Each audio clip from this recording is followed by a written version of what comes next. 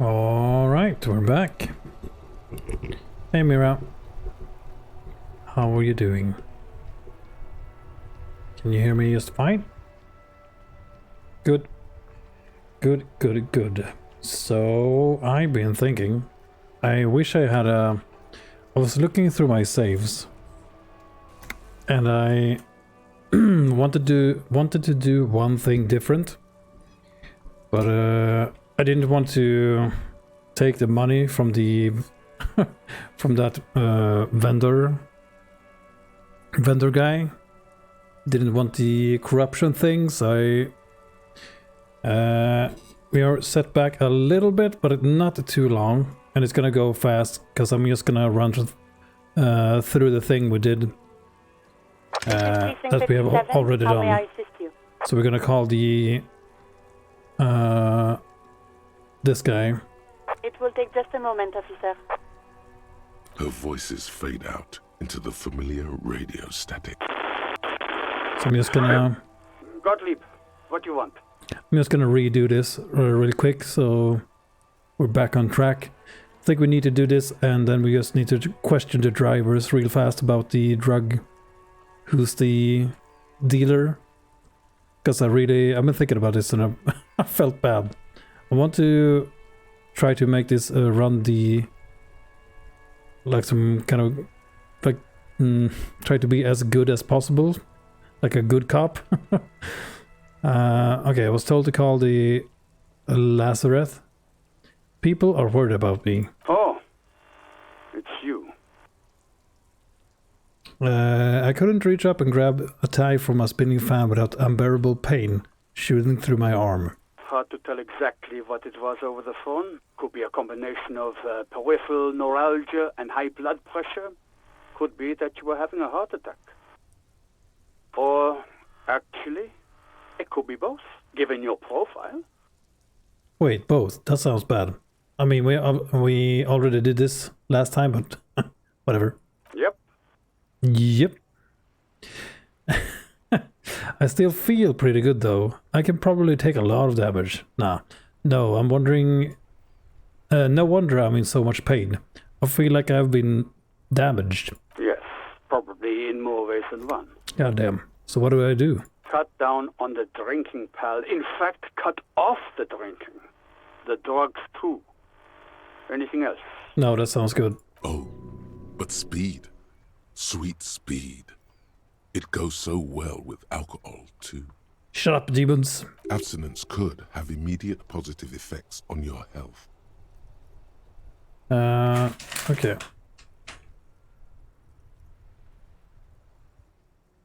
I've lost my memory, all of it. With all the damage you've been dealing yourself with drugs and alcohol, I'm not surprised. You're not surprised? Okay, anything else? What else? I'm not a brain doctor. Look on the bright side. You've got a whole new life now. Use it wisely. Oh, okay. It's hard to say if he doesn't believe you or doesn't care. But again, we have already done this, so you know who I am? Yes, there's no end to the misfortunes fate has seen fit to rain upon me. Goddamn. I don't know anything about fate. I just want to talk about a medical issue. Then let's get on with it. Clock is ticking. Okay. I think I've developed extreme photosensitivity. That's because you're hungover. Even the radio waves coming from your direction smell like liquor. Do you feel like your eyes are twitching too? Yep. That's the tiny vessels pulsating from high blood pressure, stupid officer. You might be sustaining permanent damage to your vision as we speak. Not much I can do about it. I'm not an eye doctor. What kind of doctor are you then? The busy kind. It's not life-threatening, just annoying for you. I've got more important things to do here. Okay. I think I've had a heart attack. And you survived it. Congratulations. Are you mobile? Yes. Even better. Anything else? I wouldn't worry about that.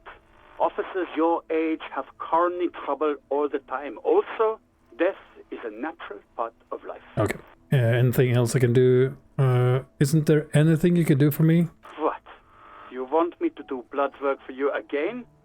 Tell you just how bad things really are across the board? You want another rundown of everything collapsing inside your body? I think we took this last time, so no, I see your point. Might as well just get back to Do work. that. I need to go.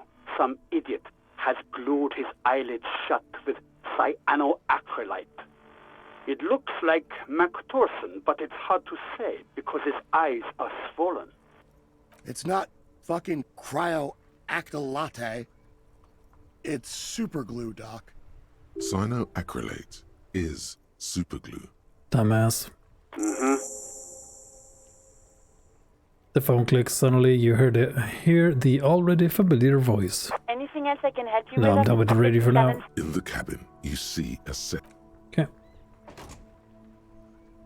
Okay, now we're just gonna rush for the... Like, talk to this guy real quick. Hello again, my man. Ah, man. But those days are behind me. There are other addictions in my life now. Why the inquiry, my man?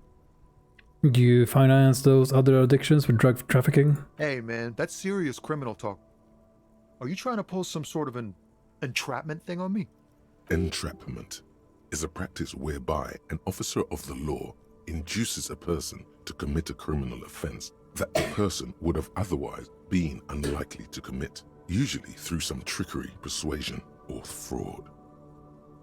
Okay, let me get straight with you. I'm trying to figure out who's smuggling drugs out of Terminal B. We have a credible lead, sir.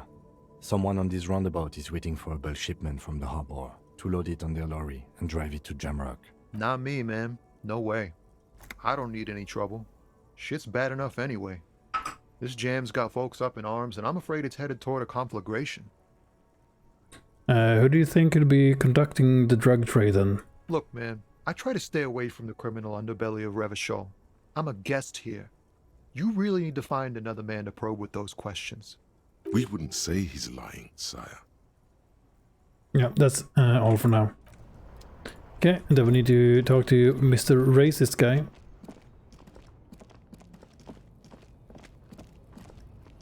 Let's put on our detective clothes, by the way. Save the raincoat for when we need it. Oh yeah, the cop culture bonus. Looking for something? I found this mug in the trash. Show it to the man. Yours? Oh man, that's great. Look at that guy go. I haven't seen anything that funny in a while. Is it yours? God damn. Thanks for that, but no, it's not mine. Okay. He doesn't live in Martinez. You're a lorry man, right? What's your stance on drugs? Drugs? They're shit, man. I don't let anything pollute my body. He takes a long drag on his cigarette. Right. Why not? You know where that shit comes from? Sarah Miriza. Yeah, I'm gonna skip this. They know We they can't be. Perhaps heard it's this good last to time. agree to get him talking. I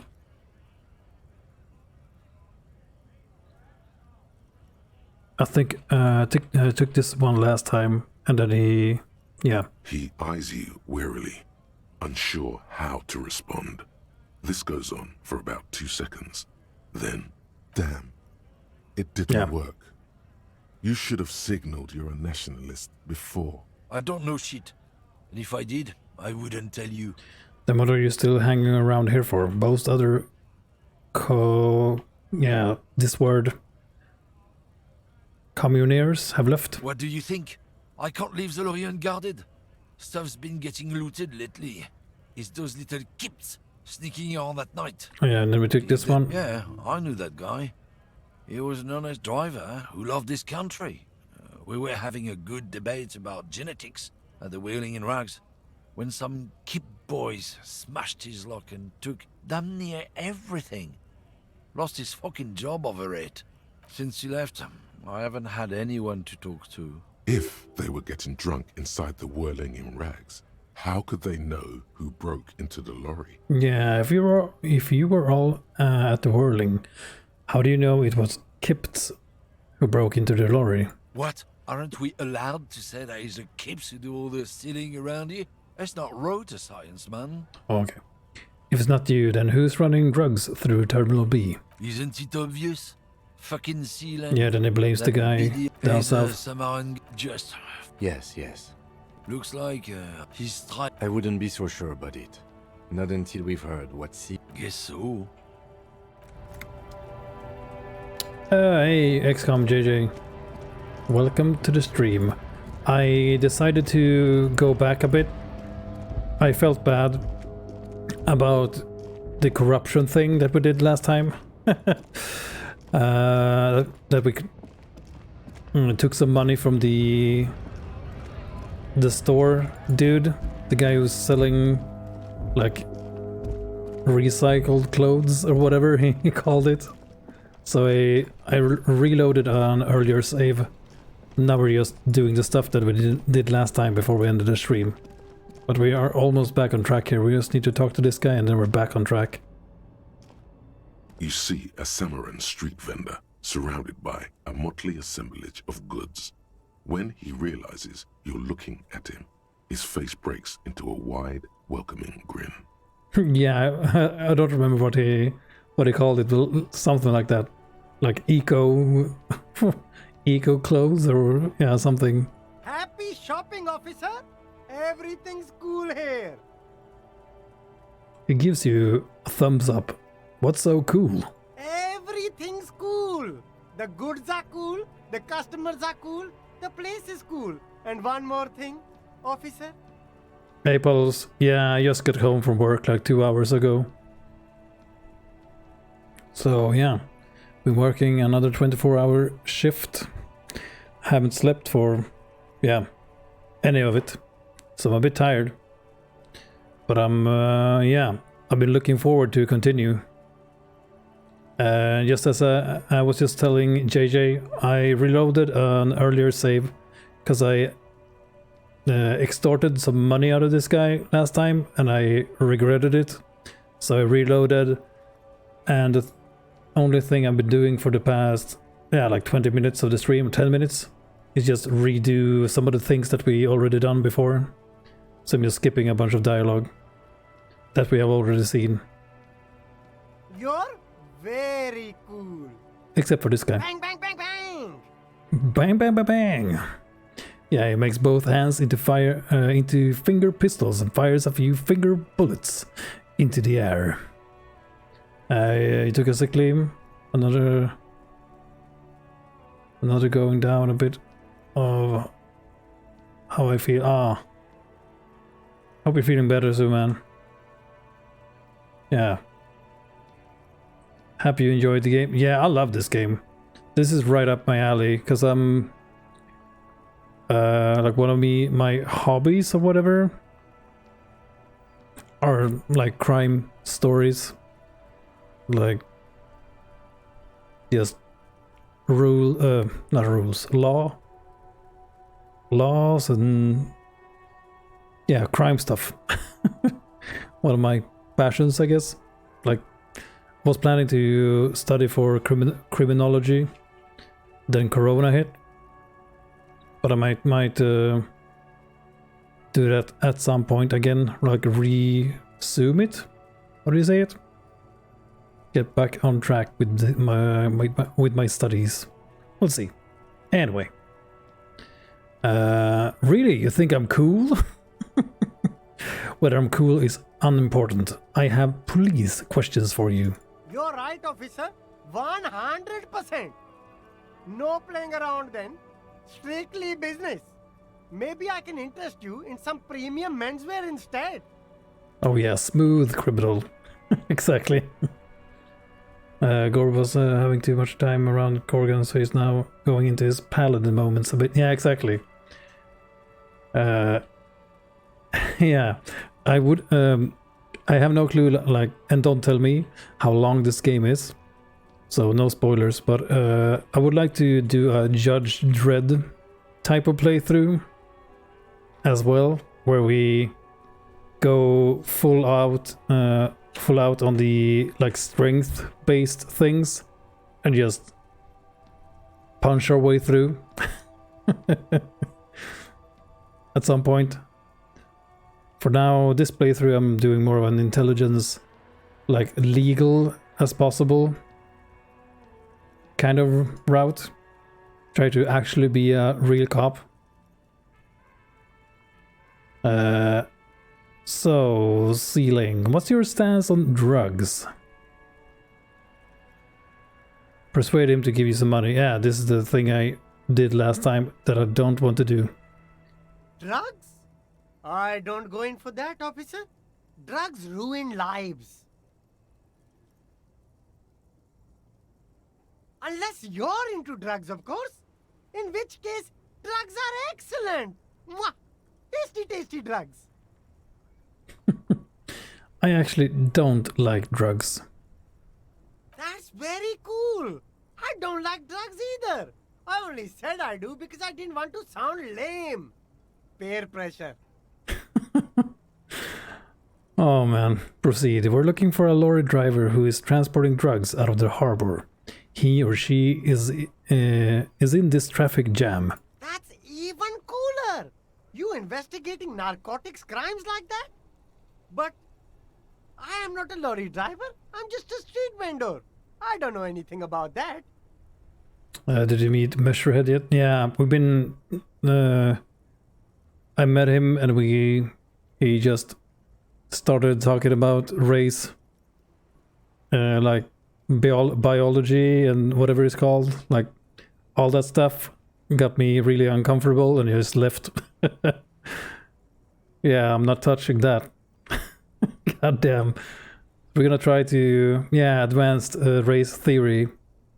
I'd rather stay away from that when I'm streaming, that's for sure. God A damn. blatant lie, sire. Jesus Christ. Yet he tells it with such conviction. We'd believe him if we didn't know better. But you are a lorry man. Another driver has identified you and your lorry. Who said that? It's the fat racist, right? I bet it's him. He has an agenda against me because I'm an immigrant who works harder than he does. He's a hater. So you admit you're a lorry driver? But I mean, we're gonna go back to him later. But I think I'm gonna try to go another route. Try to go over the roof. See if we can get into the harbor or whatever. The area to find some way to get the body down. Or maybe I keep talking to Measurehead.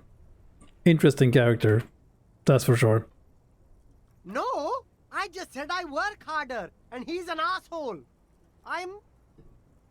He stops to think. Okay, maybe I'm a lorry driver too. A little. But that's not the most important thing about me. That's my day job. This is my dream. Yeah, this is a streaming job. Stop squirming. What do you know about the drug operation at the harbor? Nothing. I told you. I'm not a dumb guy. I don't get involved with that crowd. And what crowd is that? Yeah. Crowd. You know, the drug crowd. No, he wasn't talking about an abstract crowd. It was that crowd. You're wasting my time. Tell me who the fuck is who the fuck is transporting the drugs here? Okay, if you don't know, then I'll tell your employer you've been selling this stuff. It wasn't some drug crowd. You know who they are. Tell me now. Where are they? Shush, please. There's bad people doing bad things here. That's all I know. Please, don't get me into this mess. I spent 15 years working my way up. Here we go. There's a tiny bit of truth on the table. Yeah, now you're going Evidence. down. Oh, thought it was done. Sorry. Now you're going down. If you don't want to get into this mess, raise your voice. You have to give us a reason to move on. We're buddies, Sealing. Help us out. No one will know it was you. No. It's a she, okay? The other drivers call her the lady driver. You're better off staying away from her. The way they talk about her, she's no lady. Okay. Is the lady driver the old woman back there? Point to the pale driver. Dazed out, strange. I don't know. Maybe. If she is, I haven't gone near her. I don't get involved. I told you. He's not ruling her out. Who are these other drivers who talk? All of them. I don't know. I told you all I know. Are we cool now? I really want us to be cool now. Who exactly is talking about this lady driver of yours? The racist or the other one with the tattoos? Points north. All of them. Even the ones who've left. I don't hang out with them. I don't remember who has tattoos. Okay, we're cool now. All right. I scored. Let's cap this off with a purchase. You can walk away from here with funky sunglasses, detectives. Both of you. You deserve it. Yeah, I know, but I can't afford it. Where are you from, Ceiling? Me? It's a boring story, officer. Who cares about the past? I'm all business now. All Revachol. This man probably comes from Seaguy, sometimes known as the Apricot Suzerainty, an archipelago in the Samaran Isola. Sounds good. Let's get back to business. Very cool. I like your style, officer. I'll look around, thanks. Okay, now we're back on track. Now we... how much did you want for this sun thingy?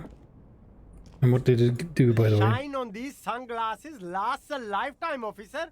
100% guaranteed. What the fuck? Shades of self-destruction. We need $6 for the +1 perception. Okay.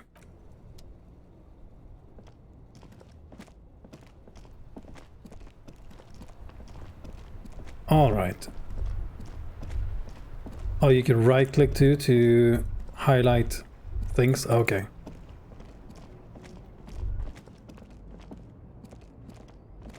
Okay, can we make it over here? Okay, that works. Okay, now we're back to where we left off last time. But oh, you said something else. Hope you do Inscription next. Yeah, I'm gonna check that game out eventually as well. Soon, TM. Speaking of games I want to check out, we have a level up here. Maybe we put some... Maybe we try to put a point into something else. Not sure if I should just keep maxing my favorite one. But yeah, speaking of things that I want to play, I saw that the enhanced edition or whatever it's called of Pathfinder Wrath, they released another update that fixed a bunch of more stuff, a bunch of bugs. So yeah, I'm just gonna wait for a bit more before I play that again. I mean, before we stream that. Because there seems to be a lot of stuff that still needs to be fixed. Okay, understand creativity. Drama, play the actor, no. Practice the art of persuasion. Enjoy rigorous intellectual discourse. Call upon all your knowledge. Produce fascinating trivia. Wield raw intellectual power. Deduce. What deduce? The world. Yeah, maybe we go for more logic. Volition. This is like willpower, like will. Yeah. Inland Empire is hunches and gut feelings. Dreams in waking life. Like that. Understand others. Work your mirror neurons. Authority. Yeah, this is the thing we need later. On that other playthrough. Intimidate the public. Assert yourself. Esprit de corps. Connect to station 41. Okay, understand culture. I only have 3 points into that.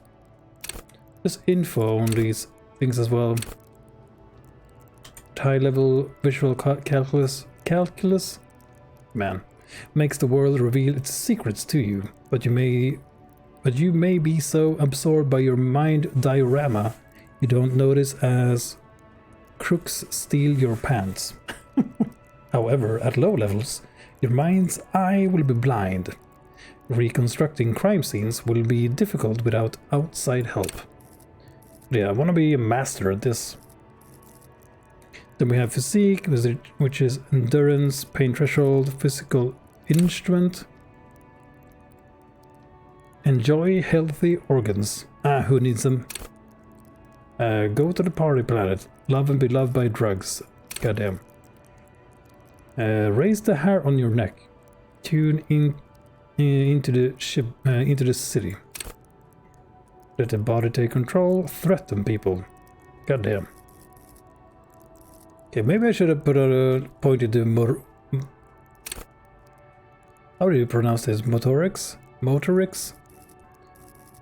And went for the perception together with the visual calculus. Maybe that would have been a good thing.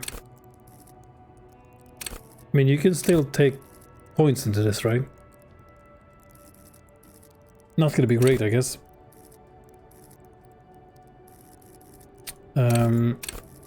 Then you have reaction speed. We have sneak, master machines, and composure. Yeah. Maybe we put a point into logic.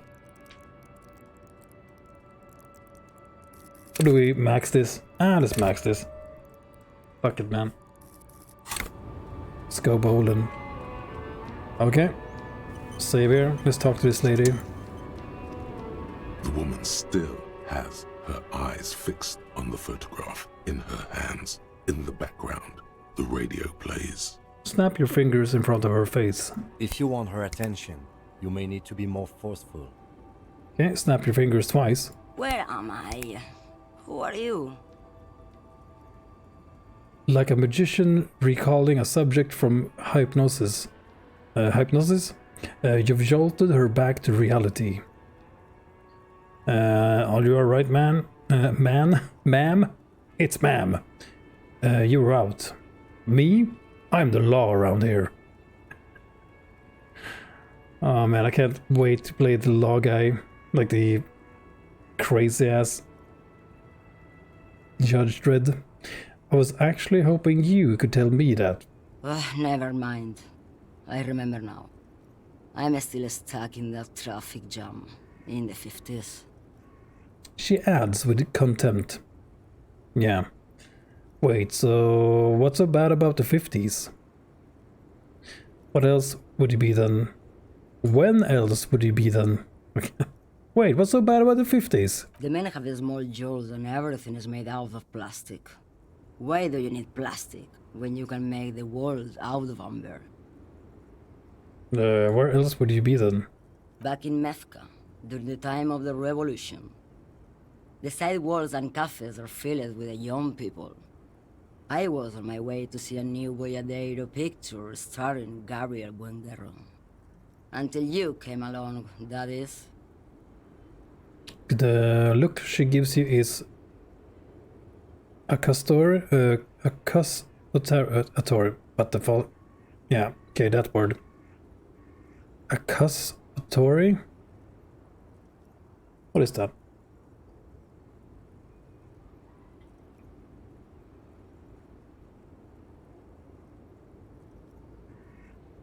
Okay, suggestion that one believes a person has done something wrong.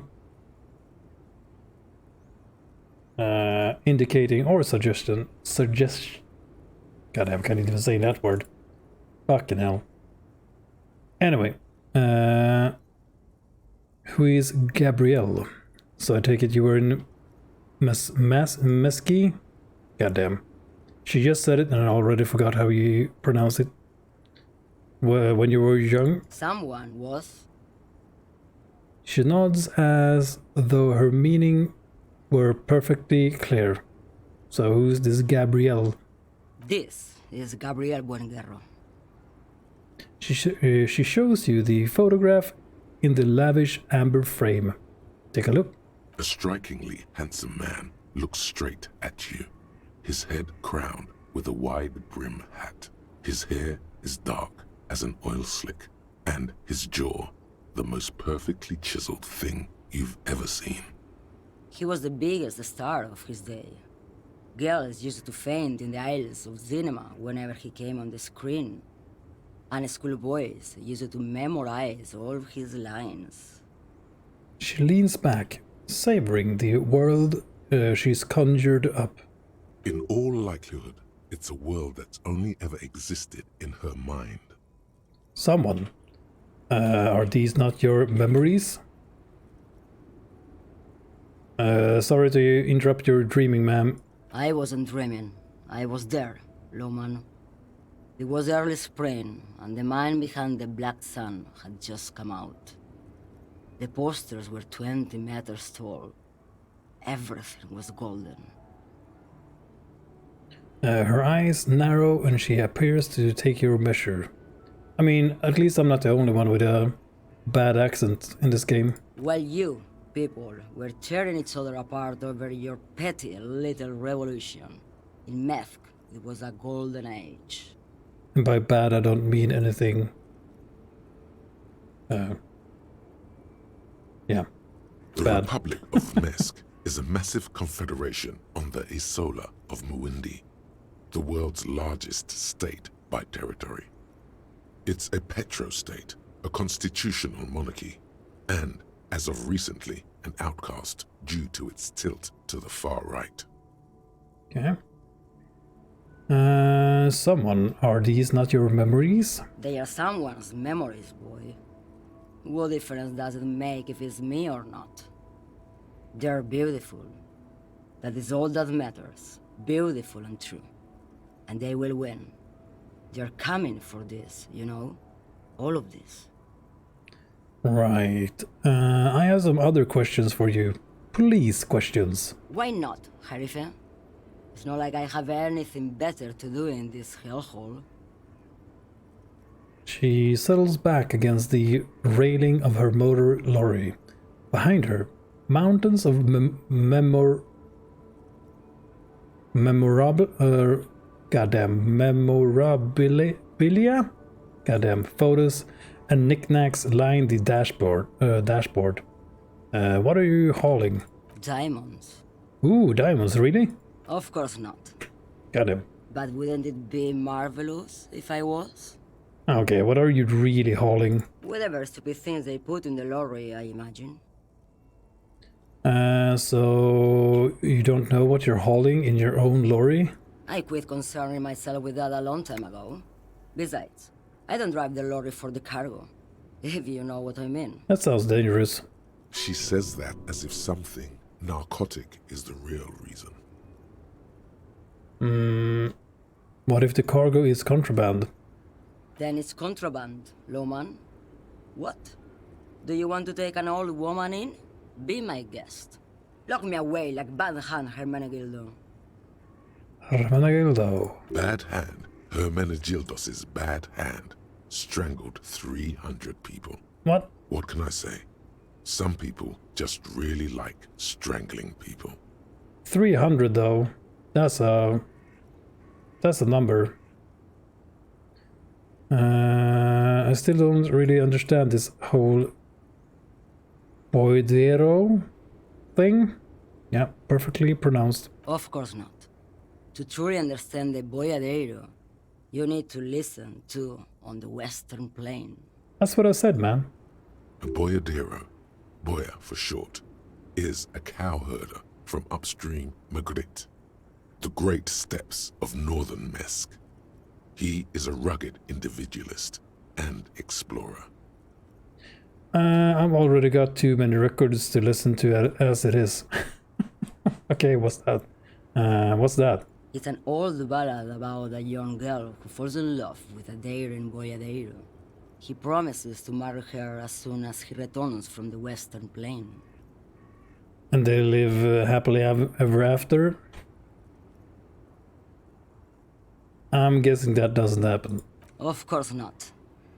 The Boyadero returns from the Western Plain a changed man. One night, as he and his beloved are out walking along the river Maigret, she pleads with him to give up his riding and settle down. In the background, you can hear the orchestra swell as the screen fills with the maiden's imploring eyes. I think I see where this is going. So the Boyadero strangles his beloved and throws her body in the Maigret. Then he rides off, because the Western Plain is calling to him. Fucking hell, what? Nod solemnly. Beautiful song. That's a terrible... that's not where I thought that was going. You have to understand. A true Boyadero needs a whole horizon to himself. He can't be tied down by man or woman. His beloved was selfish. She didn't know what it meant to love a Boyadero. Yeah, but he didn't mean... he didn't have to fucking kill her. But okay. Alright, are you the lady driver? You seem like a woman who knows a thing or two about drugs. What do I need drugs for, Lowman? What I see, what I feel, the great adversary, no drugs can compare. The adversary? Yes. There is a protagonista and an adversario. I am on the side of the adversary. There's no coming back from that hole. Those epithets are familiar somehow. The great adversary, the great unrest. That's not really what I was getting at. Then what were you getting at? Maybe if she thought you're corrupt. What is it that you're holding exactly? You're man, Lowman. What of it? Okay, let me put this another way. Are you smuggling drugs through Terminal B? Maybe. Probably not. Makes no difference to me either way. You said earlier that you don't know what cargo you're holding. You're hauling. Could it be drugs? Just this month, I made half a dozen trips from Saramiriza to Grat on the U41A. What do you think they take from Saramiriza to Grat, Lowman? I don't know, that's why I'm asking you. It's diamonds, Lowman, obviously. Fucking hell. She grins. I didn't ask you about diamonds, did I? I don't care about that. If you had to guess, who do you think is smuggling drugs around here? Easy. He's the skinny man who thinks he's a poet. Never trust a poet. Also, he's the only one I can see from here. That's correct. There is no visibility of any of the others. Then it's gotta be him. It's gotta be. I don't think... I didn't ask you about diamonds, did I? I don't care about that. Diamonds are good for you, Lowman. You should try them sometime. Make yourself pretty like Eva de Zoras. Okay, if you're not involved with the drug trafficking, then why are you still waiting here? Where do you want me to go? This isn't so bad. I can listen to music, or the seagulls. Look at all the colors and the futures of this world. It's a good palate cleanser, this jamboree. Or I can just relax and let my mind carry me back where it will, to the Great Plains. I think we're done here, no? Yeah, alright. Are you the lady driver? Did you just call me a lady, Herife? Well, aren't you a lady? Oh, God. I was told of a woman driver. You're the only woman here. I'm not that either, Herife. Herife? I've gone too far from it all to remember what was between my legs. It doesn't work like that on the long haul. Okay, so you're not the driver everyone is terrified of. I'm only terrifying to small children, and to those who used to know me. Yeah, it's not her. Believe me. Why are you scary to the people who used to know you? Then who is the female driver I was told of? How should I know? Do I look like I spend a lot of time with the other communers sniffing around, when I have my movies to go to? Okay, why are you scary to the people who used to know you? Because they can no longer recognize the person I once was. Goddamn. Is that long haul? That's... The big ones, the trucks. There's no women and men there. It's all just... She hums along, as if to a track on repeat. In the middle of this town, there's a ghostly motorway. It takes all the people where they want to stay. Beautiful. In the background, a quiet song seeps from her cabin into the air. You don't hear any vocals.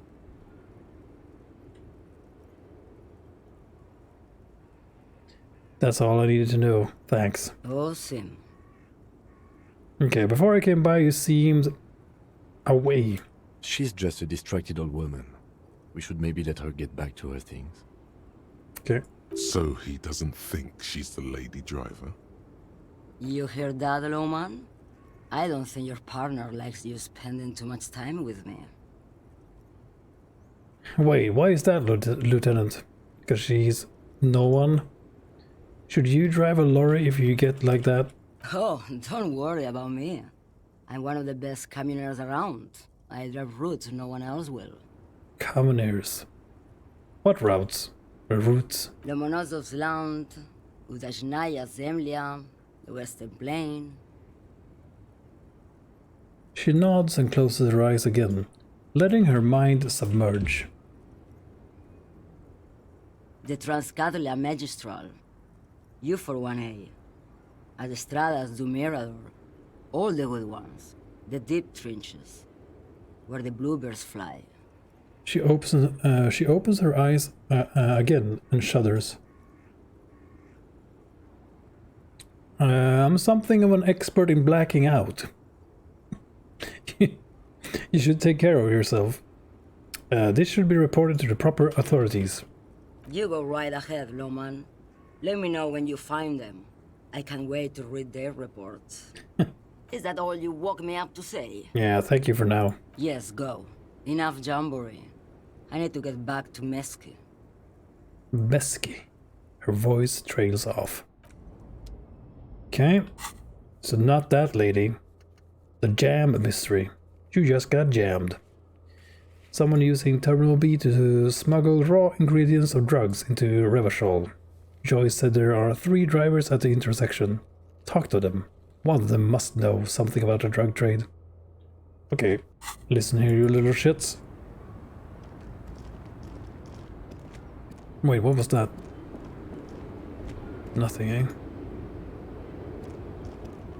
Okay, let's see if we can look into that van again. Yeah, this one. A lorry stuck in the traffic jam. This big, heavy Grad-made machine is well kept for such an old machine. Okay, look into the window again. The windows are clear. They've been recently washed. Okay. We talk to any one of these guys? Let's try to speak to this guy again.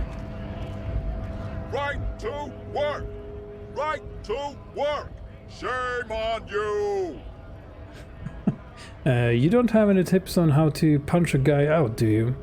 Say, a really big race theorist guarding a button.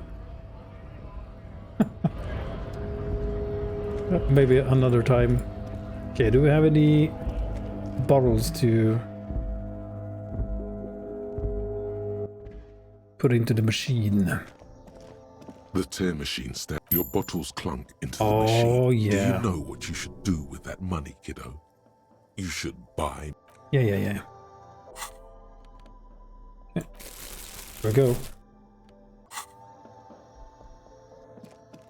Okay, we have plenty of healing items and morale raising stuff. I think. Let's talk to this guy again. Looking for something? I know you've been giving me the run around. Fess up. Where's the lady driver? I don't know what you're talking about. First, you knew Sealing didn't do it. He did something. He stole his employer's goods and another lorryman's job. You should be thankful for the tip. He grins, a wide smile. Then why are you smirking? Listen up, fuckwits. You don't scare me. You cops don't run Revachol West. You don't run Martinez. You don't run anything. So who does? You? No. He means La Puta Madre. A legendary, and not in a good way, crime boss from Jamrock. Controls what is probably the most powerful organized crime outfit in Revachol West. Okay, let's take him down. Looks like the lieutenant has a plan. Let him do this. Yeah, him. Okay, cross your arms and nod. Then I presume you are familiar with his peonies. Yeah, they're his little bitches. He's got them all over the unions. Not just the unions. He has peonies everywhere. Some say he even has them in the RCM. Dirty fucking peonies who'd do anything for him. Multi-ethnic drug addicts. The lieutenant adopts a rodentine quality. Be cool, sire. He's getting into this. Yeah, say nothing. You're not peonies. You wouldn't be investigating a drug thing if you were. No, of course not. We are not peonies. But if we were, and one of Madre's drivers were to be stealing from him, then it's a good peony's job to find out who that is. He's surprisingly good at this. Not bad at all. Look at him lurching. Ooh. It's not a hard job. It won't take a long time. It won't make Padre Madre angry. But a stupid fucking racist is standing in the way, protecting this fucking thief. Ooh. I'm not scared of you or the mob. I'm under the protection of the Lorrymen and Carters Guild. Get him, Kim. You've seen that corpse in the ceramic armor there. Did his shitty little guild protect him? Nah, you wouldn't just leave him out there if you... He tries to light a fresh cigarette, but his hands are shaking now. The sentence simply ends. The lieutenant turns and gives you a barely perceptible nod. I've softened him up as best I could. Now it's on you to finish the job. Okay. Let's try to make him tell us what he knows. Maybe. Men like this only respect two things: strength and fear. Okay, show me her lorry right fucking now. The lady driver's lorry. Where is it? Fuck you, I told you. I'm not gonna... Goddamn, we're getting physical. There. His voice grows smaller as yours. I'm gonna fuck you for the rest of my life. You understand? I've been to your fucking lorry. I know where it is. Points to it. I'm gonna burn it down, you hear me? What's your name, fuckhead? I'm gonna go on police radio saying this guy told Madre to fuck off. Look, fuck you, man. It's some lorry down there. Green, banged up thing. I don't fucking know who she is. When did she go away? I don't know. I don't even know her name. She just rolls with the fleet and acts like a big shot. Some dyke, probably. I haven't even seen her for days. Goddamn. Where exactly is her lorry? Past the monument. Down there. The Green Temple. Now, leave me the fuck alone, okay? A small temple by the monument. Green. Let's get into that lorry. Right, I'm going. Okay, we got a lead. Got a new lead, boys. Get out of my way. Got crime to solve. Okay. Green car. Even this guy can't miss that. Ooh, here we go. This green found, A to Z, contemporaire, is parked in the shadow of the ruins looming overhead. It's seen better days. This must be the one he told us about. Unless he was lying. How are we going to open this, Kim?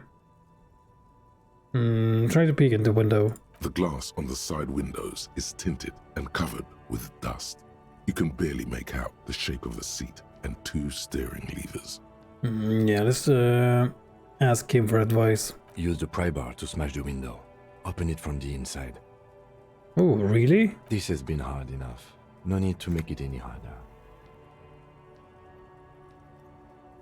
Okay, let's equip the tool if we're gonna do that. Try the door handle. The door is locked. The handle looks shiny, like it's recently replaced. Okay. Let's equip the pry bar.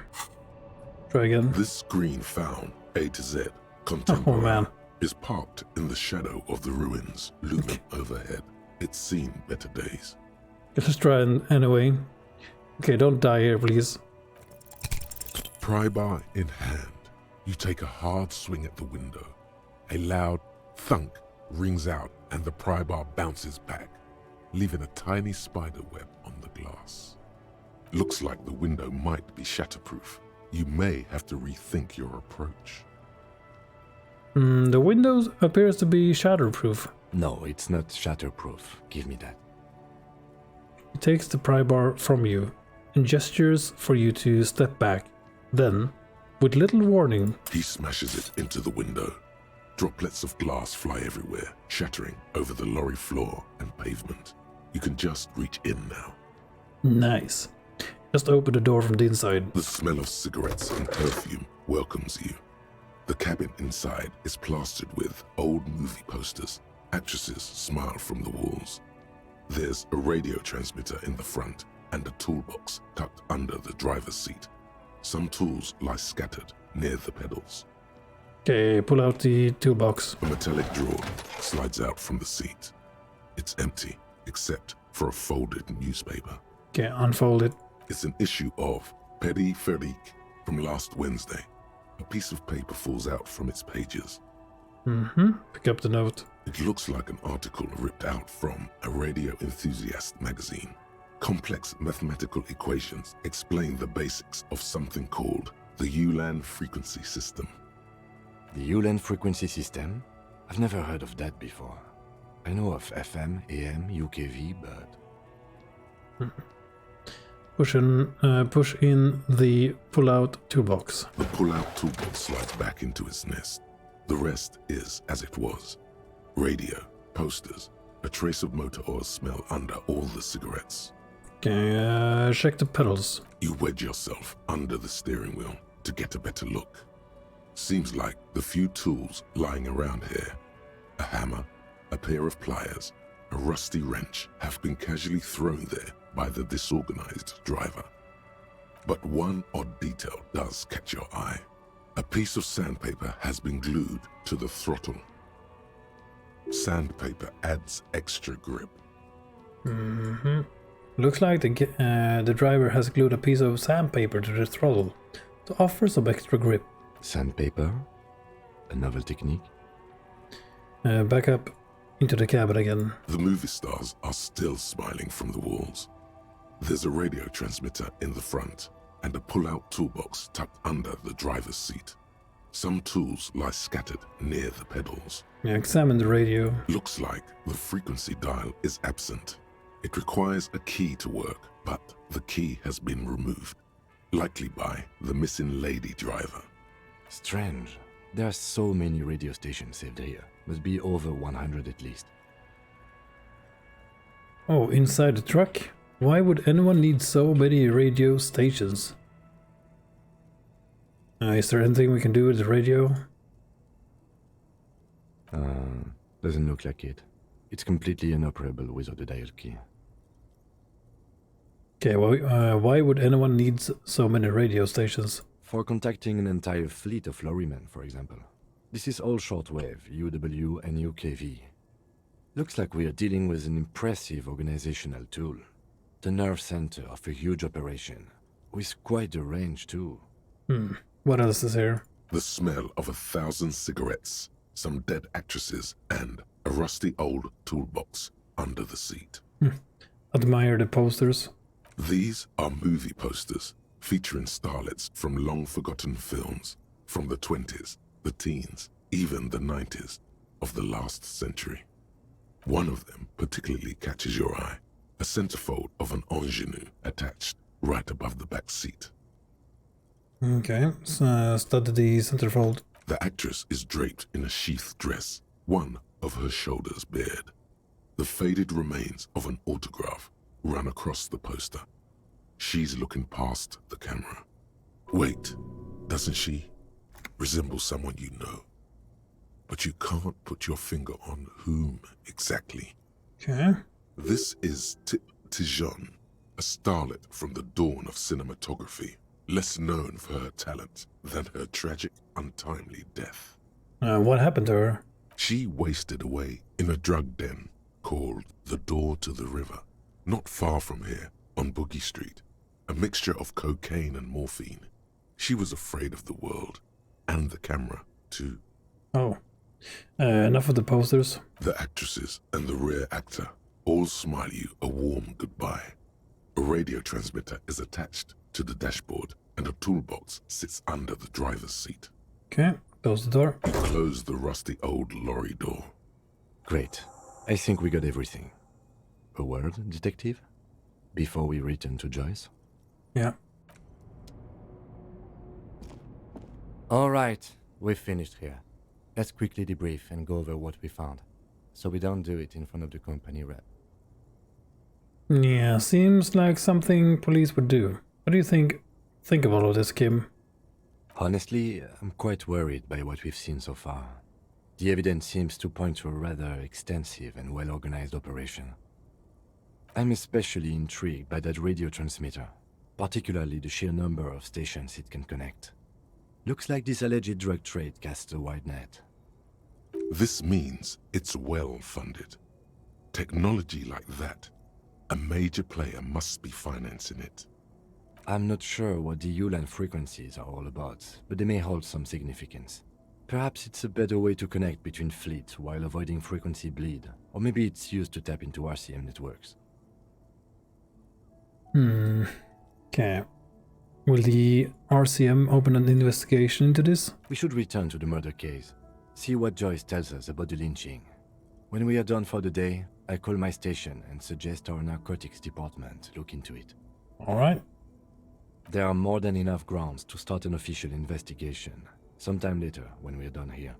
We do not want to get caught in that. He stops to think. What are you thinking? The fact that one hasn't started already gives me pause. An investigation, I mean. Especially if the Madrid grouping is involved, and I can't imagine they aren't. It's certainly worrisome. Yeah, good old corruption. All the same, I don't like the idea of internal affairs descending on the matter. That won't help anyone either. What about the movie posters? How do they factor into all of this? As elegant as they are, I don't think they are relevant to the drug trade. Might be. Don't be fooled. Desire always plays a role. A lot of women there, especially for a lady driver's cabin. Yes, well... Doesn't say anymore. Unimportant. Yeah, it might be easier to find her. How do you think this is connected to the Union? We didn't find anything conclusive linking them to the smuggling operation. But somehow, I doubt that Everard Clare would be oblivious to something like this happening right under his nose. My suggestion is, we use it against the Union in any way we can, to our own ends. It's a slippery hill, but we just might be able to pin them down, indirectly, down the road. Okay, debrief over. Debrief over, after you. Okay, let's put away the crowbar. Looks hella suspicious. Okay, end of day debrief.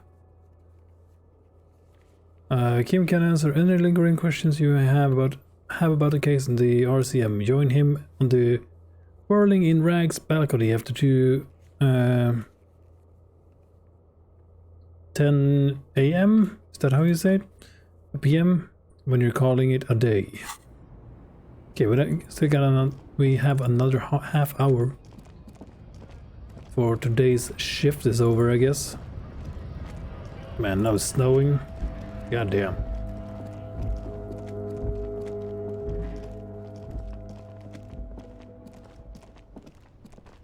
So we need to go back to Joyce. Okay, talk to this guy again. I saw you poking around in Lady Driver's lorry. She in trouble? Oh, wait, so you did know something about who's smuggling drugs around here? There's going to be an investigation. It's that bad. Man, what should I do? What should I do to help her?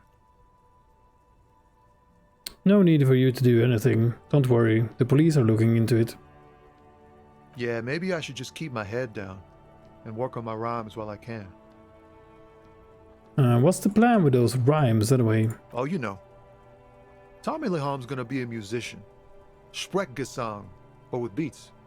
I've got a lot of free time on the road to hone my craft. The correct grammar is Tommy Lahom.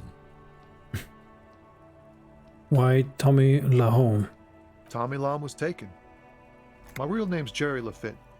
Tommy's way better. Alright, I have another question actually. The man taps his fingers rhythmically against his arm. He's a poet. Hit him with your best verse. Wait, there's something here, stored away in some dusty corner. It starts like, A mirror's temperature is always 0. It is ice in the veins. Its camera is an X-ray. Whoa. What else? It is a chalice held out to you in silent communion. Silent communion. That's good. He's transfixed by your words, where graspingly you partake of a shifting identity, never your own. Dang, that's some great shit. You came up with that yourself. or did you learn it in school? More importantly, who can prove if you did? Go with it. You deserve some acclaim. I think that may be an actual poet, and I've learned it by heart. No matter. It's a fine stanza. You're not so bad after all, for a cop. For a cop? They're more often in the fists than rhymes, see? Let alone honesty in verse. In a small office behind the old military hospital, hunched under the green glow of his desk light, Officer Hans Blau browses through a test print of his Futurist magazine. It's called The Futurist. The typeface on the header is too small. Any organization gets all kind of folk. I'm sure we try our best. I'm doing what little I can to do right by people. No joke, man. Fuck the police. I'm doing what little I can to do right by people. Well, you've given me some hope, I guess. It gives you a thumbs up. You found some common ground with this man. Even impressed him. The next time you look in the mirror, though, remember those words. Oh yeah, made a friend. Okay, listen here, lady. I can't believe it's snowing again. Young woman watches the falling snow and It sighs. felt like springtime just a few. Okay, whatever, lady. Okay, I guess we can go back to the boat.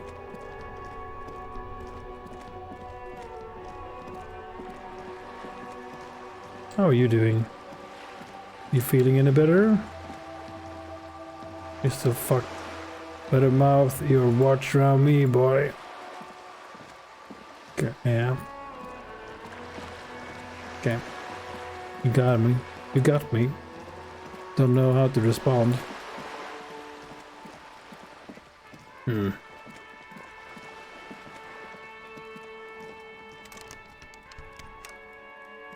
Yeah, nothing there.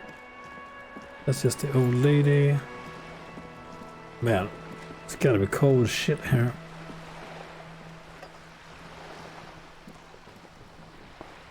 You're back. Good.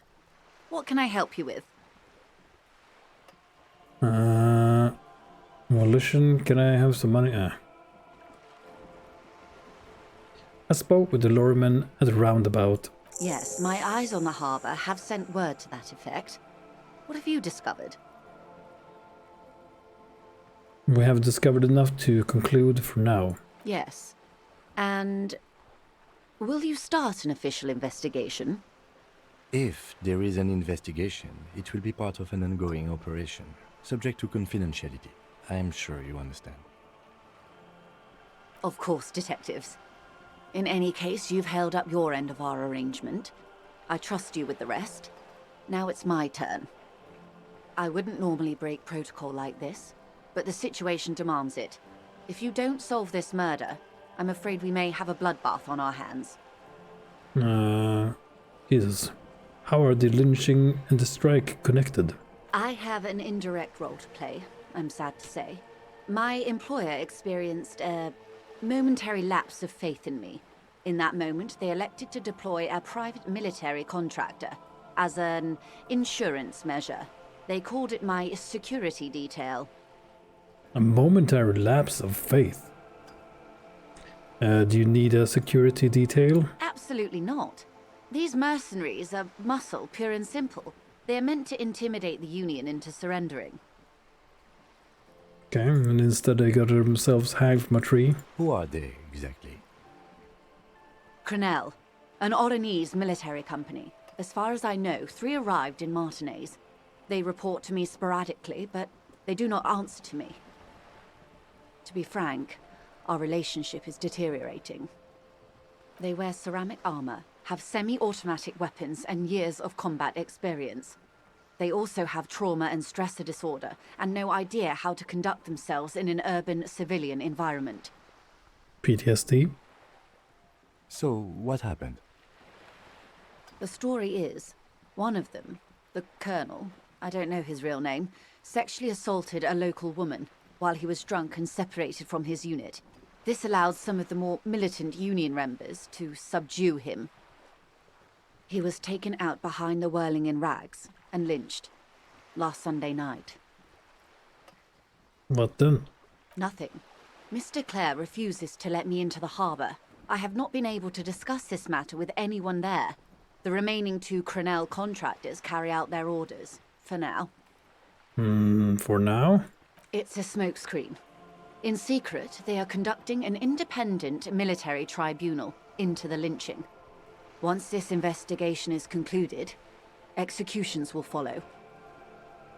What is the nature of this so-called investigation? Whether to execute one, some, or all of the Union militants. Oh, okay. You have made a mess here. I have to say, this is not disco. Maybe the investigations can team up. You know, share resources and intelligence. Surely you're joking. These people are killers. My only hope is that yours provides a single, concrete suspect before they indiscriminately pick theirs. Simply put, She grabs hold of the mainsail. if you don't pin this on someone good and do it fast, they will identify and execute everyone present at the lynching. This in turn will force the Union to respond. The Debarders have over 2,000 men. It will be 1,000 to 1. Have you ever seen a hornet invade a beehive, Lieutenant? It's not pretty. The Seraï's giant hornet, the world's 2nd largest insect, can kill 40 honeybees a minute, while a group of 30 can decimate an entire hive of 20,000 bees in less than 4 hours. Jesus Christ. These men work in tandem using semi and fully automatic firearms. Their armor is virtually impenetrable to muzzle-loaded weapons, even yours. Most Union workers don't have guns at all. As I said, a bloodbath. I'm just gonna be right back. I need to use the bathroom really quick. Be right back, like 5 minutes max. See you soon.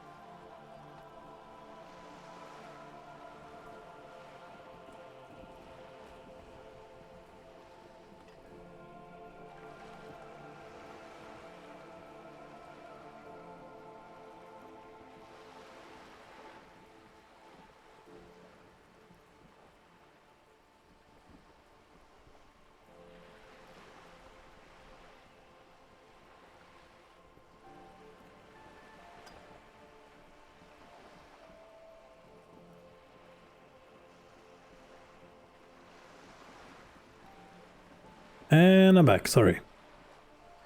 Oh, I had to splash some water on my face. Goddamn, I was so goddamn tired. Okay. These men work in tandem using semi and fully automatic firearms. Their armor is virtually impenetrable to muzzle-loaded weapons. Even yours.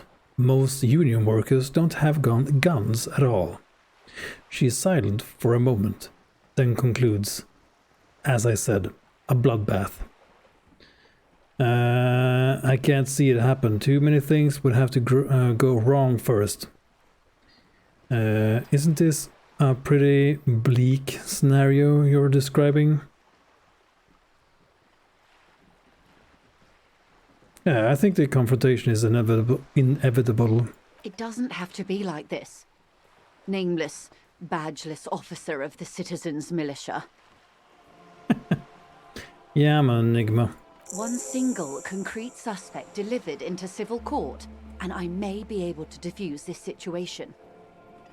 Okay. What can you tell me about Krennel? Not much.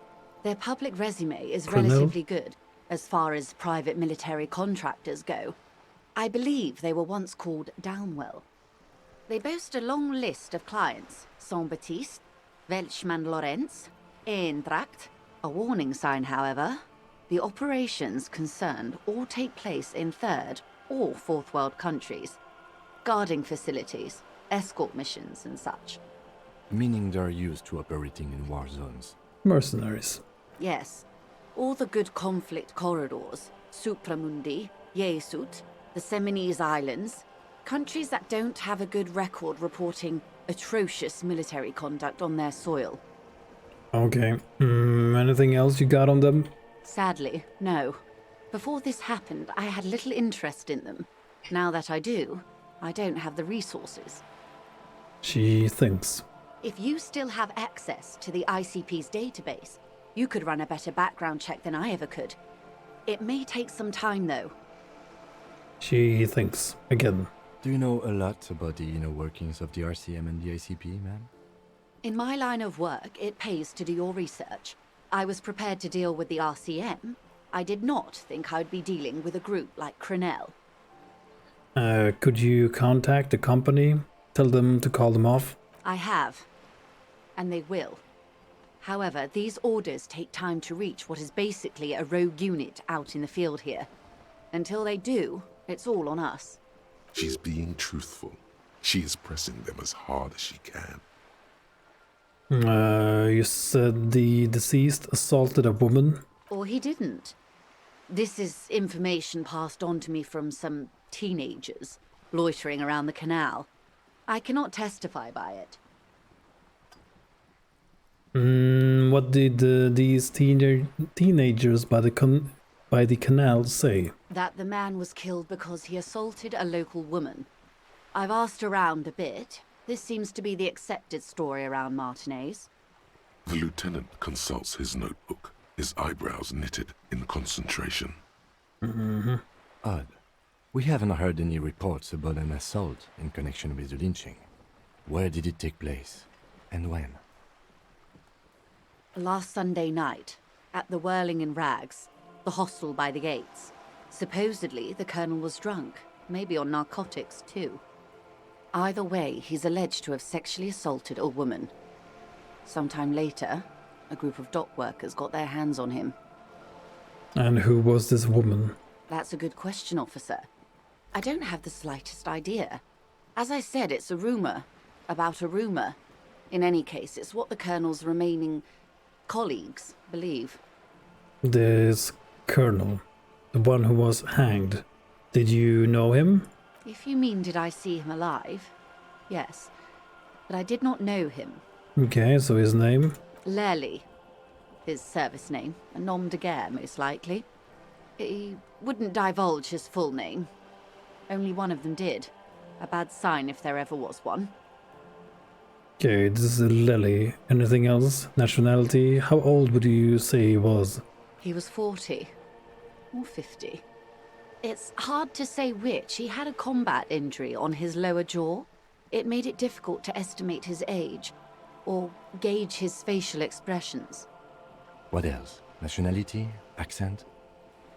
He was, Occidental, I think. Light brown hair, a mixed accent, Oranese, or Messinian, maybe. His injury gave him an accent all his own. In a way, it was humanizing. He had to learn to speak through it, through the injury. That's all I know, I guess. I only met him once. Where are the remaining 2 mercs now? They've gone to ground, as it were. I don't recommend seeking them out. For one, they're almost certainly armed to the teeth. They don't have the same respect for the Revachol citizens' militia as I do. To put it bluntly, they think you're vigilantes. Ghetto savages. It will not be a fruitful meeting. We still need to know where they are. Okay, well, they're clear for the moment, I guess, maybe. No, we still need to know where they are. You're likely to run into them eventually. When that happens, I'll be in a better position to mediate if I don't appear involved. Okay. Yeah, let's try this. Where are these mercenaries? Tell us, woman. One is obviously the scab leader at the harbour gates. The one chanting the idiotic slogans. He's barely maintaining his disguise. Yeah. The other has a vantage point in a building south of the roundabout. They were keeping tabs on you while you were canvassing the lorry drivers. One is probably in a building overlooking the roundabout. That would afford a good vantage point. In any case, it's practically inaccessible. Where is your radio for contacting them, if I may ask? Do you have an earpiece? Heavens no. I'm not an undercover agent. There's a shortwave at the ship's wheel. She nods towards the sloop's cabin. One must be the goon in ill-fitting work clothes by the harbor gates, the scab leader. That may be so. I still hope you heed my advice. There's no need to kick the hornet's nest. No, we're gonna drop kick it. For all your talk of averting this catastrophe, the situation at the gate is a powder keg. Does this not bother you? Of course it bothers me, Lieutenant. But my hands are tied. How would my employer react if it appeared I were intervening on behalf of the Union? Your concern may be appearances. Ours is keeping the peace. Yeah, you tell him, Kim. I hope I can answer it better. Okay, so what was that about? A bloodbath? Yes. I'm afraid this strike may descend into a small-scale civil war, with possible consequences for all of Rivachol West. Since you are sharing, ma'am, this is also the RCM's worst-case scenario.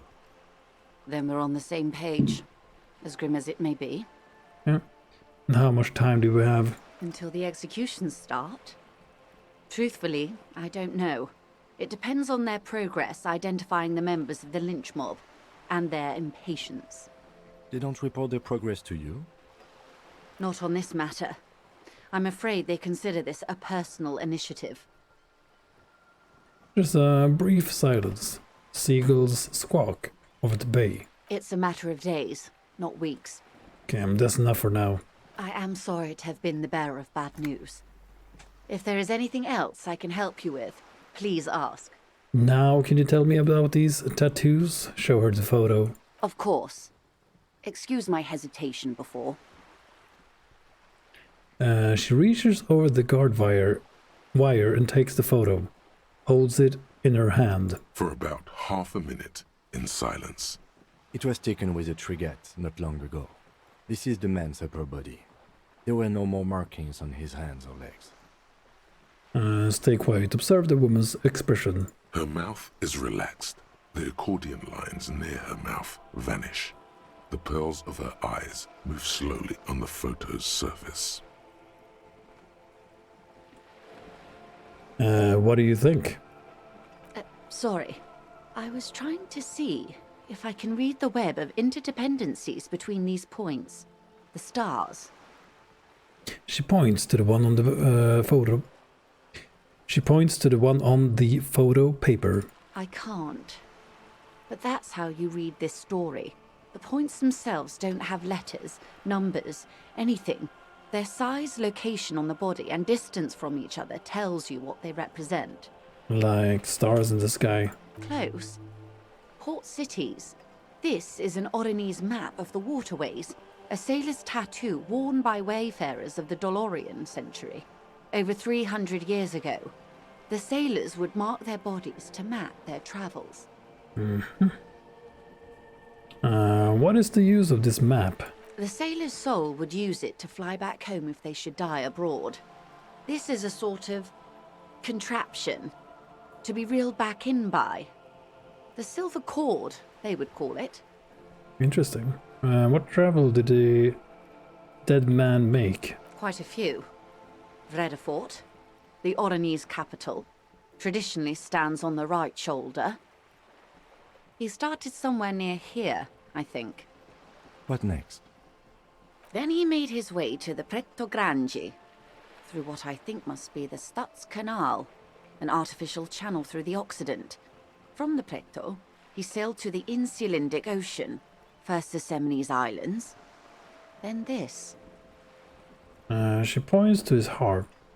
What is that? Revachol. Those are the two constants. Vredefort on the shoulder, and Revachol in the heart. They started the tradition of these maps right after the discovery of Insulinde, at the dawn of the Interinsulary Age. The old world passing by, and the new world already here. You said you can't read it. I can't. This man was no sailor, and these are no ports. I can understand geographic fragments, but not their meaning. Vredefort? Vredefort has a military academy. The Semines Islands saw a recent conflict. In Revachol, he was executed. Yeah, maybe it's a record of his military career. That makes sense to me. We have no more use for a map of the waterways, just like we don't need sailors the way we used to. This is what the custom would morph into on the Occident. Mercenary tattoos. For all the boys looking for adventure, a blood spatter on the seas. And what, who could tell me more? His platoon members?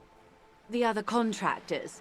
Though I do not suggest you go and show them that picture.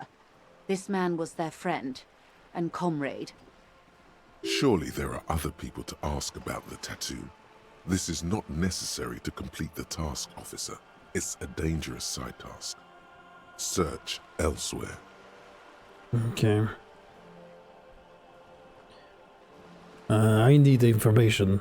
I'm not afraid of anybody. Mark it down. Mark it 0. Ask the mercs about tattoos. Do what you have to do, Detective. I don't think deciphering that tattoo should come before public security. But if you should wade into the mob to find out, I couldn't stop you. We will be careful, ma'am. And that's all for the tattoos. Thank you for your help.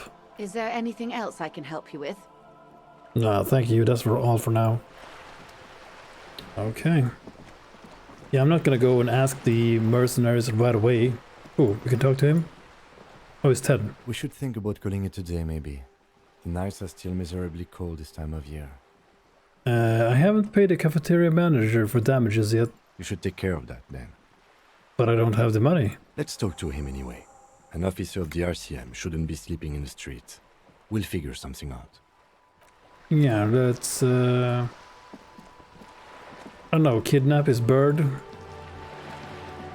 No, wait, we are the good guys here. Let's find a peaceful solution. I guess. Maybe. Ooh. That smoker up there could be a witness. Talk to him. Yeah. Hey you, son of a bitch. You see a young man on a balcony nursing a cigarette. His eyes have been following you for a while. Not looking for any trouble, officer. He says in a quiet voice. Despite the cold, his shirt hangs unbuttoned on his frame. It's the voice of someone who has something to hide, my liege. Yeah.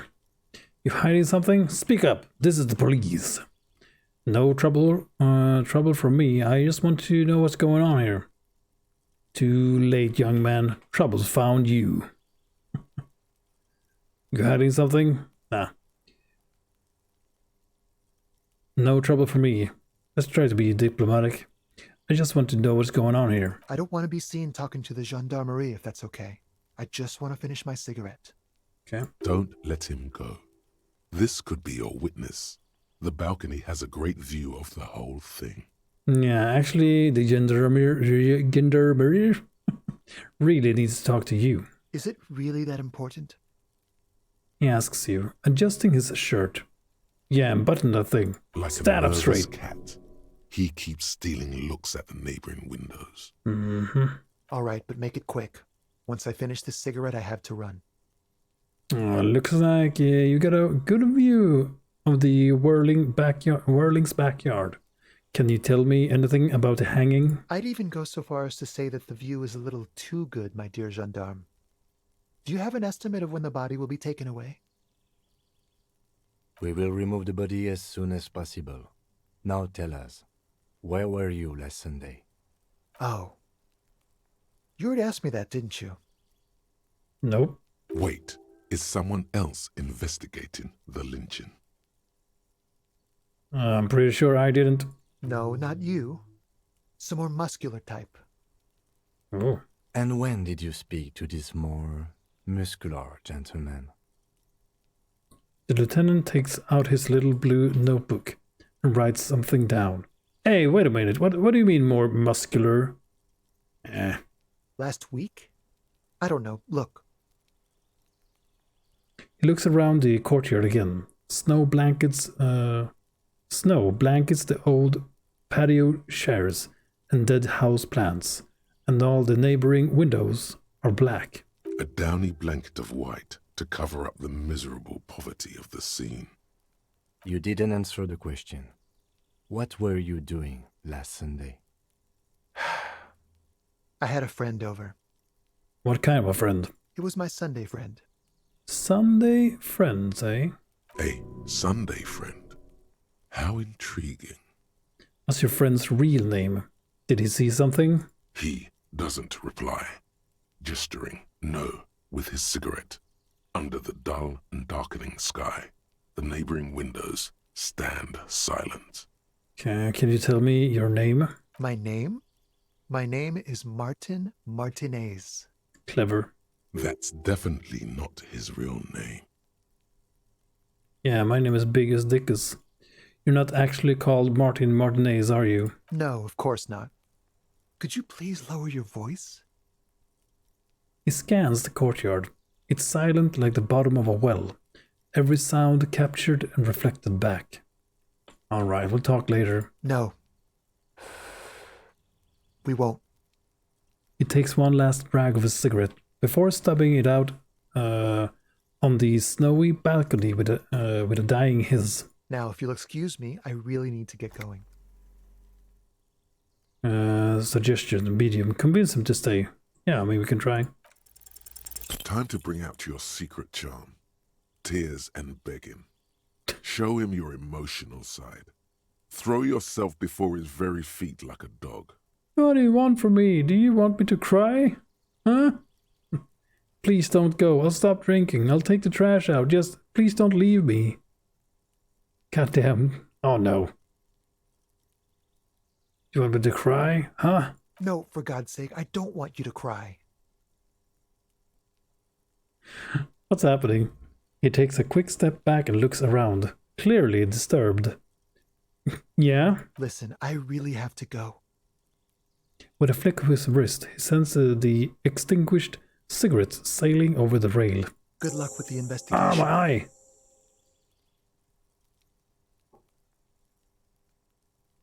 Bye, dude.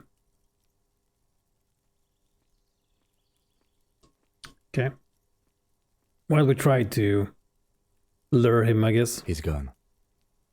The lieutenant puts away his notebook and turns to you. We should run after him. See where he went. No point in running. Tenements like these often have multiple exits. If he doesn't want to talk to us, then he'll know how to hide himself. You're right. He probably didn't have anything important. So we're just giving up? He could be a witness. Him or his Sunday friend. Either way, we need to look into that muscular type who's asking about our case. Yeah, who's that guy? There has to be a way of getting inside the building. Let's go check out the door near the pier again. Once we found a way in, we can ask around for his apartment. Great, let's do that. Okay, another skill point here. We're gonna level this shit up. Bam. Right in the visual calculus.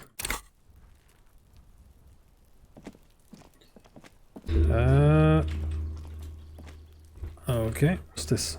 There we go. Ooh, did we miss this before? Orange bum hat. And no support.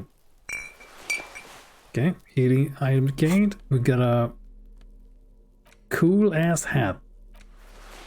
Gia. There we go. Reaction speed. Feeling twitchy. And rhetoric. Rhetoric. Bum brain.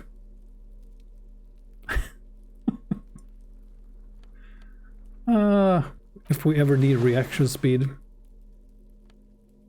Man, we have some physical instrument and endurance here if we really wanted to. Man, this shirt is... Yeah, there we go. We should have gotten rid of this before we talked to him. So we get rid of the minus suggestion. Composure. Yeah, interesting. Yeah, we need to find some better items. Okay, nothing here. There's a code here. Not sure how to get into. Okay, well let's return to the motel or whatever for the evening.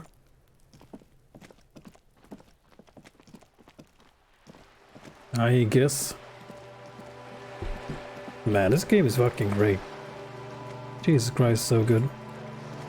I am loving this. Reminds me of the old point and click games like Broken Sword. But just more like interactable.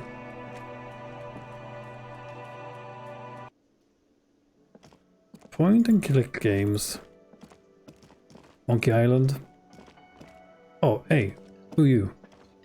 Who are you? Okay. A bunch of people here now.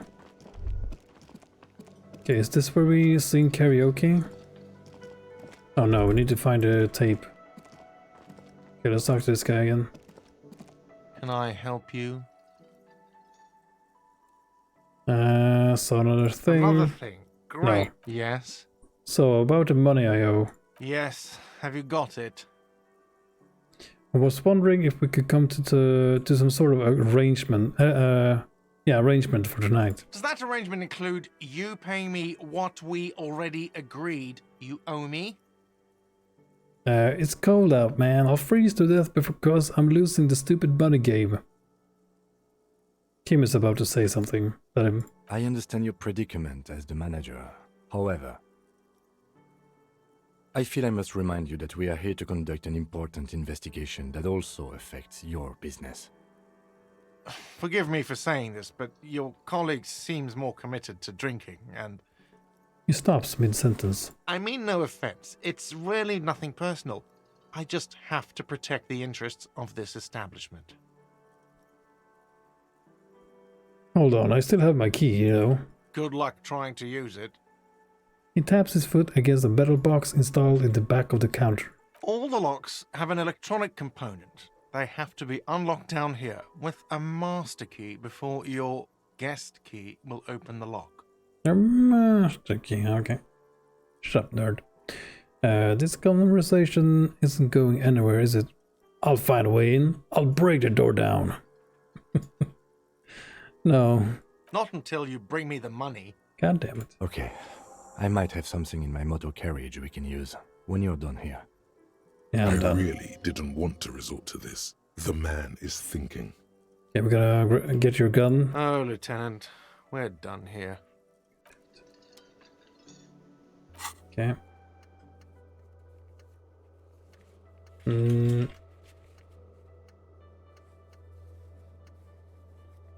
Alright. Getting the hang, blah blah blah. smoker on the balcony. Find a way inside the large apartment building in the north. Okay. Yes? Okay, let's go back to his vehicle. Maybe we can sleep inside that vehicle. God damn.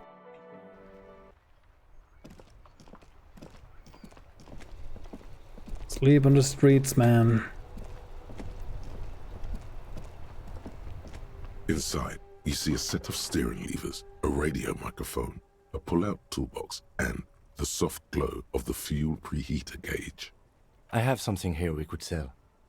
Look in the back, in the suspect transport enclosure. Okay, look in the suspect transport enclosure. The cage at the back of the motor carriage looks rather uncomfortable. 4 shiny hubcaps are stacked against the seat. Their silver edges sparkle in the dark. Ooh. I confiscated these 4 a little while back. We can take them to the pawn shop down by the Martinez Canal. What do you mean you confiscated them? You said something about blah blah. What do you mean you confiscated them?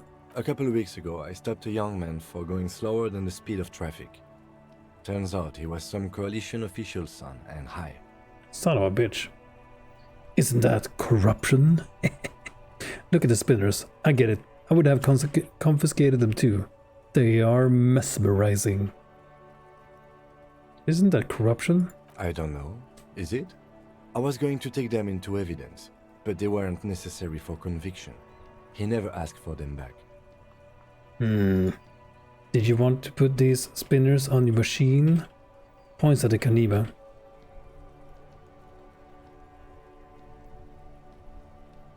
Okay, we can have the moral.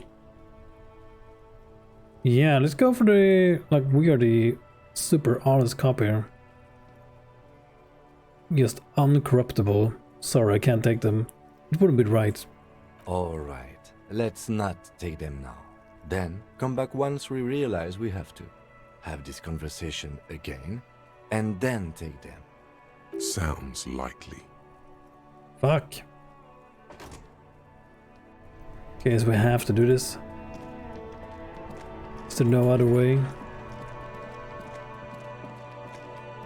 Guess we need to solve this whole crime tonight. This guy's gone. Oh, everybody else went home.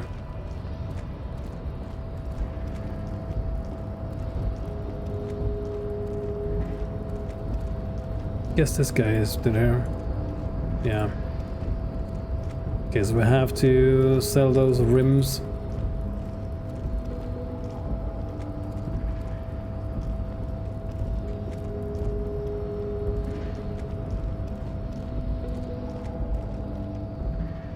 God damn it. No.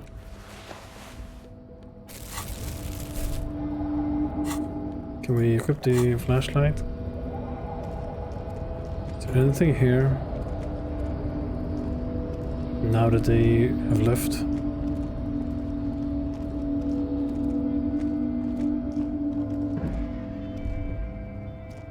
Nah, probably not. Okay, so we have to take these rims. God damn it.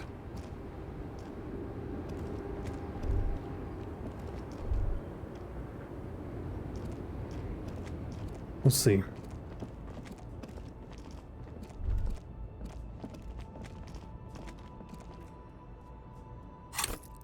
Okay, how do we get into the Superstar Cop? Sorry cop, boring cop, communist, fascist, ultra liberal, liberal, moralist. People killed.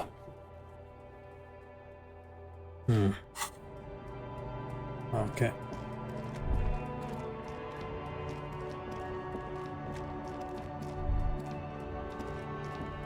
Yeah, I don't think we're gonna find enough bottles. Gonna try another thing before we... Do you have to go to bed now or what? Let's make a save here.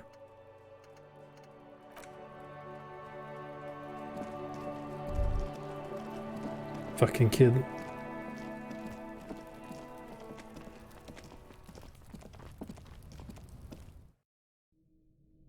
Okay. Let's go this way again.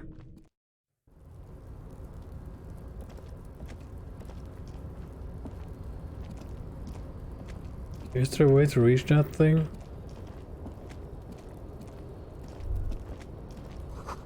This building was hit by the shells from a naval cannon a long time ago.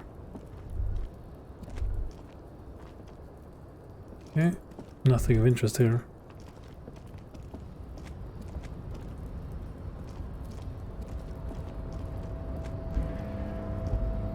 Man, if we try to jump this, I'm sure we're gonna die.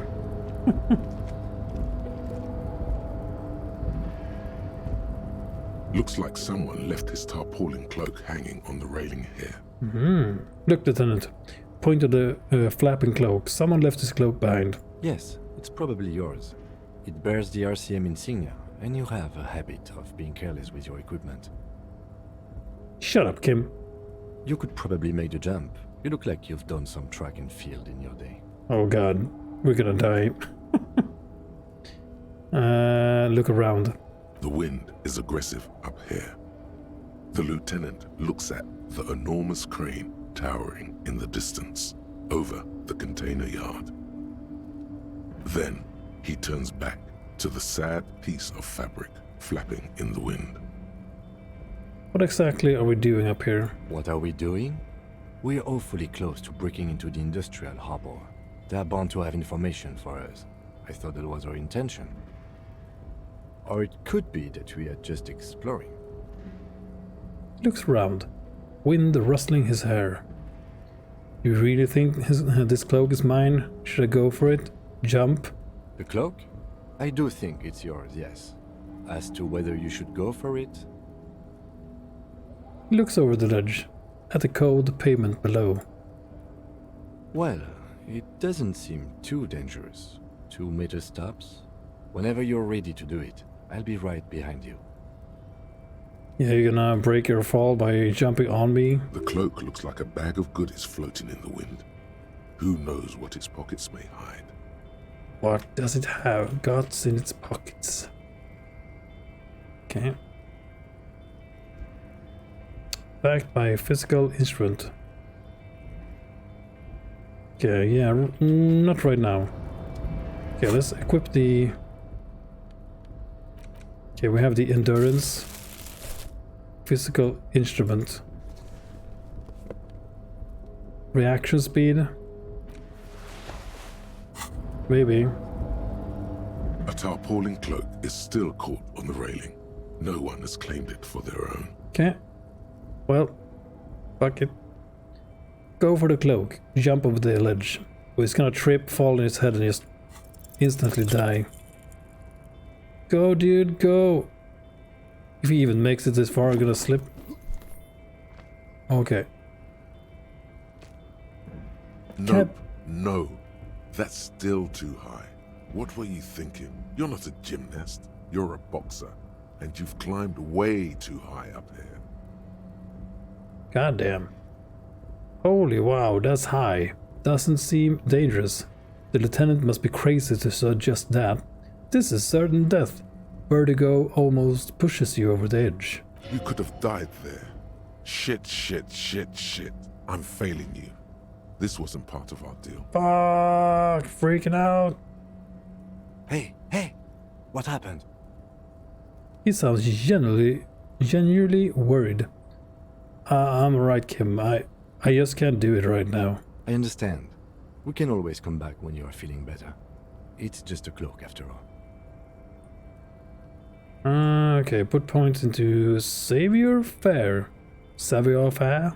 Yeah, however you pronounce that.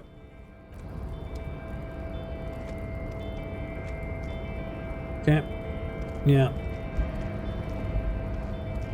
Not sure if we are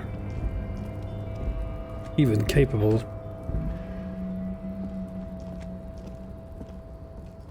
Shape enough.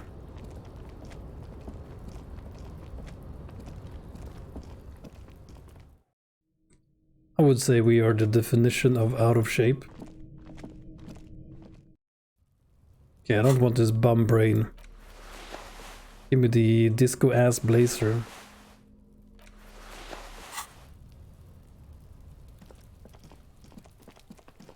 Disco. Okay, so we're gonna have to sell these rims. Probably another way out of it.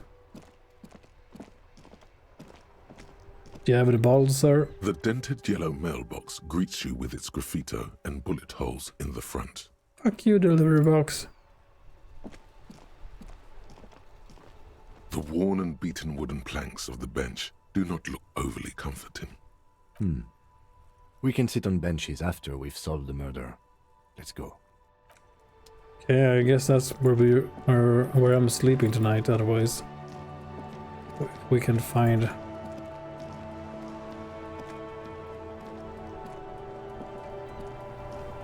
I guess this is it.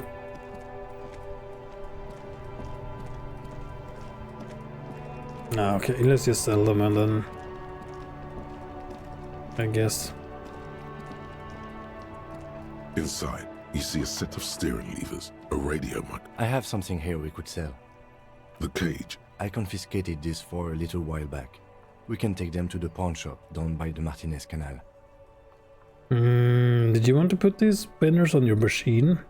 No, that would be silly. I don't know why I kept them. It doesn't matter. I couldn't put them on this MC anyway. A cup with spinners. That would be outrageous. Yeah, outrageously cool. Yeah, too wacky. Wacky. Just not. The spinners shine so bright they reflect on the lieutenant's glasses. He doesn't say anything either. Okay, hold on.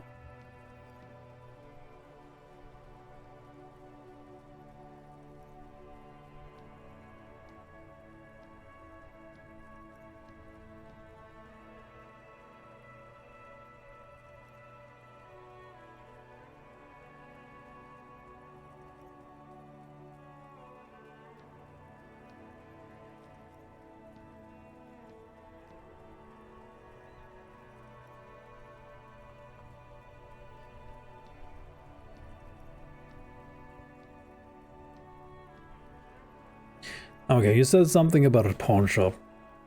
I mean, we already know where it is, but let's ask him anyway. Yes, the Bird's Nest Roy, near the canal. We've been there. If I'm not mistaken, it should be open late. Okay, thanks. I appreciate your help. Let's do it. I mean, he stole them. The lieutenant nods as you take the spinners. God damn. Is this gonna reflect on our... Yeah.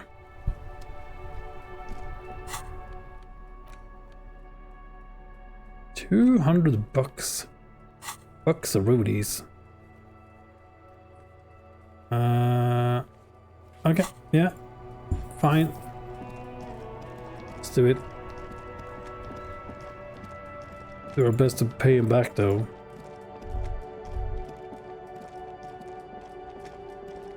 Okay, is there anything here? I think we already took all the bottles.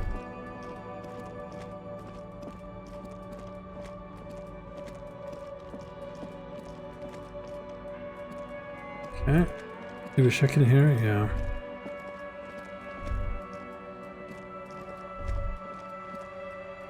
Just having an extra look over here.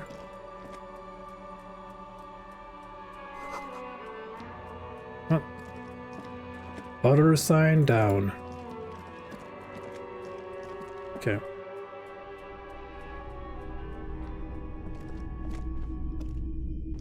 Officer, the flashlight, please. Oh yeah, sorry man. Fucking hell.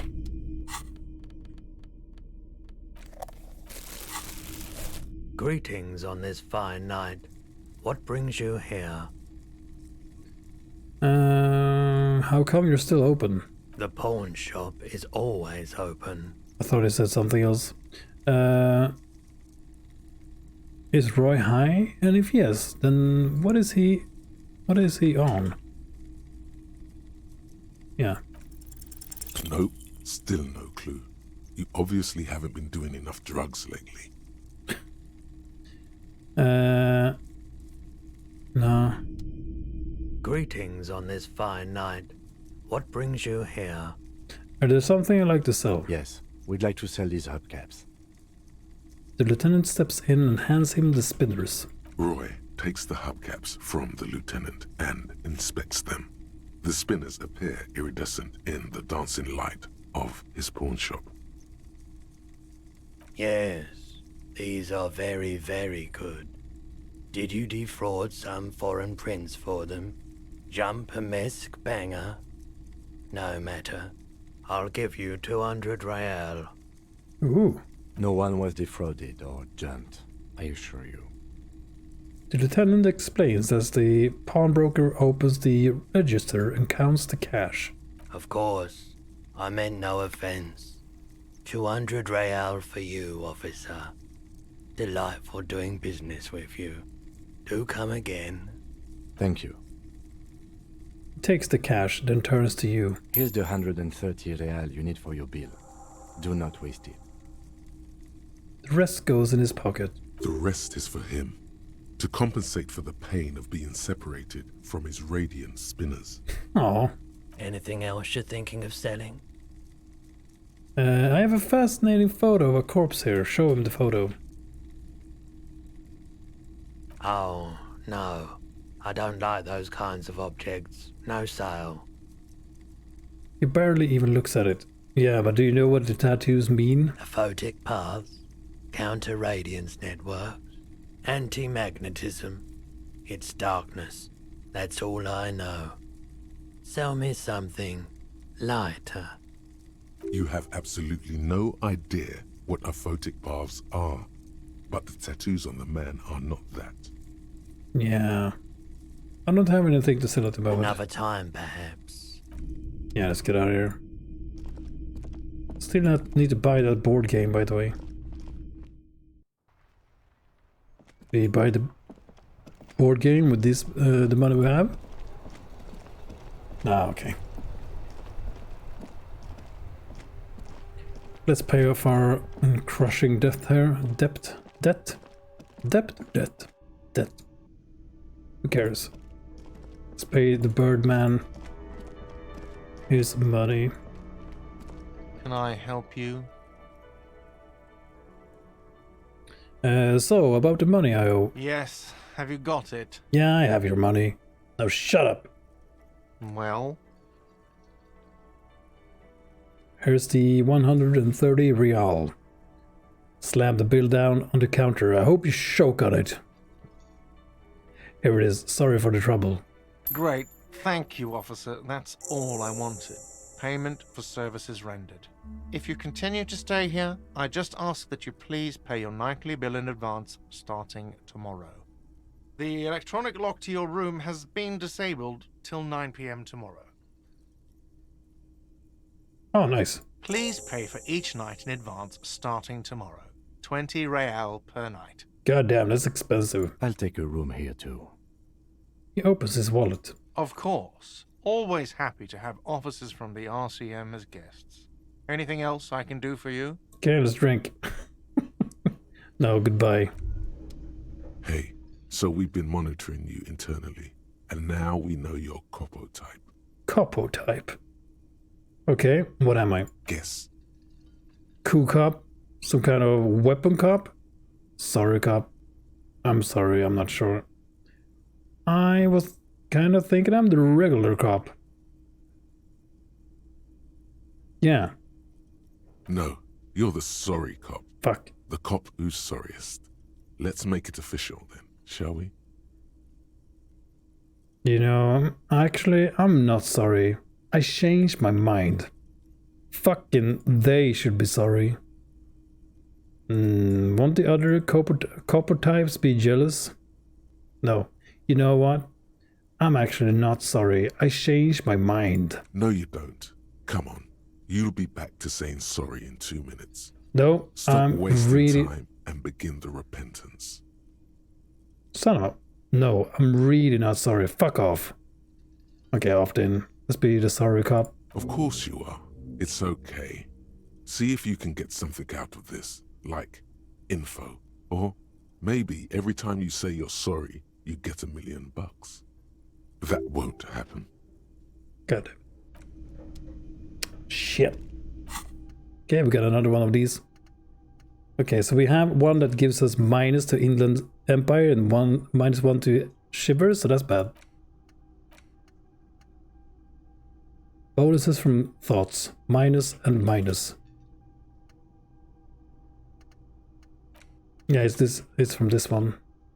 All learning caps raised just 3 though. Okay, so then we have this -1 authority. Embarrassment to the party. Why would you research this? Let's do it anyway. You're one sorry piece of shit.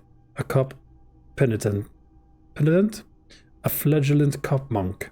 This is not the right line of work for you. You should be groveling at the feet of a feudal lord, providing lurid evidence against yourself at the Masovian show trial, or ripping the flesh from your back with a cat of 9 tails. Whatever made you this way, you can be damn sure it was your own fault. Do it. Really criticize yourself. Who knows? You might uncover something of importance from your guilt-ridden past. Yeah, well, need to come to terms with the shit someday. 6 hours. Okay. So we have maxed this one. Okay, maybe we go for logic this now. Or do you go into something that you're not... I mean, we have 13 in this. 766, 666. Empathy, authority, understand the cop culture. Do we need this? You wanted the gas. Electromancy. No. Pain threshold. I mean, once you suffer enough of it, you just never hurt again. You just shrug off the pain. Getting used to it. Perception though.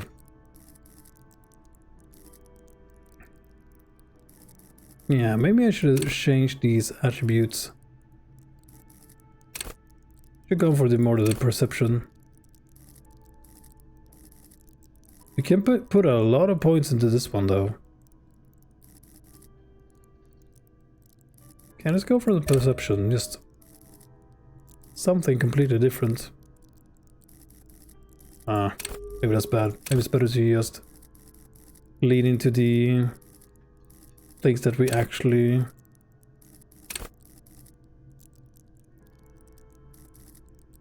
one of our strong suits instead.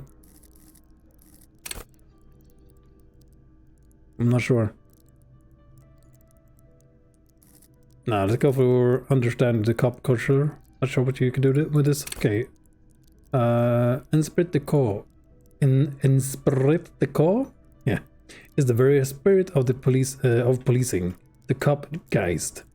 It enables you to understand your blue-souled sisters and brothers, not only by picking up subtle signals from your partner, but by witnessing flash sideways scenes as they play out in your precinct. At high levels, you will be the very heart of the police force, not only willing and able, but obliged to take a bullet for your partner. However, without Esprit de Corps, the core, you'll be flying blind, unable to understand discreet remarks colleagues make in high-stakes situations, remarks that might just save your life. I mean, we are a half-wit. You're a genius half-wit, somehow. No, we understand logic. Man, it's hard to pick. Wish I went more to perception when we made the character. Goes well with this. Okay, I guess we can still take it, right?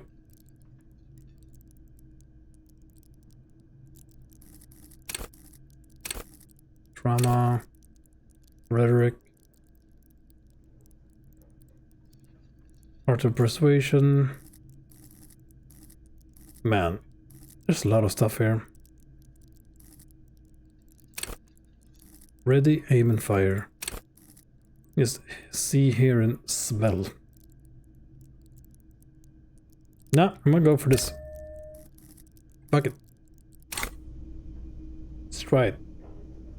Just make the worst character that we can. No synergy.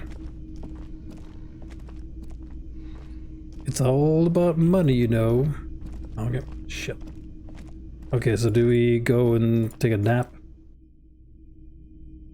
Maybe we need it. You should pick that fat, juicy cigarette butt from the tray, light it up, and smoke the living shit out of it. Nah. I quit smoking 6 years ago. Fuck that shit. Can we go outside here?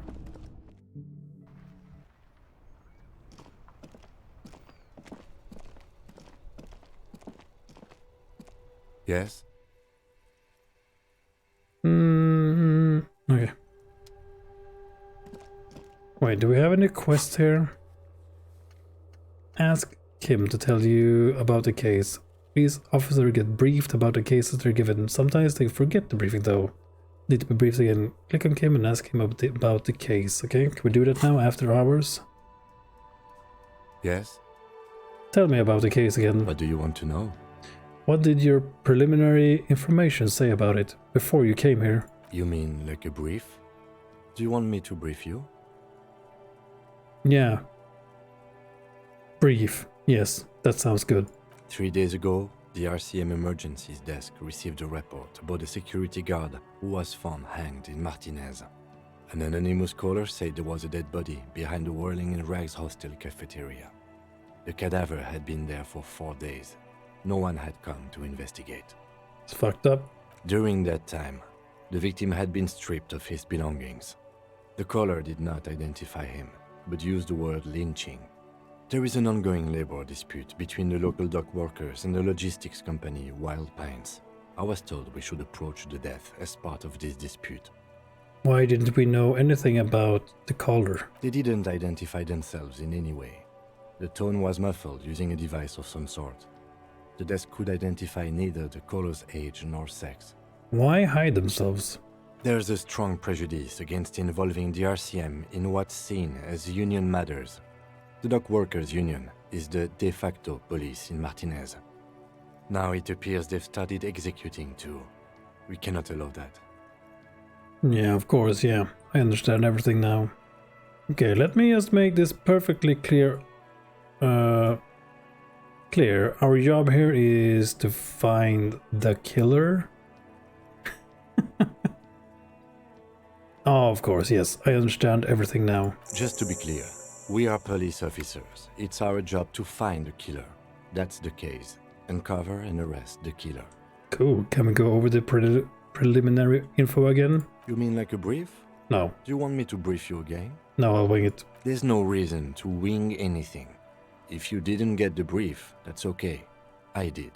3 days ago, during that time, the victim had been stripped of his belongings. Mega cool, I've heard enough. Okay then. Was there anything else you wanted to know? That's it for now. Okay, so we did that quest. Cool. Business tattoos. Find money to rent and pay Garthy.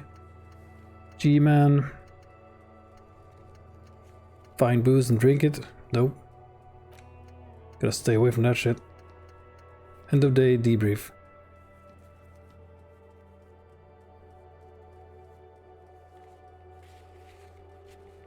Okay, maybe we need to go to the bedroom. And then we can do this. Like, how do you call it a day? Like, fuck this shit. Maybe just go to the door. This is the door to the room you redecorated. Yeah, made it better. Good night, Lieutenant. Just a moment. You had some questions earlier, I believe. And besides, we should discuss our progress on the investigation. Let's go out to the balcony. Yeah, alright, let's go. We were just out there though, couldn't you have said anything? Yeah, okay. The air outside is brisk. The lieutenant is silent for a moment. He listens to the traffic hum. Then... Where shall we begin? We should talk about the investigation, first and foremost. But I also remember you wanting to discuss the RCM? He lights a cigarette. I didn't know you smoked, Kim. Cares. How do you think today went? Well, we inspected the victim's body, so that's good.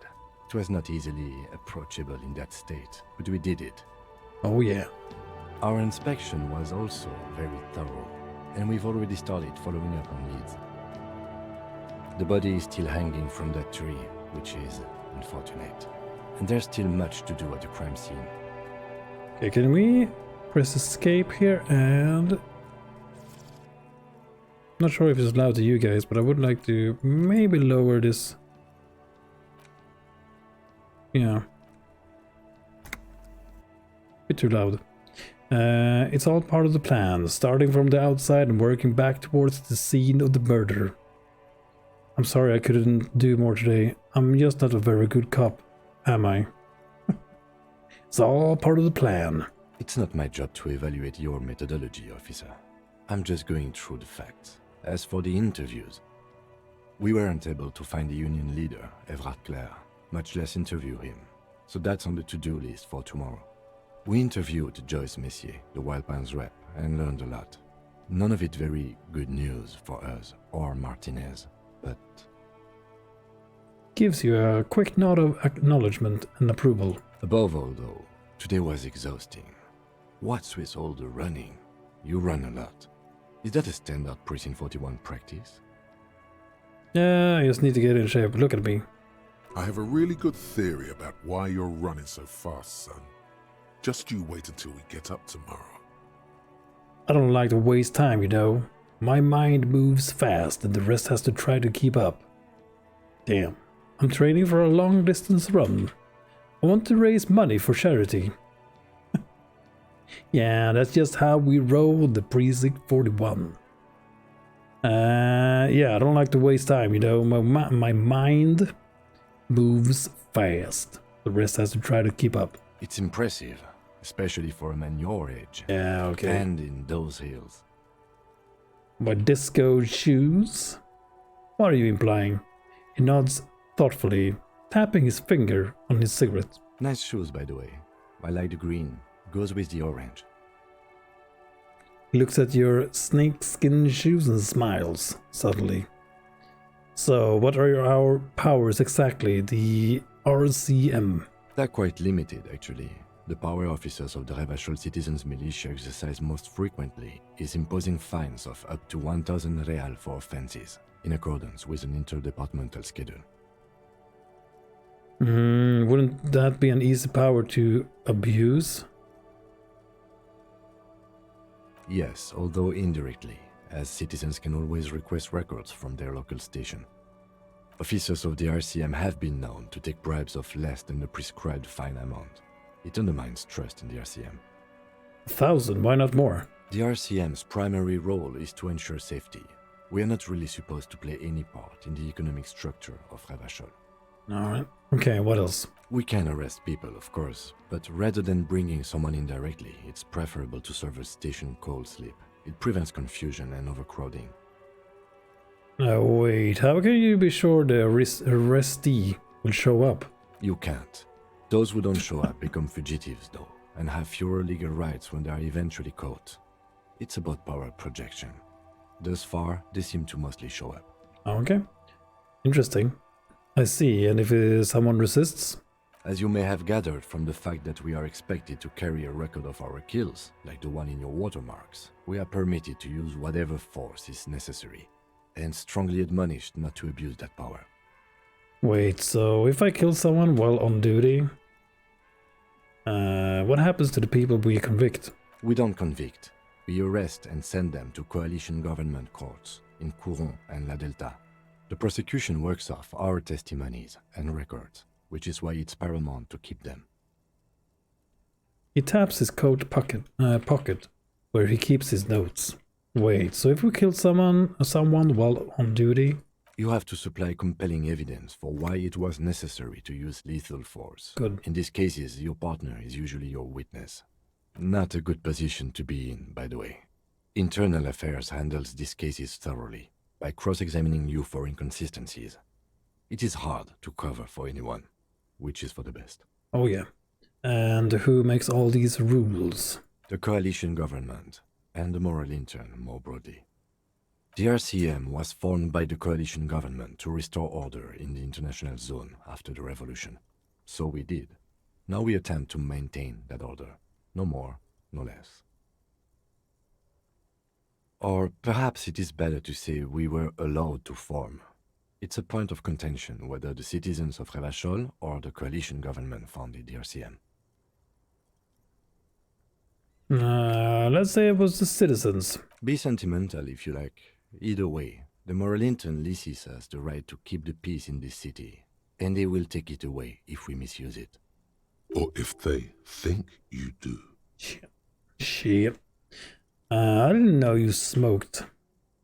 Not that I care, but sure. I have a cigarette every night when I go over my notes. It's something of a ritual. Okay. Oh man, he looks so devastatingly cool with that cigarette. Oh yeah, he's a cool guy. With a horrible breath. I think I might want to pick up smoking. Do you have any more cigarettes? Nope. How did you get so cool, Kim? Goddamn right, the debrief. Yes. It's been a long and eventful day. The Moral Intern. What is it? The Moralist International are the world's largest political organization. You know who they are. They have been running this place after the revolution failed. I really don't know. That's how bad it is in here. Point to your head. If I didn't know, how would you describe them? They're a union of center-left and center-right parties across the Real Belt. Our coalition government is just one of its many projects. They also run the ICP, EPIS, most intergovernmental organizations in the world. Okay, and what do they believe in? What do they believe in? They are Dolorians. They believe they continue the humanist project set forth by Her Innocence Dolores Day 4 centuries ago.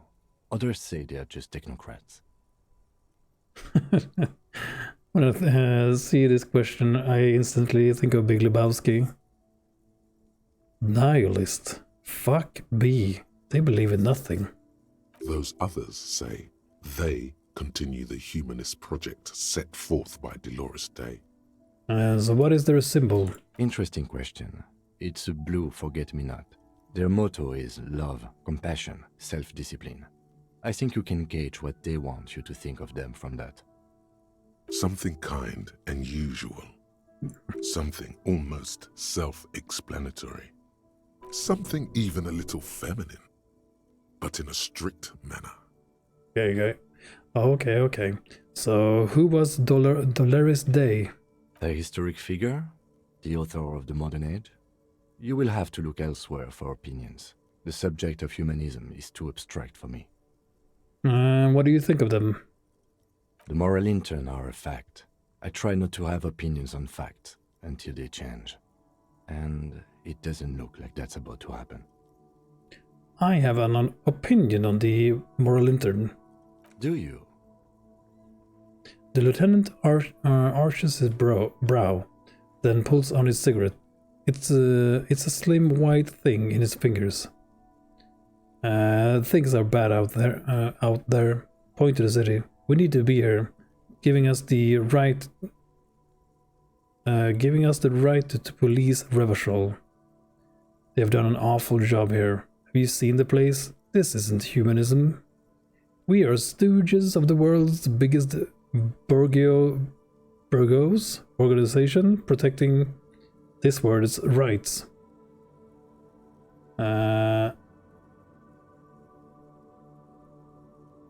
Things are bad out there.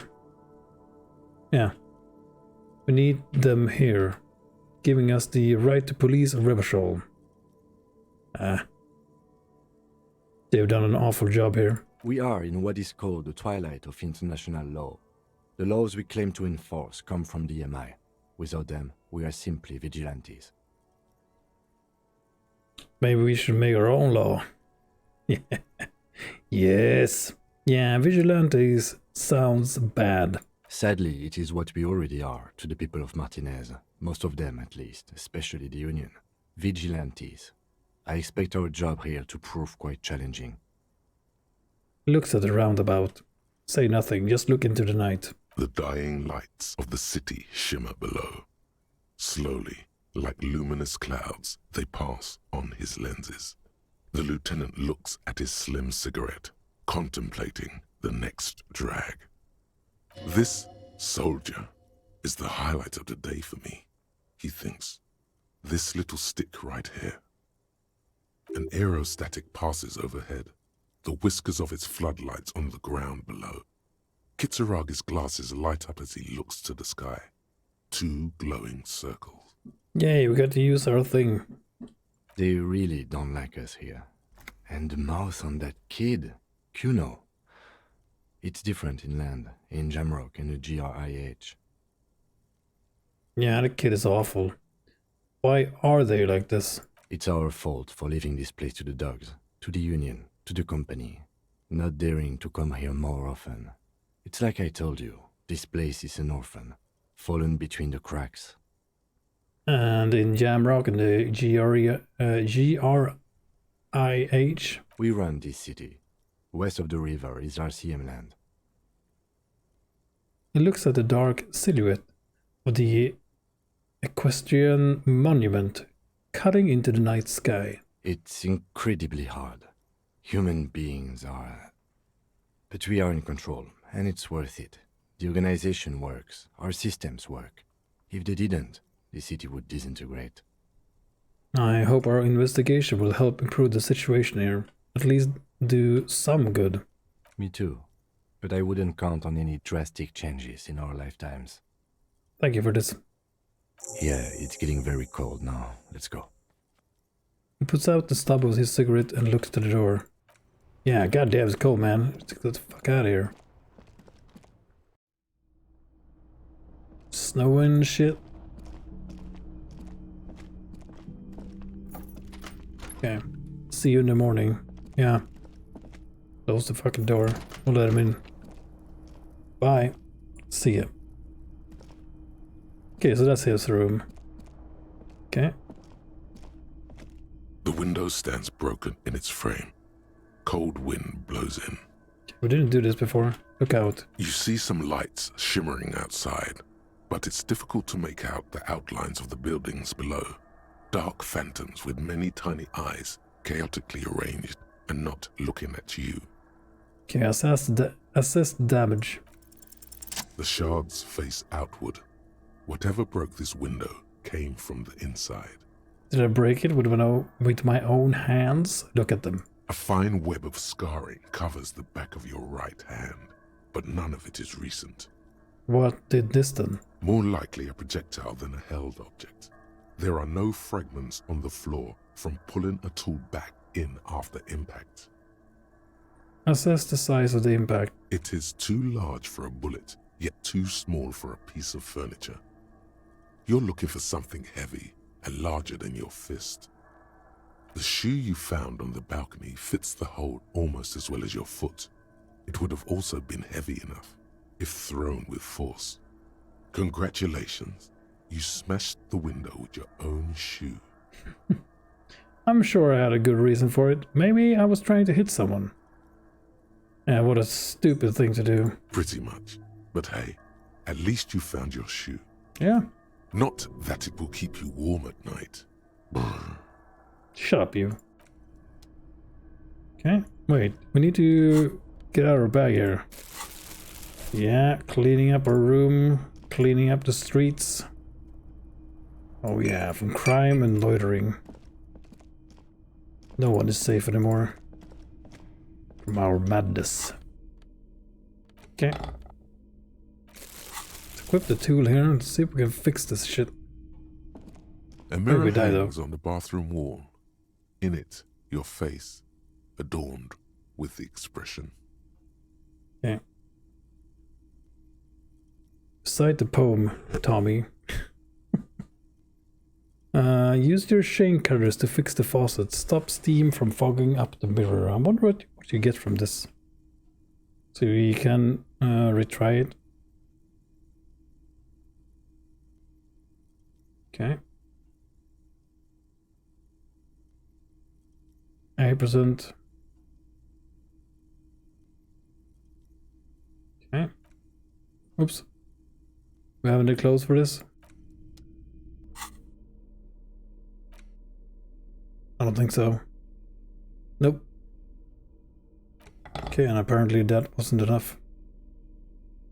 Can we use the flashlight here? Look at this shit. Can we use the... Yeah, there we go. We can't pick this one up.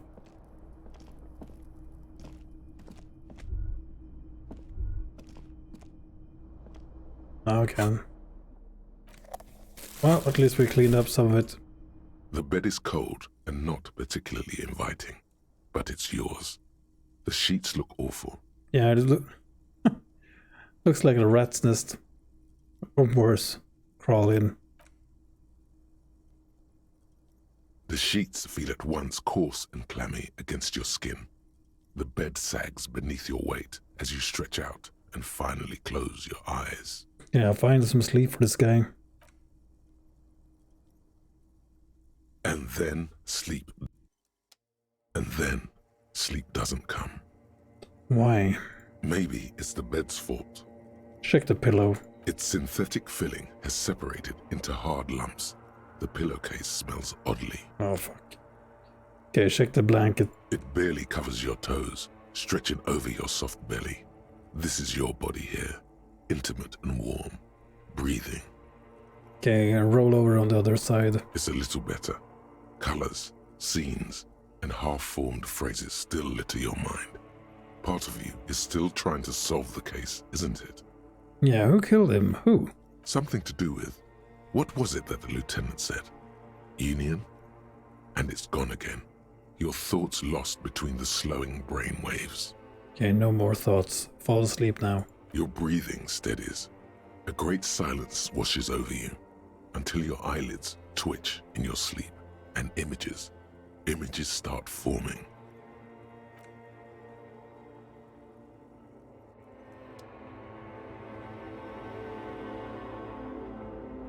Ooh.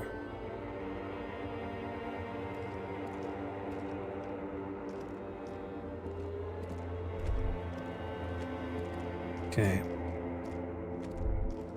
Let's see here. Can we solve it in our dreams? There's gonna be a disco ball here. Oh no. Oh shit. Okay, can we find something else before we... Okay, I'm just gonna go look for bottles to... clean up the bottles from the street in my dreams. To make money in real life. That's how it works, right? If only. Okay. Do you remember the scent of your childhood?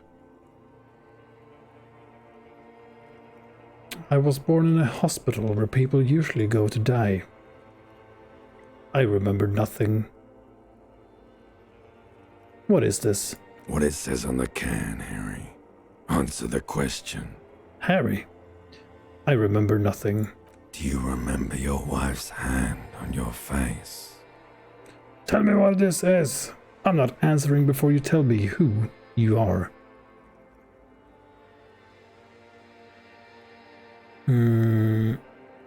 You said who? Do you remember the warmth of her thighs, between her legs and in her mouth? I was left. Yeah, I was left. That's right, funky baby. And you just stood there, One hand on the bottle and the other on your dick. Watching her go. Let it all be dragged away from you. Tell me, where are your friends? Human beings have friends, Harry boy. Where the hell are yours? Well, it's not easy being a detective, that's for fucking sure. Keeping relationships. That's not, yeah, not easy. I can get it all back. No, it's gone. 3 times gone and never coming back. You failed. You failed me. You failed Elysium. Seen you before. I can come back from this. You're not coming back from shit. Thrashing around in that high conductivity state of yours. Bumping into things and acting like a clown. Who are you kidding? 1 second.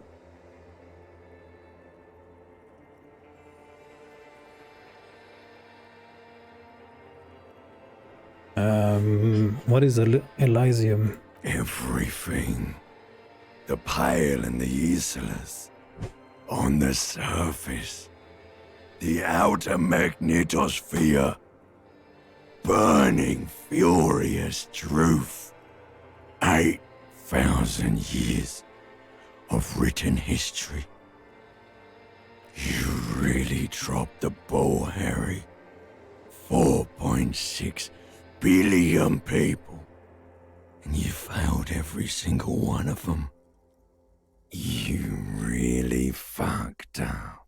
Yeah, what are you gonna do? I'm trying to solve this case. You're trying to what? I can't hear you. This is just a word dream now. Jumbled up garbage. The pictures are gone. The bed rises to meet you. A thin, sleep-like state. More glass than velvet, grinding in your head. So something is wrong. Sleep shouldn't be this bad, this dry, this unnourishing. There's something wrong with your thoughts. Some kind of new type of hangover. Oh god, there's another type. Oh yes, party boy, and it's worse than the one before. Just think of the shit you saw. Here it comes too, so soon already. A silent alarm goes off in your head like clockwork, barely let you sleep at all. Time to get those clothes on, Harry. Time to go to work in the shit factory. God. This is new to you? Nice. Fucking hell. What a dream. Oh god. Can we do anything with this now? No, get out of there. Get out of there before it pulls you back in. Good going, buddy. Thanks. Oh my god, what the hell was that? I just had the most beautiful dream. Uplifting. Rejuvenating. Is that how it's going to be now when I close my eyes? When I close my eyes forever? Yeah. Yes. Wait till you see the one with the chick in it. It's gonna be a good one. You feel even worse this morning than you did last night. What chick? You don't know? You don't know? Some broad that messed you up. It'll come to you. It always does. Yeah, well, what the hell is going on with me? You mean, why are you so tired? Too tired and down to even think? It is worrying, isn't it? You can't be a detective like this. Detectives need to be able to think. No, that's not it. Really, I feel super good. That's not really true. Your heart has finally pumped all the speed out of your system, Buster. Time to get some more. Buster? You're too weak to say no now. Waking up is the worst part. Maybe somewhere down the line you could decline. And no, I can take this. I'm not going to go looking for speed. Are you sure? Ready to live as this pathetic shell of yourself for days? Basically, a week. Let's be honest, 2 weeks. Maybe 3. You won't make it. Half the town will be dead by then. You will be fired. Yeah, I recognize these thoughts when you try to quit. When I try to quit smoking. When I did quit smoking. But when I first tried and like started out, I had been smoking for like 15 years. And I finally quit. And I've been free for 6 years now. Yeah.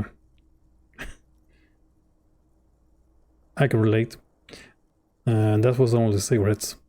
That's a lie. I can do this without the speed. Half the town won't be dead. Suit yourself, slow, sad shell man. See how you do without your spark. Yeah, fuck you. Fuck that shit. This fan has 2 chain pulls. Okay, get out of there. That's our worst enemy. Jesus Christ. Okay, let's equip the bag again. Oh, more loot. Money, can we? God damn it. Nothing else in here? Oh, here we go. Anything else hidden here?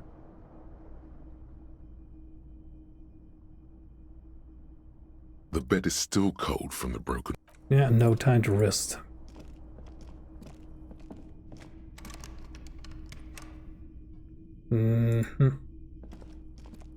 Well, let's get out of here.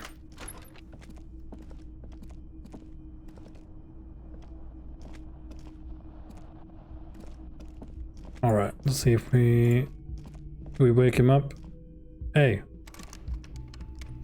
All right, maybe he's already up. Probably. Let's see if we can find him.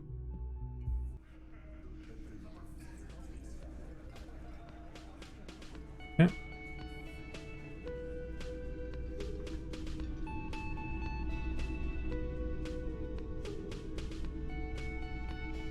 Oh yeah. Good morning. Yes. What's up, yo? He gives you a quick nod. Looks like we can get to work at once. The Union muscle turned up. They look rowdy. We should talk to them. What do you mean rowdy? I mean ungovernable. Martinez isn't exactly enthusiastic about the RCM being here. They prefer to be policed by the Union. These men here. Men who drink beer for breakfast? There's talk of an armed wing of the Union called the Hardy Boys, who are responsible for state policing. I think it's them. Man, I almost got a headache. I could feel a slight, like, tinge, is that word? Like, when I heard when he said men who drink beer for breakfast. I could almost feel like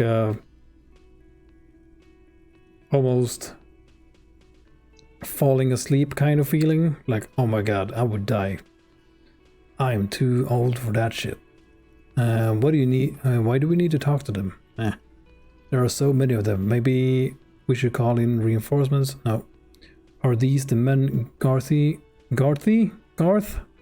told us about yesterday? I completely forgot. Sorry, I had a rough night's sleep. It's them by the looks of it. Loud and nasty, just like the manager said. Just the way I like him. One loose thread less to worry about, and one big problem to replace it. Okay, let's roll. One more thing before we do. We don't have to talk to them immediately. We can walk right past them, continue with our business. Okay. But aren't you curious to know what they have to say about the murder? Yeah. They're in no hurry to leave. They think they own the place. Anyway, I leave that choice to you. Whatever you decide is fine by me. Okay, so maybe we can explore before we go talk to them. Okay, what did we get here? Nothing? Good. Okay. A bunch of quests. Okay. We maxed this out. So I started putting points into perception because I kind of want that to work with the visual calculus. I think they go together. Too bad we didn't put any points into it really, but perception wants you to open.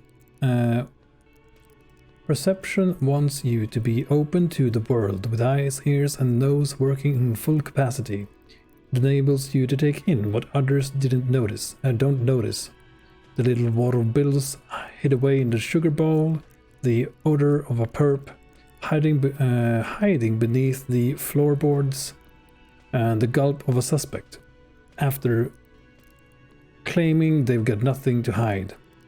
At high levels, perception takes in every final detail of the physical world, enough to overwhelm all but the strongest minds. However, with low levels, you're going to miss out on everything. After all, you can't arrest what you cannot see, hear, or smell. Yeah, gonna keep putting points into this. Building the worst character anyone has ever seen. Don't care. Just a moment. The old woman turns back to the cafeteria manager. And there's no public phones nearby? The closest phone booth is down the coast. Sorry for the inconvenience, ma'am. The cafeteria manager appears genuinely apologetic. It's fine, I understand. Thank you anyway. I'm glad to see you again, dear. Why? Good day, ma'am. Everything all right? Oh, please don't trouble yourself about me, sweetie. I was just hoping to make a call, but the Whirling's phone line isn't working. The union office probably has a phone, but I can't really get there. Or to the phone booth down the coast. And Gary's phone is dead too. Okay. Why did you need to use the phone anyway? To let the young woman who's house-sitting for us know that we may be delayed. Morel, my husband, and our friend Gary were supposed to get back by Monday night, but they're still missing, and I haven't heard from them. I was also hoping she'd heard from Morel. She looks down. A little missing persons puzzle might just be the thing to take your mind off the hangover. Okay, I'll bite. Has your husband gone missing? That's just it. This isn't like him at all. He always plans his expeditions so carefully. But you have more important things to worry about. She glances out the window towards the bay.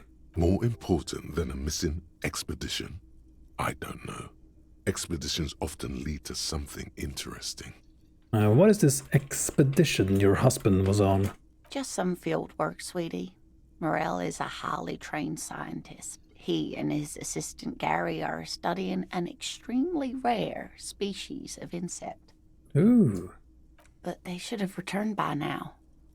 They were just going down the coast across the water lock to set a few traps. He said they'd be back on Monday. What could be keeping them? The waterlock.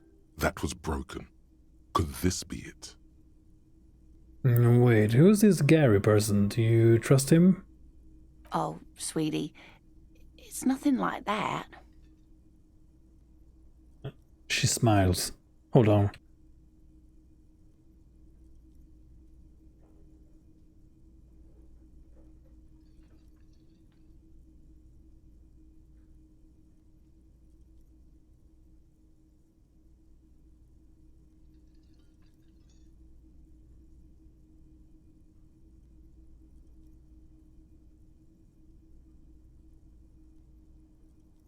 And I'm back.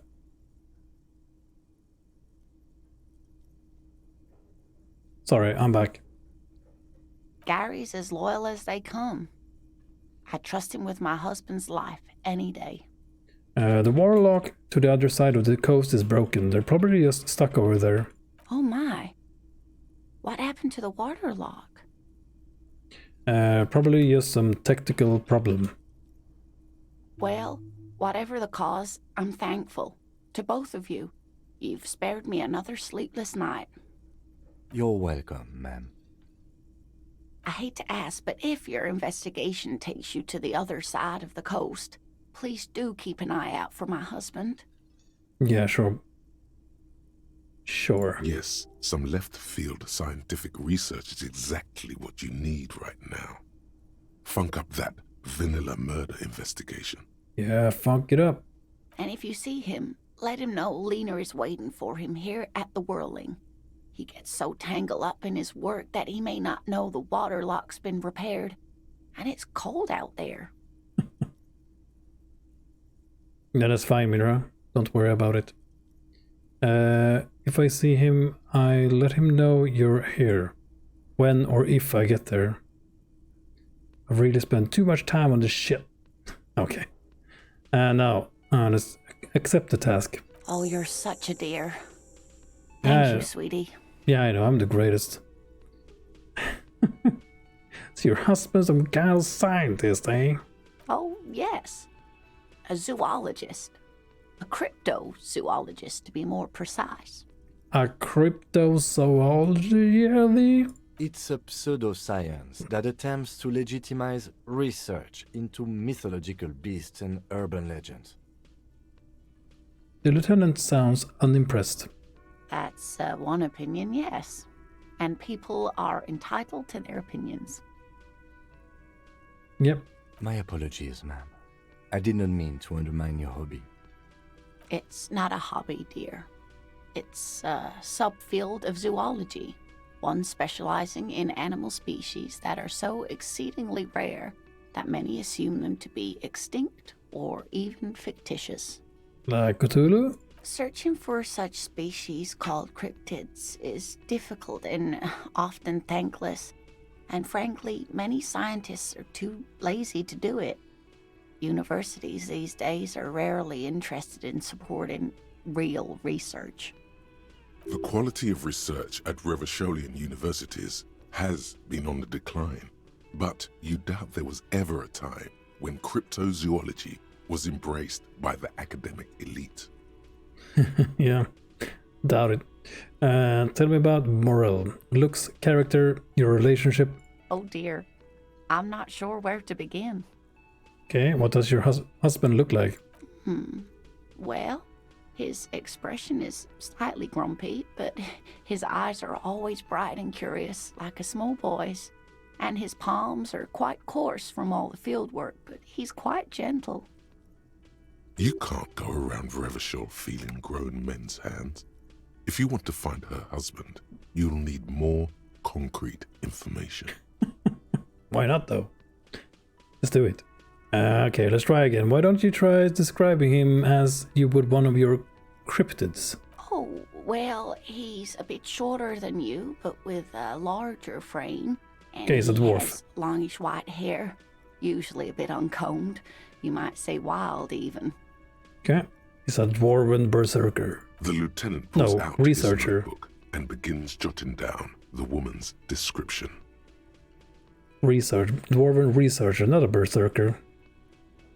One other thing, he'll likely have all kinds of field gear on him, even if he's not out in the reeds, you know, just in case. How long have you been married? We'll be celebrating our 16th anniversary this autumn. Not the most numerically satisfying anniversary, but I like the less obvious milestones even more somehow. Okay, how did the two of you meet? Okay, I don't see how this is relevant, but fine, I'll bite. Via dating agency, I'm ashamed to say. Why? I was looking to get back into the scene after recovering from my accident, and he'd just divorced. We hit it off, and, well, here we are. Okay, well, I think I have all the information I need. Let's move on. I hope I've been useful. Barely, but sure. Tell me about this rare insect your husband is looking for. Oh, sweetie, it's fascinating. But I shouldn't bore you with entomological minutiae. Yeah, I'm bored already. The lieutenant gives you a sideways glance. You're right. I don't have time for insect facts right now. Let's talk about something else. Of course, dear. Maybe you could convince her to tell you about some cool cryptids. Ah, okay. Let's try it. There's really no point in manipulating anyone. She'd be only too pleased to tell you about her work. Go on and ask. Hey, Lena. I'd like to hear about some of the cryptids you have studied. Could you just tell me about a couple of them? Oh, I'd be delighted. Truth be told, I could really use the company too. Here's the Jan Jansen story. Coming right up. One cryptid, not a couple. One. This won't turn into some kind of cryptid extravaganza. Okay, we needed to have this guy in our party, Jansen. Okay, Kim, just one little cryptid. Cryptid extravaganza, I like the sound of that. Okay, just one little cryptid, promise. He nods and assumes a waiting posture. Tricked him. Cryptids. Let's hear about all the interesting cryptids. Ooh, tough choice there. What is the biggest, tiniest, most dangerous? Is that a cryptid on this pen you gave me? Take out the pen she gave you. Are there any invisible cryptids? Okay. Yeah, show her the pen. Yes. It's the kind green ape. Half war story, half undiscovered species in the genus Homo. War story? Yes, it was reported by soldiers in South Safra during the war. The kind green ape would visit bunkers during the night, healing wounded soldiers with its saliva. Get the fuck out of here. Wow, with his saliva? And there was something about an undiscovered subspecies of man? Indeed, there is. It's our closest relative among the cryptids. Same taxonomic family, different genus. Which is to say, the kind green ape is a species with which we share a common ancestor, and that evolved parallel to our own. Just like your partners. I knew it, Kim. You're not human. Wow. I'm pretty sure Kim is the same species as us. To suggest otherwise is stupid. Ha, that's why I always have to take the lead, right, Kim? Wow, all of these are bad. I knew it, Kim. You're not human. Wow. I'm pretty sure Kim is the same species as us. To suggest otherwise is stupid. The lieutenant looks at you, pleasantly surprised. Oh, no, I didn't mean to imply that Saelites are inferior to us in many ways. You are superior. For example, your earwax doesn't have a foul odor like ours does. Okay, yeah, that's nice. Nice trait, man. A tremendous evolutionary advantage, I'm sure. But perhaps we've had enough speculative biology for today? I did promise him one. Did I lie? What is the biggest cryptid? Hey, you promised you'd only ask about one cryptid. Ah, fine. Right, okay, we gotta move on. It'd be dishonorable to renegade on the promise. I'm glad you see it that way. Did we have anything more to do here? I'd really like to hear more about cryptids, but yeah, okay, that's all for now, ma'am. Leave. See you, Wheels. Can we talk to the cook again? Ooh, the chef. No, wait. The soft purr of an electric user comes from the kitchen. Someone is working. Yeah. Compared to this, except for this guy. The tomatoes are so thinly sliced you can see through them.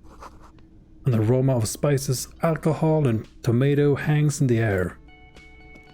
The man ponders his cooking utensils and gives you a little nod, Okay, acknowledging your presence. Right. Do you know what's behind that door? He looks up at you, then looks away quickly, shrugging and muttering something to himself. Shrugging is an international sign for, no, I don't know what's behind that door. Oh, okay. Hey, Riven. How are you doing today? Oh, you love this game? Nice. Yeah, this is my first time playing it. And I am enjoying the hell out of it. It's amazing. We finished Baldur's Gate with the expansion a few days ago. But yeah, how are you doing? Have you played through this game? It's a really great game. So far I haven't... how many hours in are we?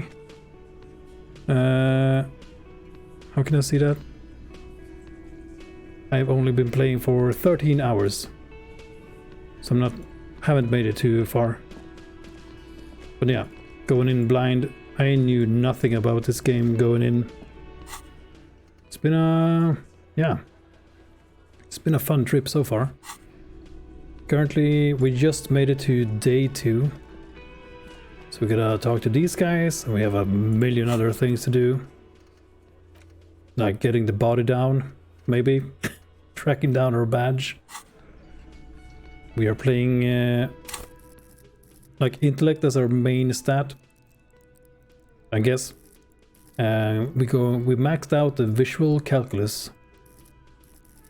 And I'm going for, even though I only have 1 in this motorics, I'm not sure how you pronounce that. I need to check that out.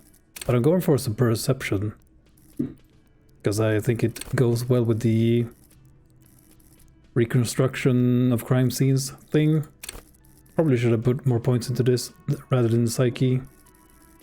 But I really didn't know what I was doing or paid too much attention when I made my character. I was like, okay, let's go intellect, and yeah, this seems good. Maybe more physique.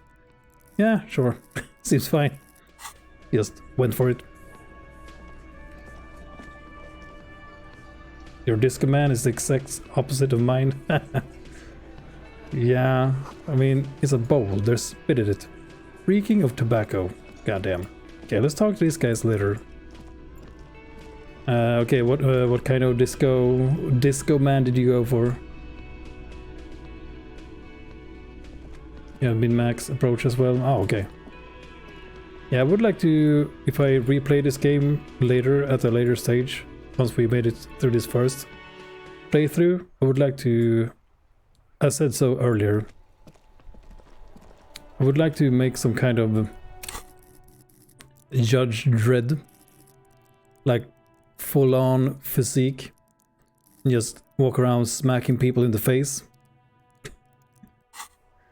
just brute force everything, be a complete idiot, 1 intellect or intelligence, just being an absolute idiot. Oh, can we inspect this?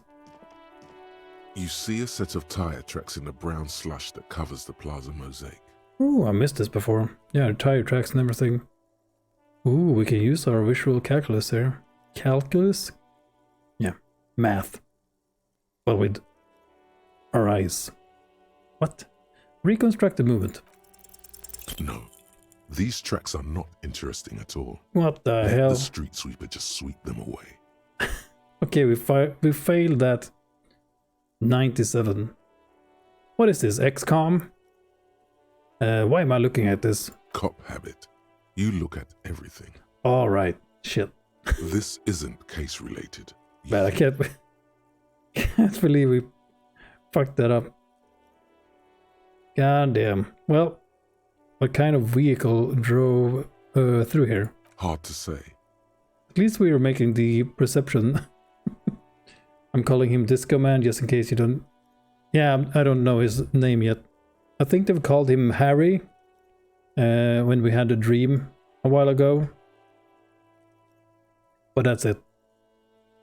And yeah, thank you for not spoiling. Because no spoilers, please. Yeah, this kid is the worst. Like, the worst. Smells like spoiled meat and curdled dairy. A human being decomposes. Ooh, what's this? New tracks? There are several footprints in the mud. Nice. Left by work boots. Anywhere from 6 to 12 pairs have walked here. This is nice. Now we have perception, and this works together with our visual calculus. I'm glad we put points into perception, because we couldn't see these tracks before. What kind of boots? Heavy workers' boots with reinforced toes and hobnails all over the yard. Yeah, well, it's still a yard, so anyone could just walk around here, but yeah. This guy. Goddamn kid. Goblin kid, yeah. It's the worst. Isn't this something an industrial worker would wear? Yeah, Lieutenant, workers' boot tracks. Point to them. Yeah, but doesn't really mean anything, though. You never know. There's a lot of footprints here. Okay, let's do this first. Get an exact count. Let's see if we fail this as well. Maybe more than 12. No. 8 pairs of boots have shuffled back and forth in the mud. Ooh. You see like the numbers here? Like a crime scene? I like it. That is awesome. Go over them one by one. Man, I'm nerding all over this stuff. 1. Standard work boot. Steel reinforced toes. Number 46. Okay. 2. Standard work boot. Steel reinforced toes. Number 44. 3. Hobnailed work boot. Steel reinforced toes. Number 43. 4. Standard work boot. Number 45 or 46. Wait, which is it? You don't know. It's a miracle you can tell the prints apart as it is. The cold must have preserved them. Count more. 5. Another standard work boot. Steel reinforced toes. Number 44. If you had a kid, I wish he was like Kuno. Yeah, I mean, I think you said so yesterday. I was into like some dialogue and I forgot to respond. But at least then you know that your kid won't be abducted, I guess. There's no one... Yeah, can't approach that guy. That kid, I mean. He's gonna shout to the rooftops. Okay, another standard work boot. Steel reinforced toes, number 44. 6. An aberration. Light as air. Even pace. Same make of boot, but number 41. Male or female? Probably female. Or just a very slim dude. Impossible to tell. Could also have been an adolescent. The gait is undeveloped. Yeah. I'm pretty good at this, ain't I? You're not bad. It's as if the whole world darkens. Everything else has a thin film of unimportance on it. And the tracks burn in the middle of it. In a strange, beautiful way. Oh yeah, counterist. 7. The glowing outline of a standard work boot. Number 46. But the imprints are twice as deep as the others. The weight exceeds 200 kilograms. Ooh, big dude. 8. And yet another standard work boot. Number 44. There's an aberration in the pattern of the sole, however. The right sole is smoother, more worn. How many? The lieutenant has been tracking your eyes movement. 400 million. Okay, 8. I was pretty off then. I counted 20. Way off. Way. God. Okay, you don't need to be an asshole about it. Same guy, the same guys are going back and forth. I never got the hang of it. Hyperopia. Do you see anything out of the ordinary? Point. Light step, number 41 shoe. A woman? Or a kid? I don't think there's any way to be sure. Understood. Anything else? A heavy one. 200 kilograms imprint. 200? Could it be the combined weight of 2 people, one carrying the other who's tied up? Let's say a heavily built worker carrying a similarly built, soon-to-be-dead man. Yeah, good observation. He might be right. 200 kilograms of living weight is unlikely. You will be surprised. One of them was carrying him over. Maybe he was a giant, though. Yeah. It could have been an extremely obese person. I mean, it could have been. Yeah, but probably one of them was carrying him. Possibly, yes. Because I don't think they killed this guy here. The lieutenant marks something down in his notebook. But why? You're thinking, why did they have to carry him? Because they didn't kill him here. I don't think. Yes, they could have used a makeshift stretcher or just march him up to the gallows. Our reading of these footprints could be wrong. But yeah, maybe the victim wasn't conscious. Even easier to carry on a stretcher, or between two men. Anyway, it's for future consideration. What else can you see? Yeah, depends. An aberration. One soul is smoother than the other. Interesting. Let's name it the Odd Soul. Odd Soul.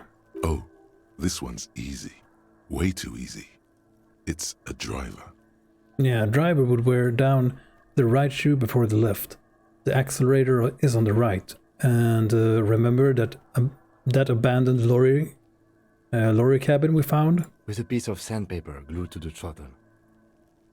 The lieutenant adjusts his glasses as his eyes lighten up with excitement. Which means that the missing lady driver was also present at the lynching? That's it. She's the Odd Soul. The Odd Soul. Not Odd Job, but Odd Soul. Oh, that's good. She throws her shoe at you instead of a hat with what's it called? Like metallic. Yeah, whatever. Boomerang hat that kills you. Swoosh. She's also the one running the drug trade. Interesting. First the drug smuggling, now this. How deep does this rabbit hole go? Women. Shake your head. Always deceitful. God damn. Yeah, first the drug smuggling, now this. How deep does this rabbit hole go? We've identified one of the footprints, but there are still 7 to go. He writes something in his little blue notebook. How old do you think these tracks are? A week, maybe? 7 days would fit the time frame provided to us by the caller, who reported the hanging. It is not impossible. How do you know? I pulled last week's forecast for coastal Havashol. 7 days below freezing. The day before, the day of his hanging, was the last warm day. Correct again. Sub-zero temperatures would preserve the tracks in a good state. The commotion here could have taken place a week ago. Interesting. What do you think happened here? I mean, this guy tried to move in on their drug thing. Who knows? What do I think? A mob of people brought something heavy to the tree. One of them was carrying the victim. They shuffled around, especially under the tree. Then, after hoisting him up, they stood in a semicircle facing his direction. At first glance, this appears to be a lynching. Indeed. They all stood in a row here and looked at the tree. Yeah. Yes, everything fits so well. Carried him over, hoisted him up, watched him hang. This is easy. Yeah, so easy. I think we have a firm understanding of what happened here. The lieutenant's eyes narrow. He's thinking to himself. Either way. What else? We've been through all of it. Yeah, Kim always does his homework. For sure. Yeah, very nice. I'm glad I put the points into the perception now, even though just our skill in it. Like the one here is pretty bad, but man, works together with the visual calculus very, very well. Cool. Like it. Is this a rope we can pull?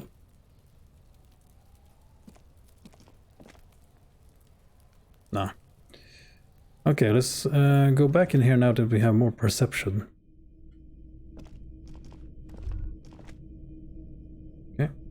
I'm just gonna take a peek here. See if there's anything else. Yeah, we tried to make that jump and we almost died. Yeah, we are not what you call athletic.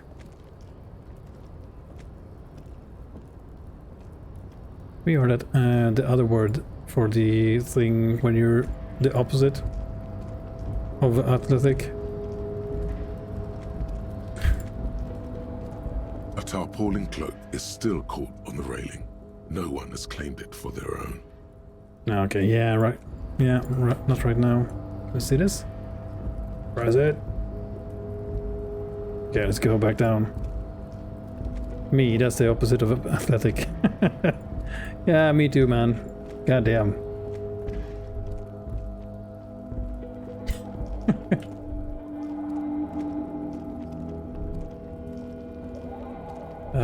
But yeah. Can't believe we missed that. We failed at 97. Yeah, that's XCOM for you. You get used to it.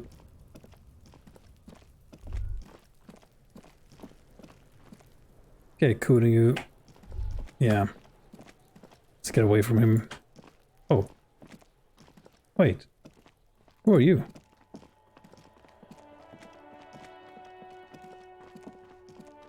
Yeah, same way you rolled the 3. Yeah, we managed to succeed with one of those, so it balances out. Balances out. Was she on the roof? Okay. The door is closed. Knock again. Still no answer. Knock again, much harder. Still nothing. The lieutenant gives you a quick glance. Okay, try to handle. This door can only be opened with a key or from the inside. Goddamn. Alright. Was there a way to go up on the roof here? No. Hey, lady! God damn it.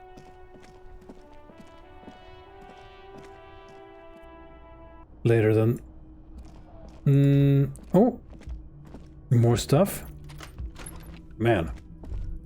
Kim also tries not to look at the pile of taped viscera on the carpet, or the weird suitcase on the hat rack, or the potted plant dying in the corner. But it's all just too morbid to ignore.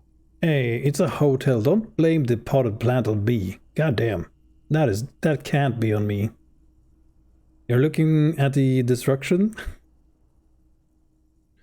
This is where the magic happens. Oh man. I am sorry for this. No problem, officer. He takes a step towards the door, like he'd like to leave. Yeah.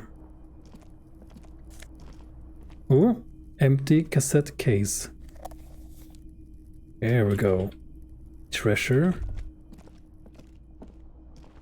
Okay.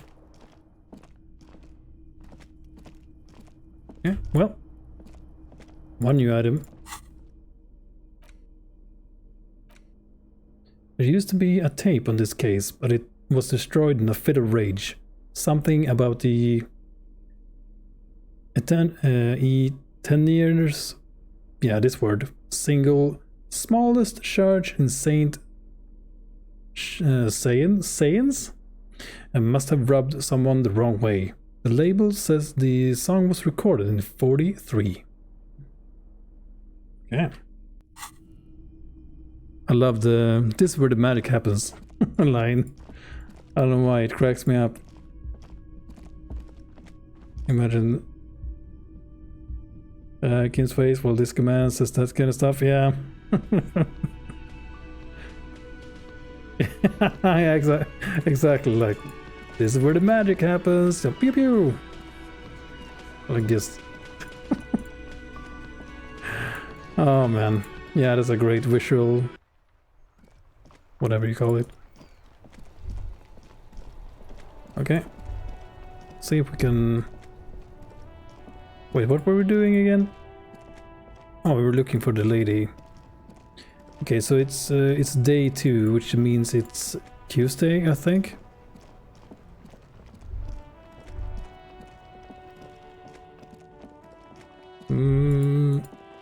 Just gonna take like a quick look through a bunch of stuff now that we have more perception. A crumpled billboard reading, Samaran butter soaks in the canal. 2 ugly lines mar the bright countenance of the blonde boy depicted. What is Samaran butter? Whatever it is, the boy on the billboard seems very happy about it. Goat milk butter. The Samaran terrain makes it easier to raise goats than cows, and the local goat farmers produce high-quality meat and dairy staples that add variety to other nations' diets. It's an acquired taste. Yeah, I can imagine. Attempt to reconstruct what happened here. Judging by the size of the impact and the parallel lines of burnt rubber, the cause was probably a motor vehicle. Wow, ooh, nice. You can actually like see the calculations and... Oh man, this is beautiful. I love this. Oh, I'm so glad we put points into this. Yes. Okay, look at the crater. Side slip marks indicated that the vehicle was traveling up the crater at 35 kilometers an hour. Oh, then you're using real speed indicators, whatever it's called, like measurement instead of that other crazy stuff. Look at the roof of the shack. The black marks on the roof indicate that the vehicle vaulted from the crater to the roof of the shack. Look at the sloping metal roof panel. The panel served as a takeoff ramp. Look at the broken posts. The vehicle soared through the air, hitting the billboard and upsetting the posts. Then it continued its flight, taking the billboard with it. Look at the sign. The sign broke the vehicle's fall into the canal. The Samaran butter billboard still looks freshly painted, suggesting it took the plunge recently. Oh, how recently? Within the past 72 hours. Okay, look at the opposite bank. Still speeding, the vehicle made a loop and vanished into the fog along the coast. Holy shit, they made it across? What was the model of this phantom vehicle? There are 2 good candidates, the Caprice 40 and the Linéaire G22. Linéaire G22. Why the Capri 40? It's about the right size, and the tire marks look like they came from the skinny tires frequently found on that motor carriage. The Caprice 40 is a very popular model, with bank clerks, topping pie delivery drivers, secondary school teachers, cops, strippers dressed as cops, undressed strippers. Okay. Very important stuff to know. Why the Linéaire G22? Very sturdy but light motor carriage. More likely than most to survive that jump. The Linéaire G22 is not a particularly popular model due to its peculiar proportions, which the manufacturer's design team probably thought about for too long. What now? You'd have to follow the tracks to be sure. Okay, blink. The lieutenant looks on, waiting for you to wrap up your analysis. Someone jumped this shit. That's my the conclusion of my analysis. Okay. How much money do you have? A lot of it.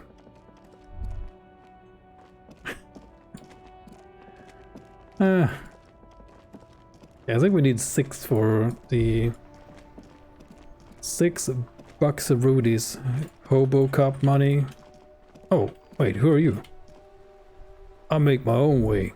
It's all, always have, always will. Oh, he's raising his hand? Oh. The book appears to be erotica, but without actual erotica. Fuck. Thank you for that, Ribbon. Any theories about what happened here? Oh, he wanted to talk about the scene. Yeah, thank you. I missed that. It looks like someone was in a real hurry. Yeah, a reckless traffic hooliganism. Some top shelf shenanigans. I want to meet the driver and shake his hand. It looks like someone was in a real hurry. What kind of car do you think it was? Oh man, it was probably the Cupri 40. That's quite likely, from what I can tell. This is more common. I mean, like I said, could be either. I have some idea about who it might have been. Oh. It had to be someone really cool and courageous. It was someone dangerous. Perhaps this is somehow connected to the murder. Yeah, I mean, it could be. Actually, never mind. I need more evidence to come up with a list of suspects. We are not traffic cops. Should we get back to the murder? Conceptualization, challenging. Try to come up with a convincing explanation for the driver's action. So, lie? We should bring this driver to justice. Yeah. I'm not sure.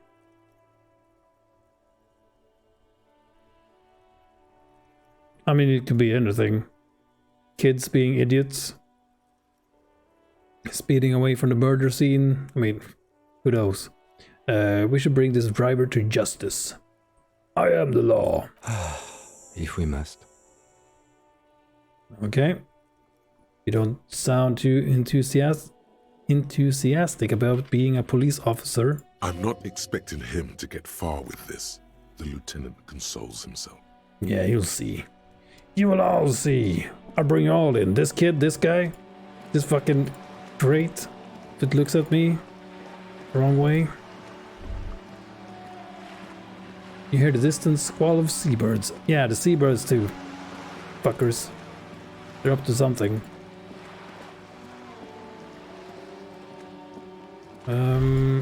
Yeah, I'm just looking for more stuff that we can...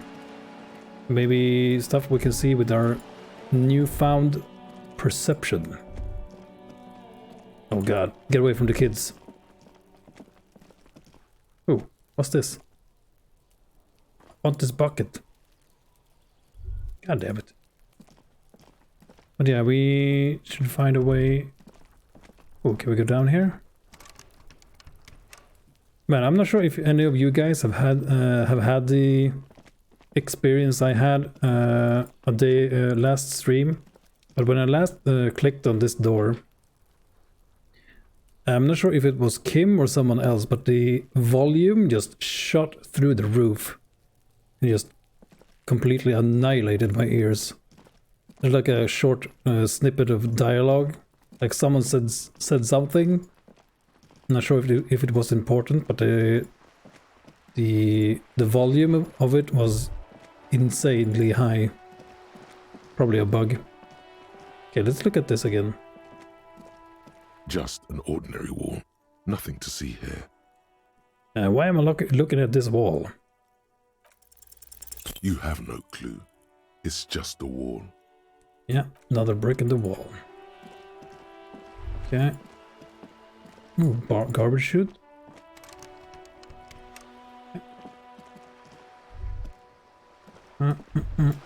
Any bottles for me that I missed? Nah. Okay, let's try this door again. Hello? A sturdy metal door guards the southwest entrance to the apartment building. It's locked. This could be a way into the apartment building the smoking man vanished into. Hey, are you there? I've checked the backyard, but I couldn't get in that way. Good. We had enough problems with bums and drunks and thieves loitering in the hallway. You have no business here. Damn. Authority. Convince her that you're a real policeman. Yeah, Kim is here, and Kim confirmed you are officers. You're well versed in the kind of threatening legalese that implies criminal liability, but in fact has no meaning whatsoever. Am I? Ma'am, your non-compliance is hindering a police matter. I may be forced to refer you for potential prosecution. Okay. No need to take it that forward, sure. I know my rights, and don't you mom me, boy. Okay, it's not, ma'am. The voice snaps back. Miss, would it help if we offer to show you our badges? Shut up, Kim, I don't have mine. Ah, it's like a carrot to the stick, sort of. Hold your horses. You hear the click of a night latch before the lady on the other side gets caught in a coughing spasm. I don't care about your stinking badge. Just come in. She manages to say with a wheeze. With a wheeze. Okay, we made it in. New area. Get out of my way, lady. The graffiti says, a firing squad for the rich. Okay.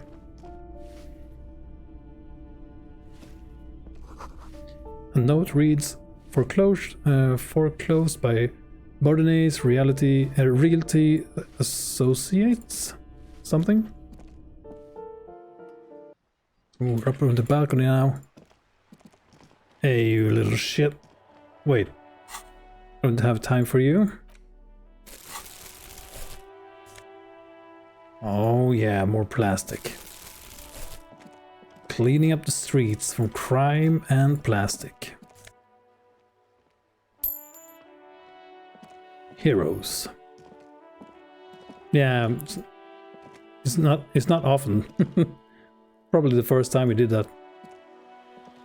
Ooh, the piggies have learned how to saunter up staircases. I didn't think you could do that with hooves. But here you are. That's right, we have evolved. We cops don't like closed doors or unreachable purchase, or people having high ground on us.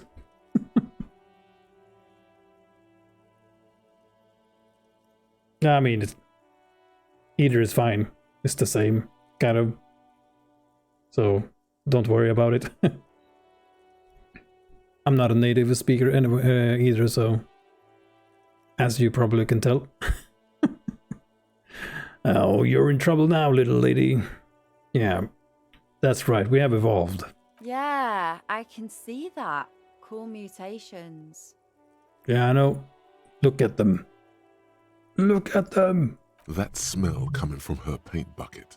It's not paint. It's heavy fuel oil. Oh. Red-dyed heavy fuel oil is only used in government vehicles, or at least that's the idea. Is that government fuel oil? What did you think I was using? Aquarels? Sucked it out of a cop's fuel tank myself. Back in Jamrock. Native language is Swedish. I am from Sweden. Back in Jamrock. Fuels are bad for you, okay? You better hand it over. Yeah. Oh, what?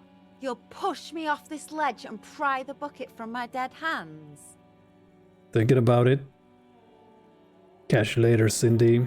Or fuck Skull, or whatever your name was.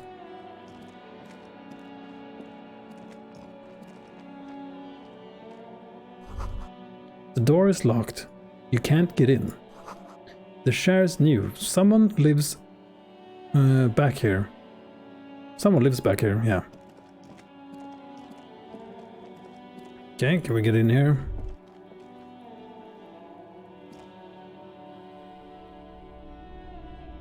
Well, what is this? Oh, a free bed. Someone's been sleeping here recently. Cindy? Yeah, I was just gonna say that. Enough coal to last for several winters. Smells of chemicals. Yeah, no shit.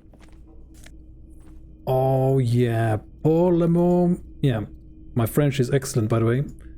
Pour l'homme laborer jeans. Perfect accent. Ah, open it. Okay, can we equip the bolt cutters? Probably more of a pry bar. Ooh, it worked. Oh wait, maybe I can go in... Yeah, I probably can go into that other container with one of those items as well in that case. Oh yeah, we got a pair of new jeans. Oh yeah, Mr. Fancy Pants. Flare cut trousers. Electrochemistry. Or electrochemistry again. But -2 reaction speed. Yeah, I mean, reaction speed isn't really our thing, right? Sneak under their noses, stun with immense panache. But yeah, Swedish is my native language. Electromancy. Yeah, I'm gonna keep calling it that.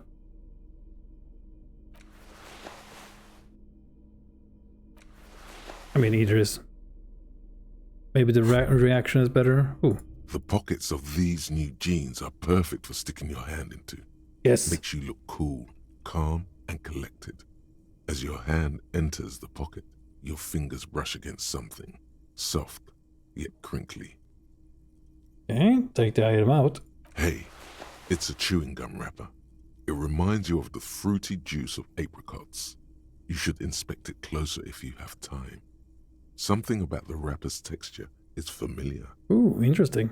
By the way, the raw materials were most likely exported from Seaguy, the apricot suzerainty, and processed in sur-le-clay into the apricot-flavored chewing gum, loved by kids of today and yesterday.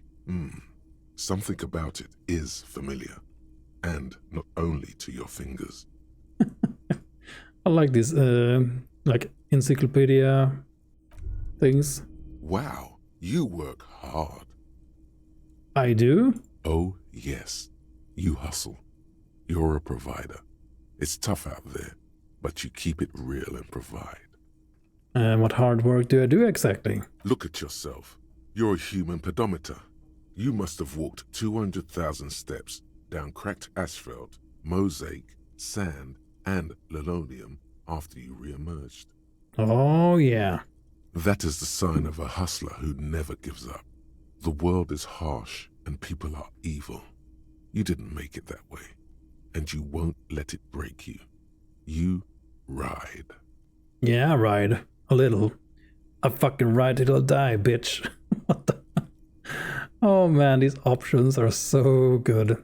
I'm not sure I ride. Yeah, ride a little. Yeah. A little? You make money. You got gills, baby. Got those black papers with the faces of the innocents on them. You bring in the Franco-Negros and the Solas. Oh yeah, baby. It ain't easy, but you do it.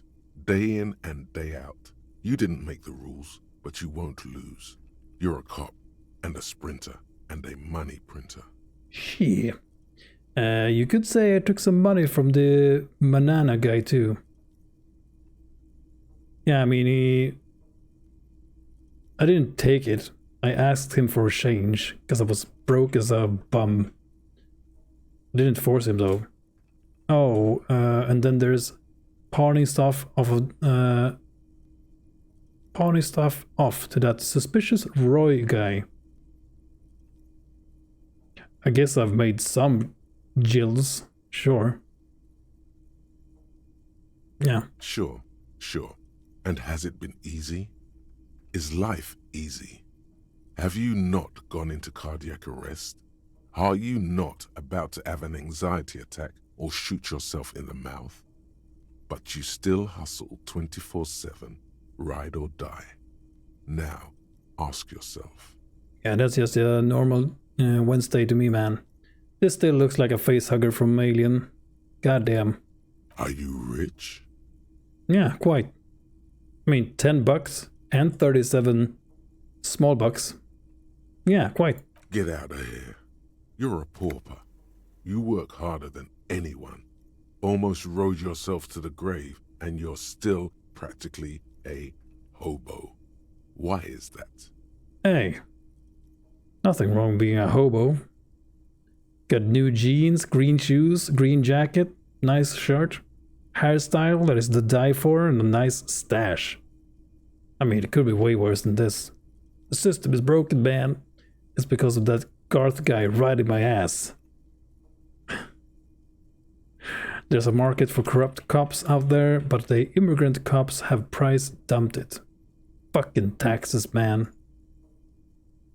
I don't know, why am I so poor? Poor decisions? Because of the taxes. G-Man's got his jam-covered sticky fingers in your pocket, stealing from you every time you buy, sell, walk, talk, fart, so much as sneeze. Shit. Aren't taxes almost non-existent in the Gotham estate that is Revachol? I thought there were no taxes. You and I both, but they got those indirect modes of taxation. Sales tax, excise duty, extraction tax. This tax that doesn't even have a name. Plus, there's the stuff people in other countries pay for that makes them ask for more money from you here. The Gotham estate's a myth. In total, the coalition government is taking 98% of all your money. No fucking way. I guess I'm free market fundamentalist now. Are you sure? That seems like a pretty big number. This isn't helping me solve my money problem. It's only making me into a free market type.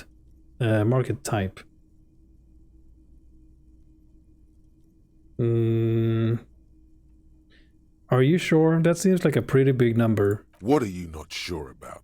They're milking your nipples till they bleed. Can't you see? Aren't you sick and tired of having bloody nipples?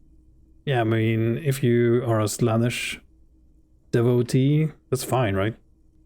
Bleeding nipples are kind of a pain, but how will deregulation help with that? Opt in, but only a little. I'm not even sure what happens here, but I'll probably get some research stuff. This isn't really helping me solve my money problem, man. What are you, a racist? Don't be a racist. What the? Be a cool immigrant, ultra-liberal free market advocate. Ride or die. Keep it street. What is happening? This guy's appropriating the emerging Boogie Street lingo as part of his sales pitch for the free market economy. Well, if not being an ultra-liberal makes me a racist, then I guess I should be ultra-liberal. Man, that's some ropey shit. You're trying to sound like a Boogie Street youth to peddle me this stuff, aren't you? Yeah. Ain't it cool, Ryder? Ain't it street? It's not. I'm not sure, I'm just picking what... Yeah, P's right. No clue. Very interesting, this game. There's gotta be a billion ways to play through this. Okay, what? Apricot chewing gum wrapper. A crinkled chewing gum wrapper. The worn label reads, Tutti Frutti. It smells faintly of apricots, with a barely noticeable twinge of cinnamon. Tutti Frutti, eh? You feel compelled to point out that there's nothing fruity about cinnamon. It's a spice derived from tree bark. Cinnamon's not a fruit. Can a used wrapper shrug? Seems like that's what the wrapper is doing somehow. This is not about flowers or bark. What is this about? Why are you looking at this wrapper? Why do we even care about this? Good question. There is no answer or secret phrase written on the inside of the wrapper. Yet you're drawn to it. Drawn by regret. Stop before you hurt yourself with the Tutti Frutti wrapper. Throw it away, please. I'll hang on to it. Hang on to it just in case. You never know. You carefully fold the wrapper into a square before putting it back into your pocket, lovingly even, despite the strange feeling of regret. Yeah, we're turning into MacGyver. Goddamn. Gonna take this gum wrapper, this mug, and this damaged ledger. Gonna fly into space, man. Hello again, officers. Have you come to admire my mural? Blah, blah, blah. Is that bed in the cold room yours? Ooh. Not only have you found my address, you've discovered my biggest secret. I'm a coal miner. Really? You're a miner? Miner, maybe. Don't you have a real home? Cool, I have other question. Don't you have a real home? Does anyone in a city like this? She replies wistfully, looking around. It's not the nicest place, but I guess it will have to do. It doesn't have to do anything at all. Nothing does. Like me. Right now, I'm doing nothing at all. Oh. The inspiration will come to her once hell is set loose on the streets. It's too calm right now. Really? You're a miner? Yes. I keep hoping a shaft will collapse on me. But somehow, it never happens. Yeah, you never know. One day. Shoot, Piggy. It's what you do, isn't it? Yeah, latest man. Okay. Well, I'm not sure. Ooh, what's this? Loot. Ooh, nice. Money. Ruination has come. The broken arches betray the once grand history of this building. It towered over the harbor until it happened. Form a guess about what happened. A great force from the northeast fired into the city. Heavy artillery shelled the coastline. Fired from the water. A straight shot into Revachol. The tenement acted as a defensive wall against the worst of the shelling until it was destroyed, and they had a direct firing line. Look at the ruins in the water. Those arches acted as support for something greater than what you see now. Okay, hold on, I just need to pour myself some water. Drinking not even close to what I should. Amount, that is. Only 3 stories stand where 9 to 12 once did. Restoration has failed. What the shelling took out was never rebuilt. Take in the ocean. The waves of the Martinez Inlet roll over the fallen remains of the building. The dark waters obscure the better part of the remains. What didn't fall into the ocean was used as scrap. What wasn't used as scrap was thrown into the ocean. Okay, who did this? This damage? A fleet, the combined armies of Occident and Grad, with Mesk volunteers, a 5-nation army, hundreds of vessels. They massed airships further down in the Bay of Revachol. The artillery was so powerful. The ships not only required gyroscopic stabilization, they were anchored into the ocean floor as well. Many are still there to this day. If you squint, you can just barely see the shadow on the water, far in the northeast. Cannons still ready to placate Revachol. Coalition warship Archer can shoot 50 shells a minute on 20 co-aligned archers. They will reach the city in 58 seconds. Hey Kim, do you know who shelled our city? The Coalition, but that was a long time ago. I think we should move on. It's chilly up here. Alright, time to go. Okay, what did we get now? We've already interacted with all this stuff here. I'm not sure what we need this for. Maybe just sell it, who knows. Alright. Did we... Yeah, probably picked something up. Okay. Okay, let's go back down. A lot of things to look through here. Oh. The sea below looks cold and winter grey. Someone has torn down the wall. Oh. Any food in here? An old grocery list on the table. And checks. What happened here? You can't foreclose on an apartment with a hole in the wall. It will still be accessible through the apartment next to it. That one didn't have a door. Sadly, nothing of great value remains here. There's always a little something in the fridge. Indeed. Oh yeah. Oh, nosepad and some buddy. Man, I'm getting rich.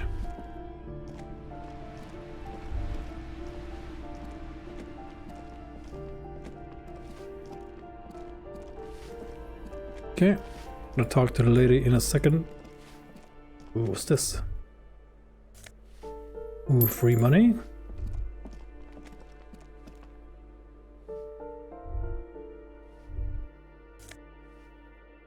What? $5? Hobo bucks. Ooh, shoes.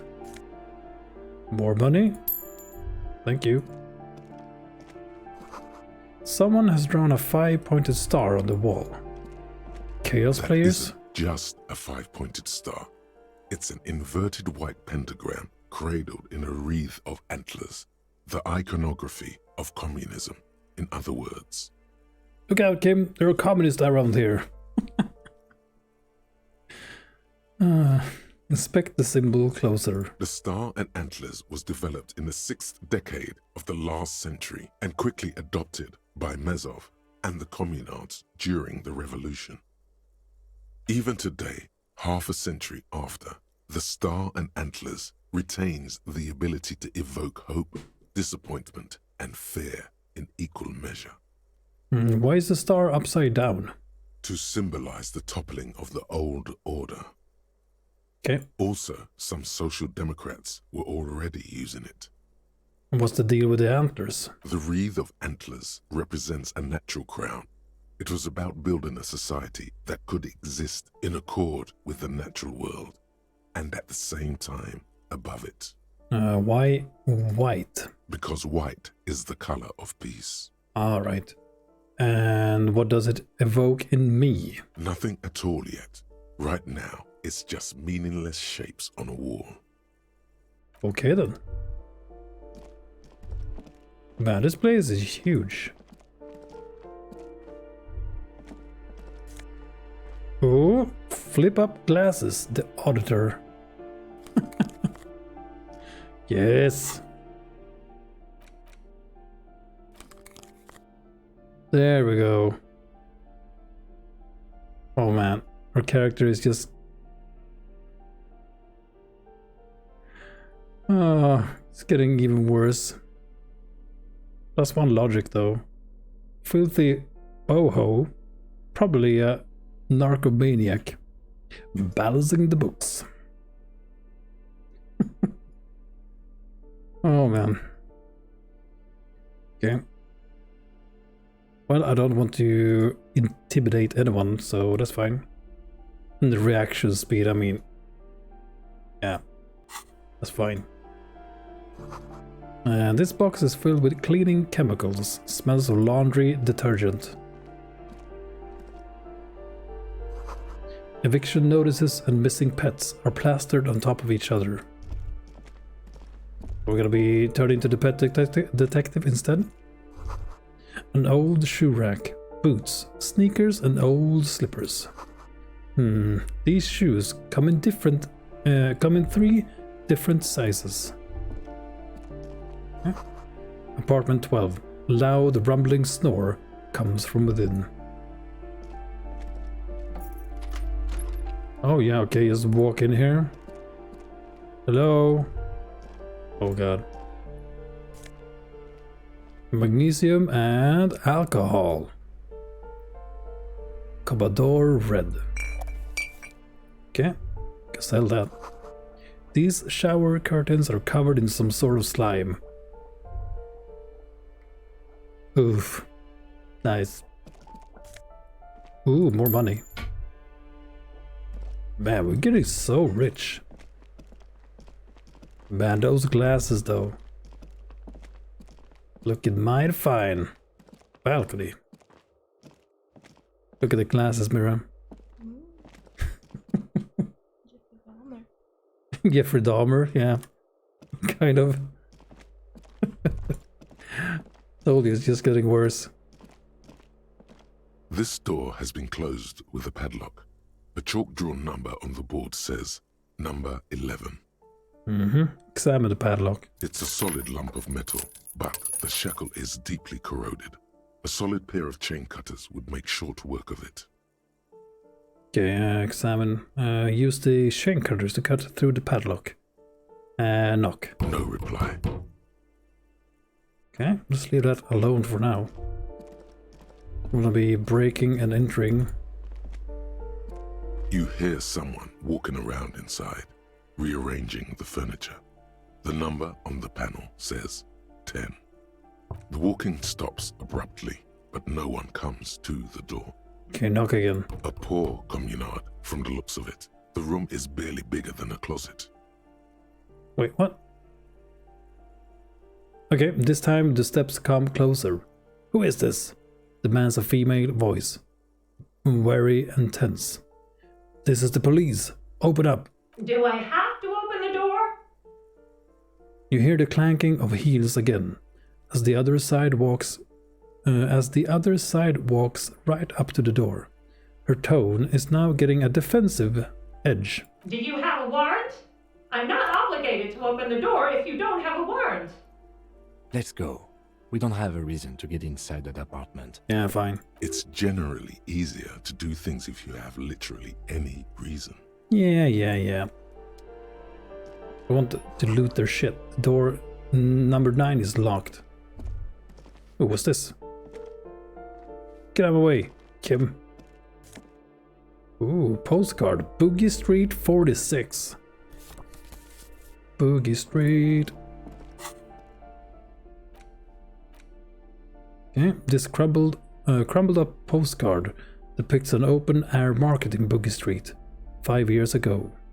A vendor smiles as dead roosters line his stalls, hung by their feet from canopy. Red blood flows onto the muddy street. Blurry shadows of people pass. Fuck, what now? Okay. There's booze here. Man, this guy. Okay, let's talk to the old lady, I guess. Give me a moment.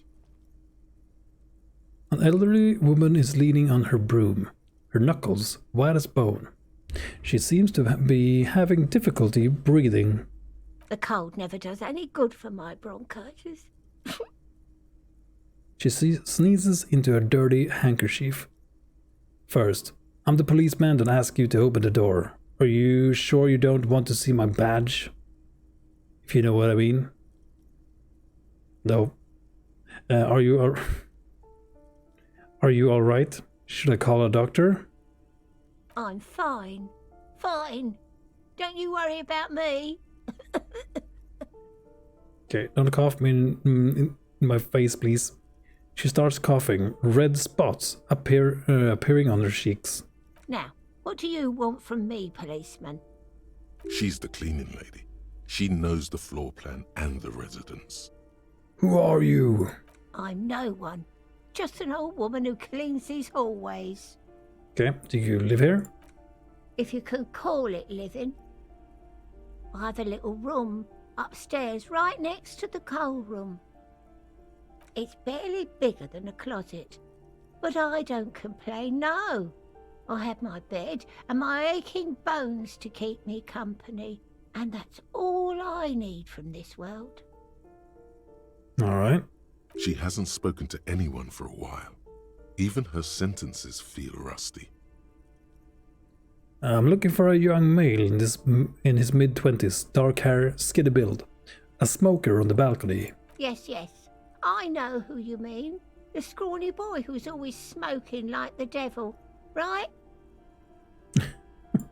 She looks at the other end of the hallway. Somewhere in the building, a child starts crying. You hear a radio tuned to a talk show and someone taking a shower. What's he in trouble for?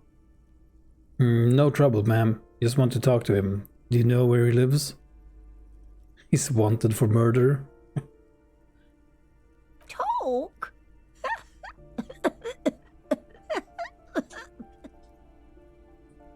She squeezes her broom, trying to catch her breath. What was so funny about that? He lives upstairs in room 28. Go to the balcony. It's one of those doors there. He's usually home in the evening. Okay, I'm just gonna save Mira's headphones from Louis the Cat. Leave those alone, dude. Thank you. Yeah. Okay. Yep, thank you. Right, back. He's usually home in the evening. Thank you. We should go check out his apartment on the balcony. See if he's home. Yeah, I have a few questions about those apartments. Ask away, policeman. Do you know who lived in the foreclosed apartment? The hell am I supposed to know? Another nut job, I assume. Okay. Why is there a hole in the wall in the abandoned apartment? Some lunatic lost his mind. All kinds of morons pass through these halls. Yeah, like these two. Who lives in apartment number 10? No one lives there. It's been empty for months. But I talked to someone through the door. Impossible. I would know if someone had moved in there. She pauses, eyeing the hallway. Goddamn. Eyeing the hallway. Maybe it's those countercultural people again. Breaking into a house like it's a public space. You're a policeman. Be good and take a look, will you? Sure, I'll go and see what I can find. Take it on. Great. Young people. They're worse than rats. You know, always littering the hallways with trinkets and empty beer cans. Yeah, goddamn kids. Get out of my yard. Who lives behind a padlocked door? Oh, that one is a scientist. A future scholar. Suddenly, the old lady's face is beaming. I think he studies astrology at the community college. Education's good. I always tell them to study. Astrology? Something to do with all those stars around his door. He asked me to leave his drawings up on the wall. Are you sure you don't mean astronomy?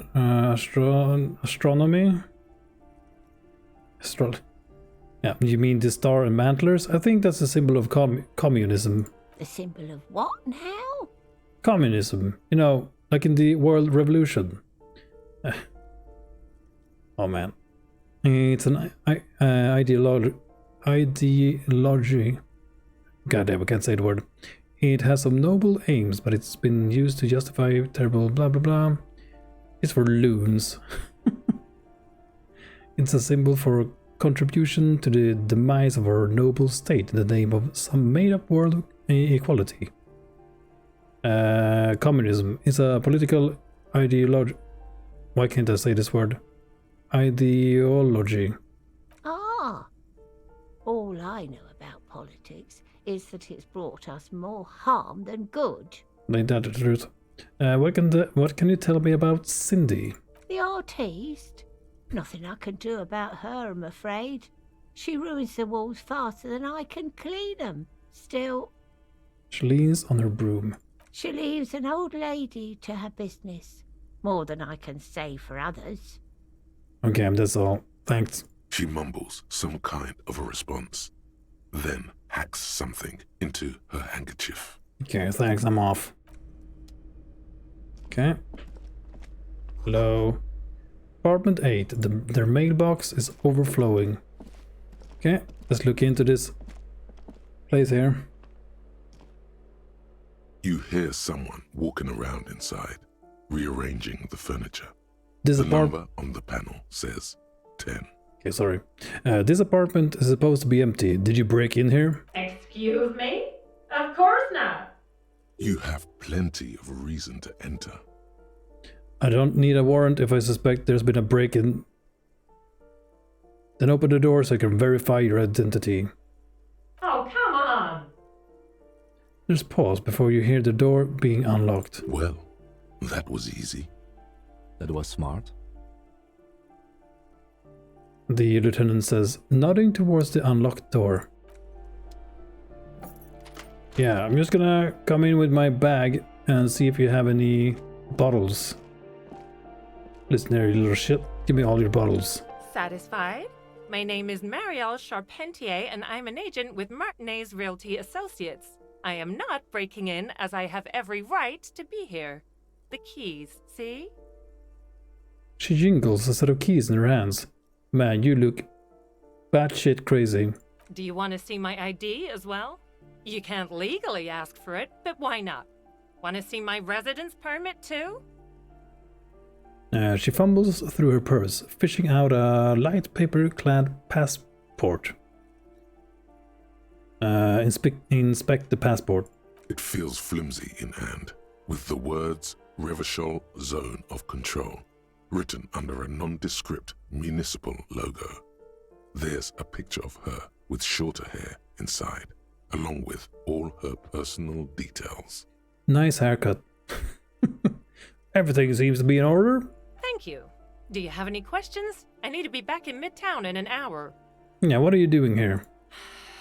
I need to get it ready for the next lease, but as you can see, the previous tenant completely trashed the place. Sounds like they knew how to have a good time. Reprehensible. Who lived here? I fuck shit up too. Who lived here? It was some kind of a moribund old man who used to be a business owner. You'd think they'd make rent. She stops, hesitating. But that was months ago. Anyway, was there anything you wanted, or is that it? I'm in a hurry. Who lived in the foreclosed apartment down the alleyway? Oh, that's another huge mess. The former tenant owes us 3 months of rent. 3. We closed the apartment and planned on auctioning off the valuables, but... Okay, hold on. My cat is fucking being a menace. Be right back. Håller du på med?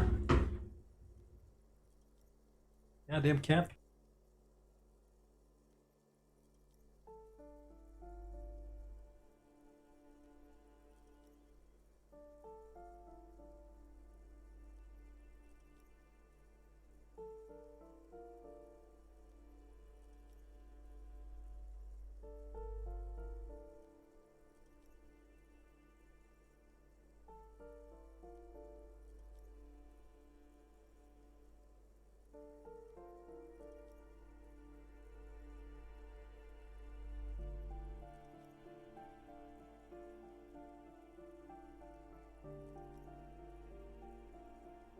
And I'm back. Sorry.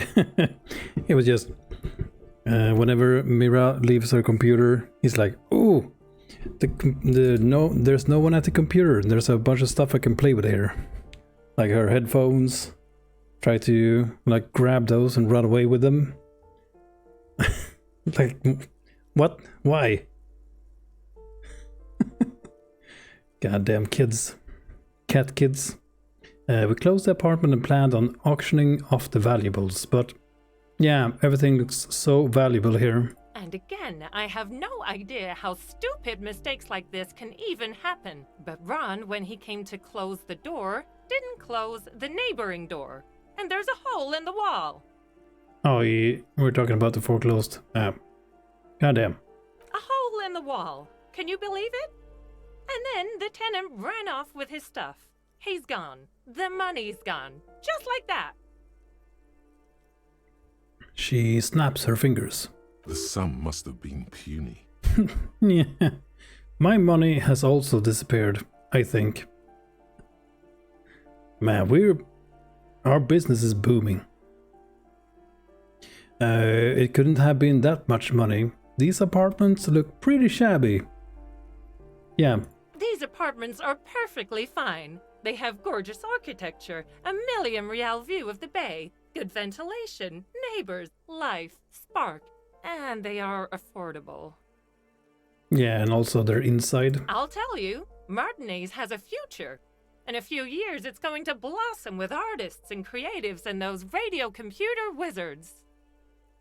The what now? The radio computer wizards are invested with magical economic powers. So wait, what happened to the wall? Don't ask me what happened with the wall. I have no idea how we're going to find the time or resources to fix it. Both apartments are now unrentable. Both. She's still shaking her head. Manicured hands now crossed over the chest. Okay, that's all. Thank you. Of course. She replies with a smile, but her eyes remain glazed over. She's been waiting for you to leave. Yeah, crazy eyes. Crazy eyes lady, get out of my way. A blister pack of medicine peeks out of the box. You should take it. Yeah, give me that shit. Get out of the way. Looks like a fine mattress. Yeah, better than the couch in the hotel room at least. Ooh, some black monk straps. +1 to indirect modes of taxation. The what now?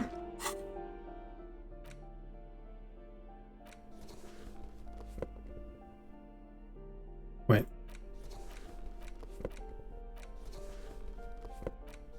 Okay, nothing.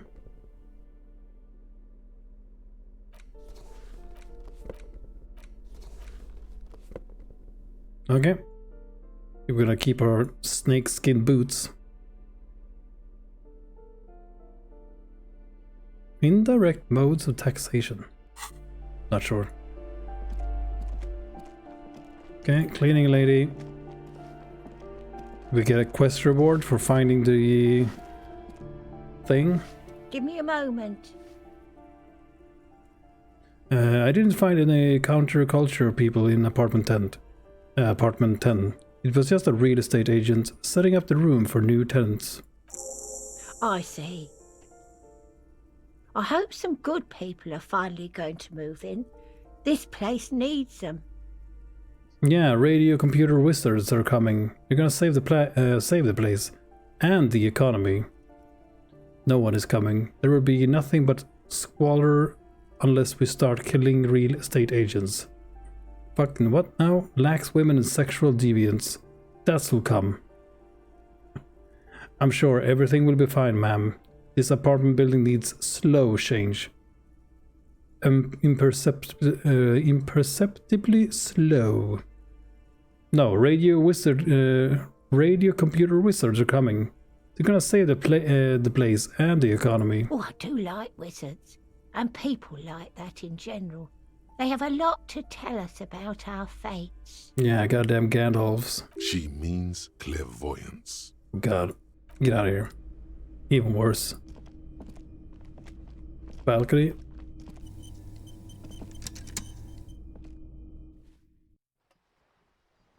Oh, we're back here.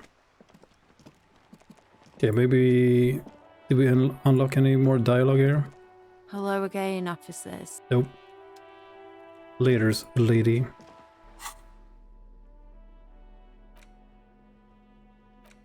Yeah, I'm not sure what we... So if we found the booze we're never gonna use. If I have anything to say about it. Okay, so the exit is here.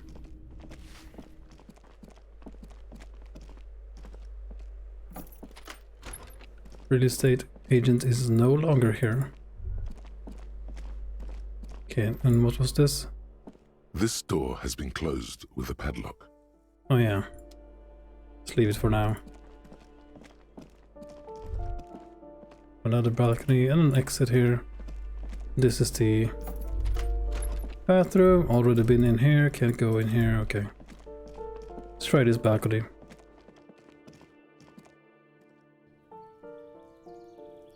What's this? The breaker box is full of cigarette butts and electrical wires.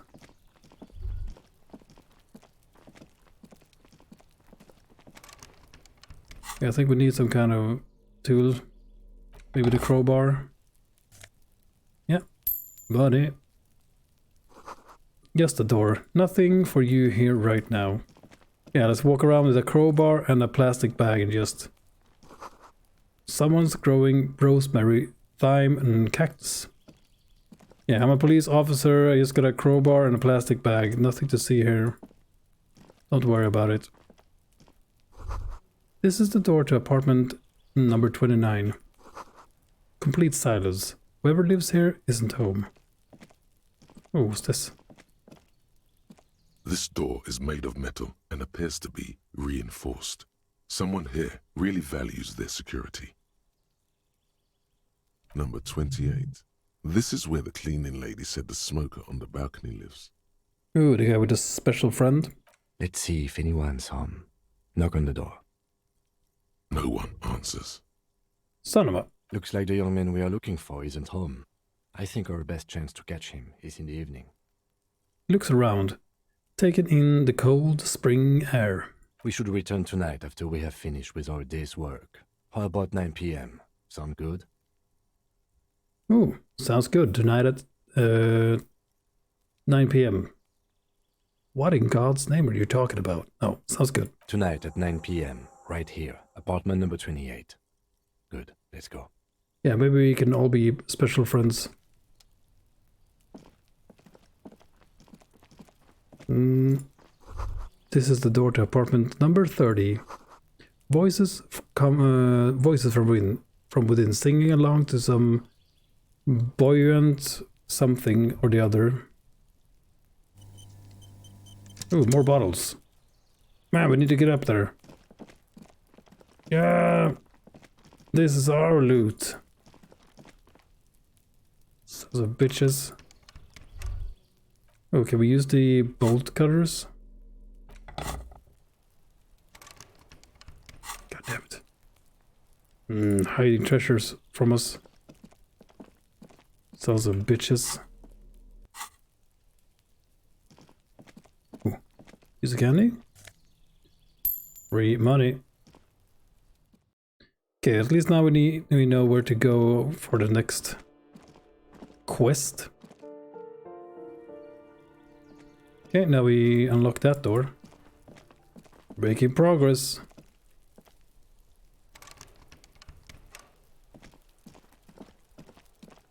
Okay.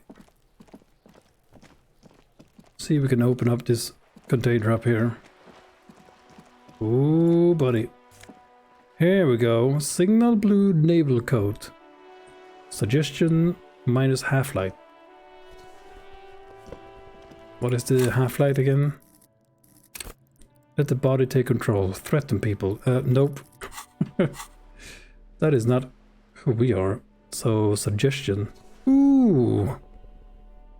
Looking fancy shit. This classic double-breasted coat suits everyone, including you. And if you ever find yourself battling winds at the helm of a ship, then the coat's heavy fabric has got your back, even if moths have left a few holes in it. Okay, I'm gonna be right back again. Just 1 minute.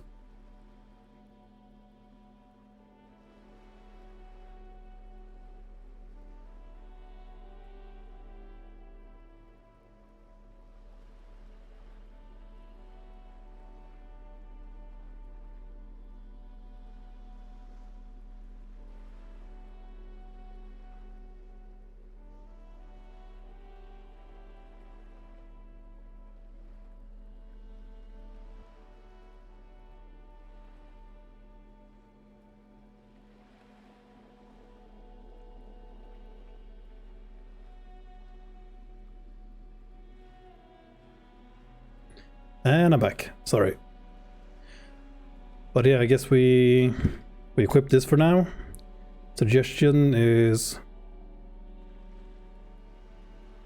Wait.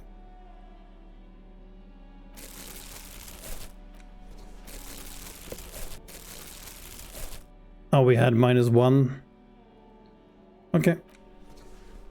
At least we offset that minus. But then we get minus this. I don't threaten people, so that's fine. Mostly.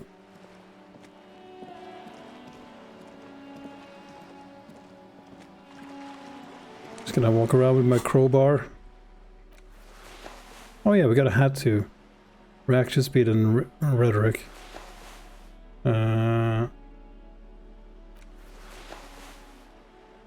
But again, this is just plus though.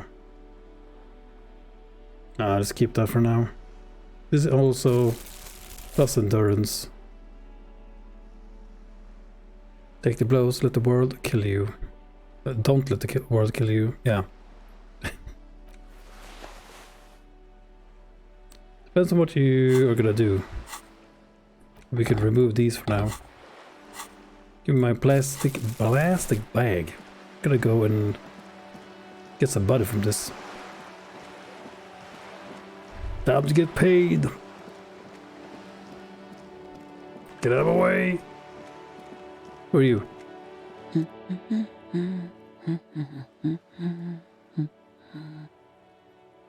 Hello? No ceremonies. Just hello. Yeah, hello. Hello? She nods, her attention fully focused on reading. Who are you? Me? No one. I'm just a working class woman. She doesn't really want to be disturbed that much. Mm-hmm. If she's such a working class woman, why isn't she working? Yeah, shouldn't a working class woman be working? Not all the time. Right now I'm browsing books. Even a working class woman needs something to read. Good. Good. I'm a policeman. I know you are. Okay. Everyone can see that. The rectangles. Point to his sleeves. Do you need the help of a policeman? Good then. Mm-hmm. She reverts her attention to the soggy books on the bookstand. Do you need the help of a policeman? What with? She tries hard to focus on the bookstand. Maybe your husband is missing? Watch her browse books. Her hands move over the book covers. The tips of her fingers look rough, stained with yellow. It seems like she has spent a lot of time at work, smoking. Yeah. Maybe your husband is missing? My husband? No, he's not. So where could he be? I don't know. At home now? Out drinking with his friends? Working? Where is this going, officer? So what I'm hearing is you don't really know where your husband is. No, stop being insane. Right, got it, thanks. She gives you a short nod and shifts her attention back to books. Okay, but maybe your children are missing. Maybe your cockatoo is missing. Okay. Yeah, we're gonna play insane in some other playthrough, that's for sure. That's all for the moment. I'll leave The woman before you nods and returns to her reading. I'll let you read. Goddamn, hello, kid. Every snowflake is like a little gift from the sky. Okay, who is that? Pointed a woman browsing books. Oh, that's Auntie Billy. She's nice if a bit distressed. Why is she distressed? I think she is a bad husband. Not very nice or helpful. Fucking told you, I could feel it. Okay, composure. Afraid of the curse. What curse? Okay, I'm going to deduce something now. You fail to deduce anything substantial. Well, that's life. She waits intently. I'm a detective. I deduce. You are very small. I deduce that you are a girl. Come on, Anyone would notice that. God damn it. There's no fooling you, kid. Okay, do we have anything here? Okay, let's talk to this lady again. Hello again, esteemed officer, and welcome to Crime, Romance, and Biographies of Famous People. Yeah, what if I want to buy a book? Goodness, you were already doing good, browsing the shelves. Why'd you stop? Don't you feel compelled? Go, go, get back there. The books await you. So what type of books do you have? Everything is on the shelves. Take a look yourself. Okay, She whatever. smiles. Get out of here. Still want to buy that board game. One of those days. One of these days.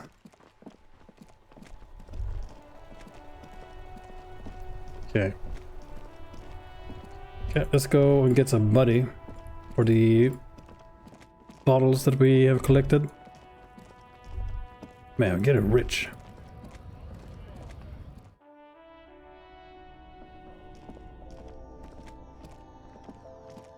The tear machine stands in the corner. Your bottles clunk into the machine, and the money. Do you know what you should do with that money, kiddo? You should buy more. Oh. Shut up, demons. What's the minus from the glasses? Authority, of course.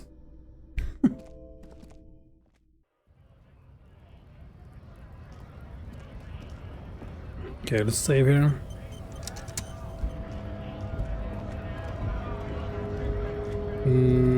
Okay. Right to work! Right to work! Shame on you! Okay, I think you may be able to help me decipher some tattoos. Take out the picture. Don't think so. Grunts, barely glancing at it. They were found on the body of the man who was hanged behind the cafeteria. Give him the photo. It was on your kernel.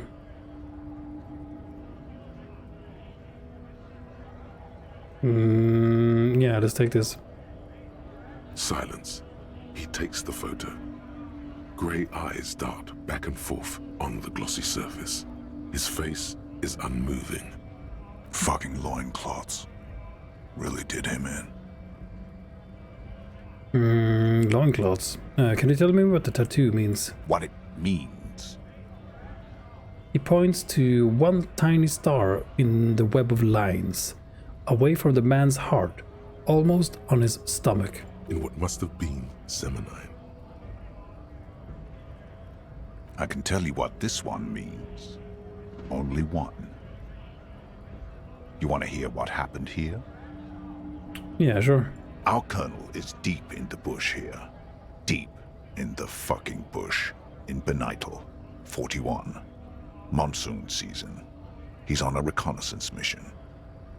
Benital is one of the inhabited islands of the Seminese archipelago near the Pale. Covered in jungle, it was anchor point for the Seminese nationalists in the proxy war held on the islanders' territory. He spent a month behind enemy lines, scouting kipped villages. Nothing but fucking bugs and snakes for fun. Men are getting restless. There's talk of switching employers. He licks his lips, not his limbs, his lips, as if drunk suddenly. With some strange emotion. This is about to get really graphic. Last moment to back off. Nah, actually no. Take the photo back. You knew him, right? I mean, who cares? What's the matter, militiaman? No stomach for it? This man was worth 1,000 loincloths. We're done talking here. Well, don't really need to hear it. I think we should maybe even get going now. Yeah, maybe. There is absolutely no need to push this any further. He clearly does not think poking the hornet's nest is a wise plan anymore. Are you a mercenary hired by Wild Pines? You don't have any tips on how to punch a guy out, do you? Say a really big race theorist guarding a button? No. Okay, well that went Okay. Got some experience for it. Let's talk to this guy. See if we survive it. Hola, wandering man. How can I help you? The measure head thing didn't go well for me. Could you help me with that somehow? Sorry. Busy surveying the situation. I'm sure you'll figure something out. You guys have all sorts of gadgets these days. Wiretapping, telescopic batons, futuristic circuit bending to infiltrate harbor machinery. Maybe you could even knock that Kowalson crane over using some remote controls. Or calling in tactical air support. You guys have air support, right? Turn to Kim. Wait. We have air support? Why didn't you tell me?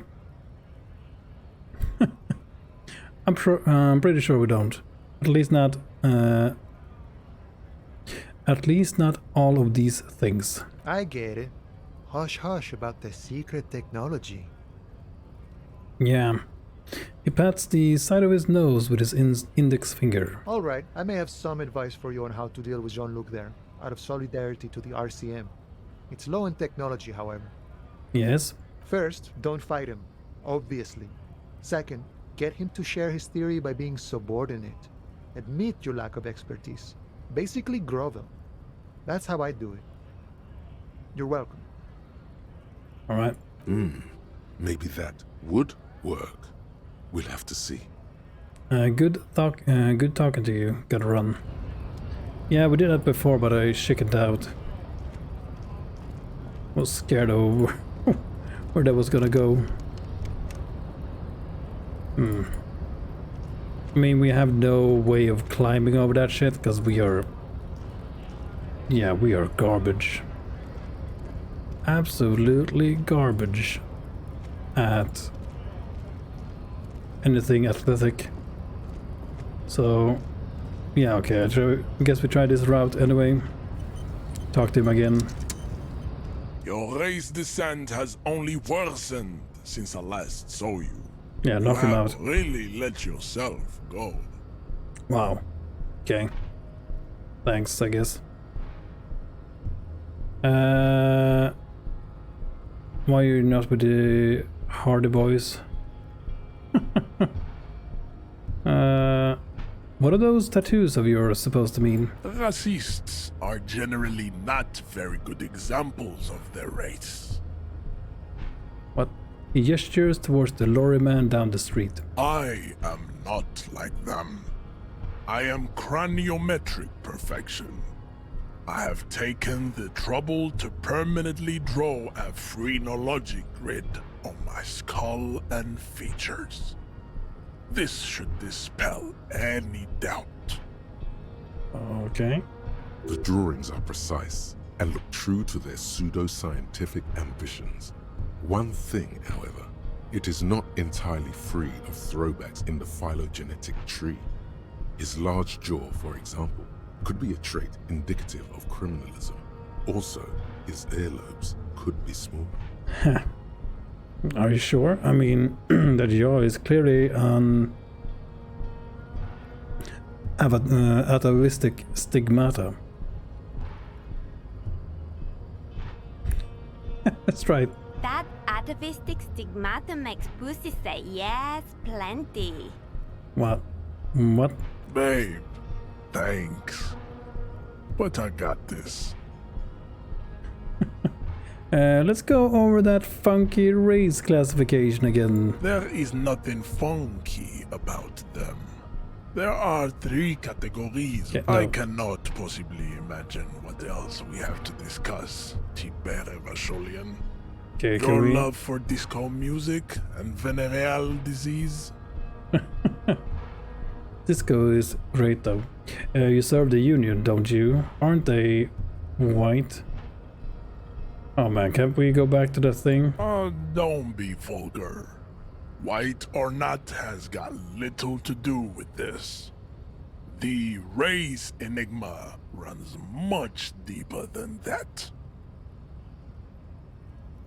I'm sorry, of course, I understand now. Deeper. Mr. Clare is a man of vision and means. He has the will to confront international capital. Something your race naivistic communists never did. I'm no communist. Of course you are, Revacholian man. The failure of communism to challenge the world order is the core of your race's fate. All around you, the fruits of its defeat. Individualism, rock and roll music, sexually transmitted disease. Above all, rampant multinational finance still reigning large. Tell me, where have you gotten your love of pathetic communism from? Degenerate youth culture? Rock and roll music? As I said, I'm not a communist. I don't know who I am, but that's one thing I know. Okay. Youth culture does not affect my thinking. Of course it does. You are a degenerate individualist and a rock and roll rebel. A pawn of international finance, just like the rest of your ham-colored race. Wow. I am not surprised you enjoy it so much. This has happened to many of the side products of the inevitable cultural victory of the Seminoles race. Oh man, this guy can keep talking about this forever.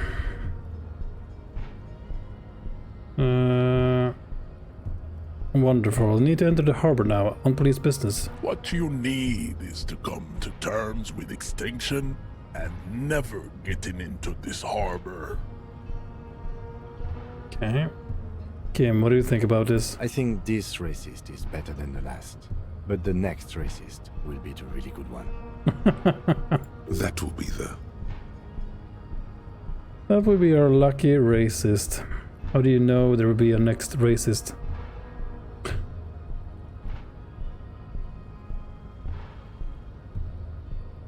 Okay, yeah, any of these are like... There always is. Yeah.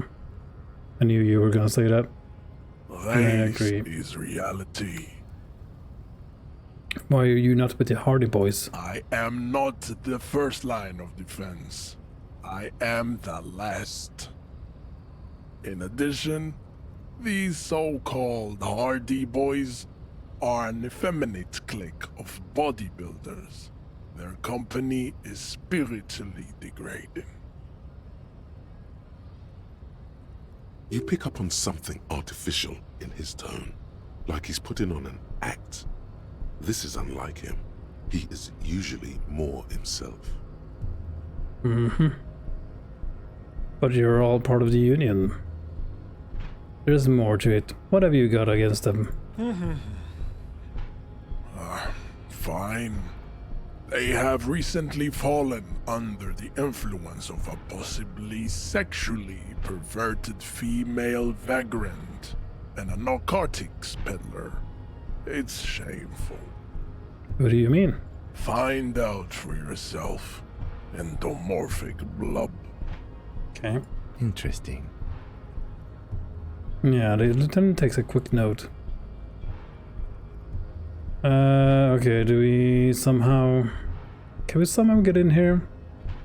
Funky race. There is nothing fun. Those Okay, are can we go through the this receding again? genetic pool has led the Vesper. The other We did this overproduction last night. as I'm proven not gonna listen by to the this shit Maun again. and the Mask. Occidental type A is in retrograde. What's the difference between this? Seminoles and the Areopagite are on the ascent. Fucking hell, what's the difference between the Seminoles and the other guys? Continue receiving wisdom. The Areopagites are sleek, long-headed. The Seminoles are powerful, mesomorphic. The former is an immutable progenitor, unchanged since the Super Isola of Pericarnassus. Ancient brains rest in their slender skulls. He falls silent, contemplating the beauty and the mystery. The latter is perfected and adapting. Together they form the Semeno-Areopagite or Simeopagite super race. That is all. There are no more type A races in the world. Okay, let's see if we can ask this. Chips CF are a museum of failed Okay, yeah, not better. would be cruel.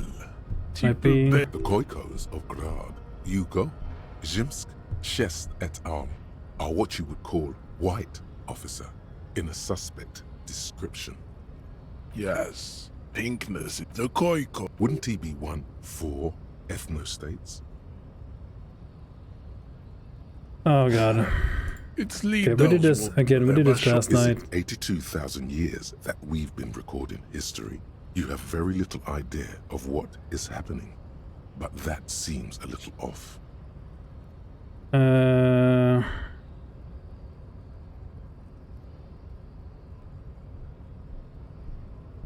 Oh god. I'm so not interested about this, but I'm pretty sure history hasn't lasted that long. The mysteries of the people of this planet are a tragedy that has played out countless times over, like a fever dream of skin, hair, and bone. Wake up, naive Chespius. Okay, go away, stupid political thoughts. The revolution came to Ravachol from the revolution. Enough of Tibet. Okay, we I can't. cannot possibly imagine what else we have to discuss. Tibet, Ravachol. Okay, apparently we can't get that option back. So, yeah, probably had to agree with him the first time. Hope we can still get past this then.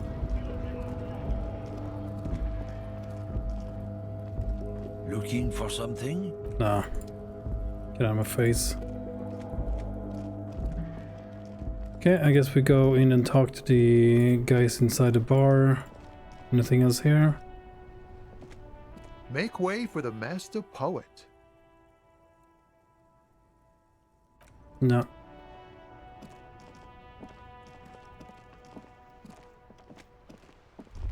Okay, let's try going back here, I guess.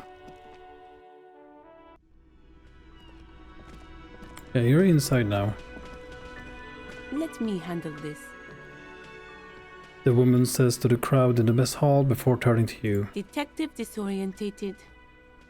Are you still wondering where you are? This is Martinez, in case you've forgotten. I advise you not to overstay your welcome. Okay. Her entire character has shifted. This young woman is cold as ice. You lied to me. You're not a gardener. That's right. I am not a gardener. I'm a legal counselor for the Dock Workers Union. She crosses her arms. So let's get to it. You're looking for Titus Hardy? You think he has information that will help you? Maybe he does. She points to the man on her right. That's Titus. Talk to him. But know this. I'll be keeping an eye on you. No strong arming. Nothing official. The District of Martinez does not recognize your authority to make arrests. It doesn't matter if you recognize our authority. We will make an arrest, if we have to. She says nothing. Her glare speaks for her. Why are you so aggressive? Aggressive? You make your living enforcing violence. These people are just dock workers. Yeah, right. So you were spying on us, and now you represent murder suspects. Just dock workers. Listen, you moral intern lackeys. You're a mob, enforcing the unlawful privatization of Revachol. 20 fat men in the Occident are stealing it all, and you're their bodyguards. Fuck yeah. The tall, broad-shouldered man takes a sip of his beer. So ask what you came to ask, or get back to your commanders. The privatization is not unlawful. It's cool and funny. I don't know where you heard that, but it's wrong. The RCM is principled and strong, unlike you socialists. Yeah, let's do that. Let's ask those questions. Let's. What's your role in all this? Like I already told you, I'm a legal counselor. Do you have hearing problems? Fuck you, lady. What if I want to talk to you, not Titus? What you want is of no significance, officer. Don't test your authority. In Martinez, you are no one. Okay. Rude. What are you going to do to me? Lieutenant is not satisfied with the approach. What are we going to do to you? It's a cold laughter devoid of joy. The Union isn't going to do anything to you. It is not a crime syndicate. It is a labor organization. Goddamn right it is. If anything, it is the RCM who do things to people. But we digress. I should talk to this guy then. Get him away. This is where you say your bit. Okay. Broad-shouldered man points at you with a beer can. Detective. The lieutenant acknowledges you with a sharp note. He's leaving it to you. We need to talk about the man hanged out back. Oh, this is about him. A real looker, that one. You're sure taking your time, waiting for him to get ripe and pretty for you, huh? Oh, he was a real pretty boy by now. Real hot stuff. Letting out that pretty boy smell. Time to go to work in the shit factory! Easy, boys. These janitors have a hell of a job cut out for them. I mean, I wouldn't go in there for $1 million. Slaps his forehead. You might want to start asking your questions now. It's not going to get better than this. Do a head count first. Connect these men to the tracks you saw in the yard. Chances are they're going to match. Yeah, scan the room. Starting from the right. Boot size 44. Blonde man. In his 30s. Overbearingly masculine. Sitting on his right. Standard working boots. Size 45 or 46. Eldest in the room. Probably mid-50s. Smoker. Quiet. Across at the other table. Hobnailed working boots. Size 43. Gang tattoos. Mesk or Sarah Mauritian. In his late 30s, early 40s. He spent his youth in Villa Labos, a housing project in the Jamrock Quarter. There were incarcerations. Hard to say what else. The ink is fading. And then, standard working boot. Steel reinforced toes. Size 46. The big dick. Wide at the shoulders and lean at the hips. Rugby cap. Fingerless gloves. And numerous scars. A little under 40. The emblem on his vest says Rowing Club. A little patch below it reads T. Hardy, Captain. In the far corner, standard working boot. Steel reinforced toes. Size 44. 40-something. Non-alcoholic beverage in hand. You squint. Is that a plectrum?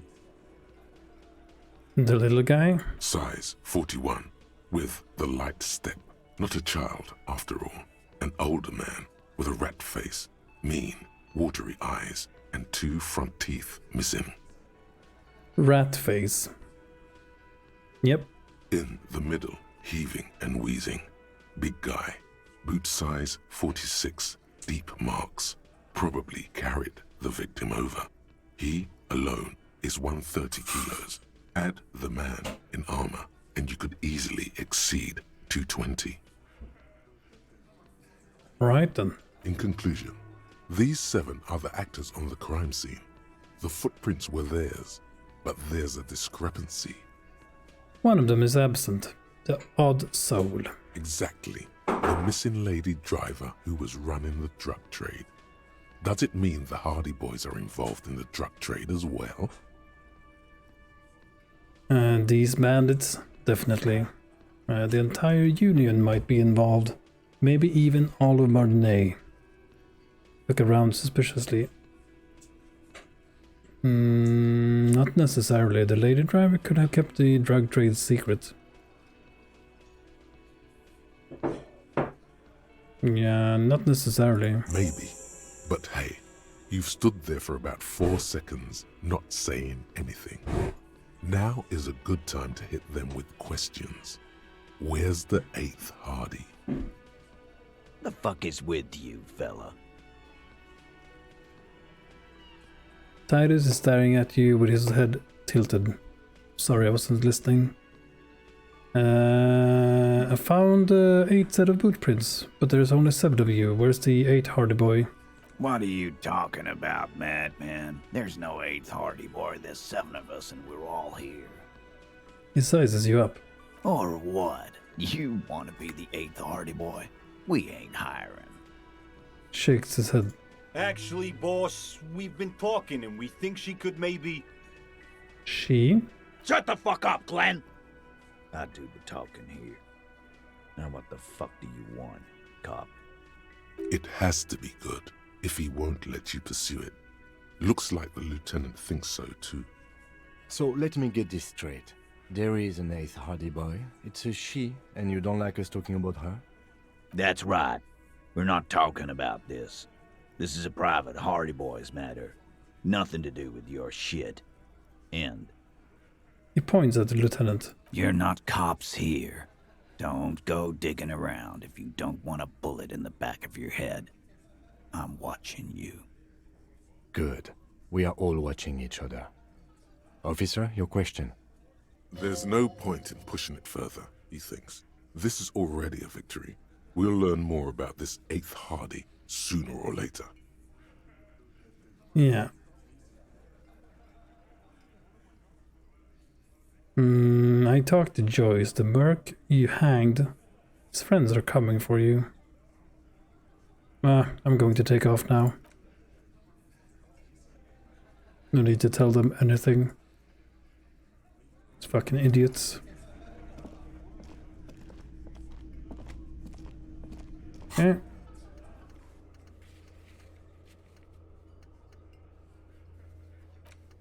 Oh yeah, maybe we can go back to the car, by the way.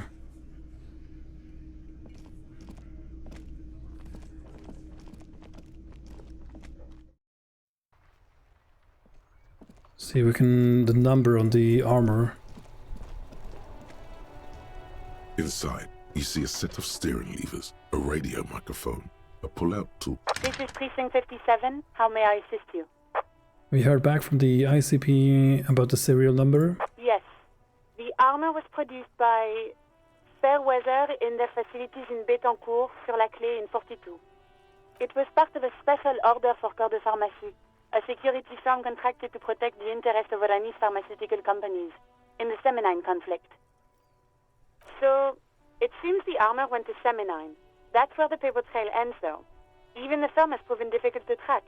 Corps de Pharmacie has been renamed several times over in the years since the armor was issued. And I'm guessing one of its name is Krenel. Yes, that is the most recent name the ICP has been able to connect to the CBP. And the one before it was Downwell. I also have one called Sediment, but I think that might be a different contractor. No, they were called Sediment. And Somatosensor, it seems. All that during the last 9 years. Alright. A suit of armor like this would have been manufactured with a particular person's physique in mind.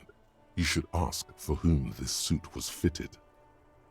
A suit of armor like this would have been customized to fit the wearer. There must be a record of the person to whom it was issued. Yes, but the ICP tends to be reluctant to share private sector records. I could try to talk them into it, though. This is a fun challenge for her. An opportunity to contribute beyond doing her job by rote. She'll gladly put in the extra effort for Team RCM. Yes, thank you, officer. I really appreciate your efforts in this case. Glad to help. Call back tomorrow. Hopefully I'll have more for you then. Okay. Done on the radio for now. Over and out. In the cabin, you see as... Okay. Another step in the right direction on that. Yeah, confront the Hardy Boys.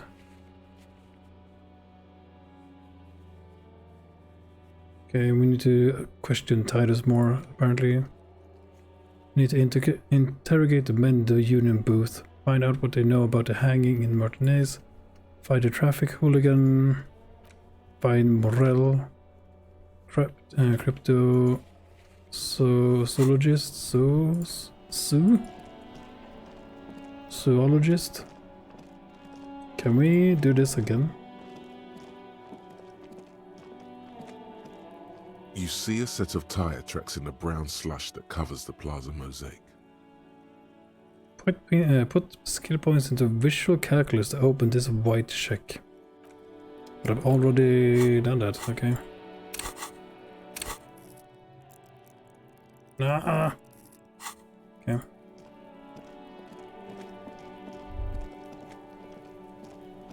Okay, do we need to go back in again? Is there anything else I can see here? The man before you is naked, but for a pair of underpants and white boots. I have a skill check, but we can wait with that.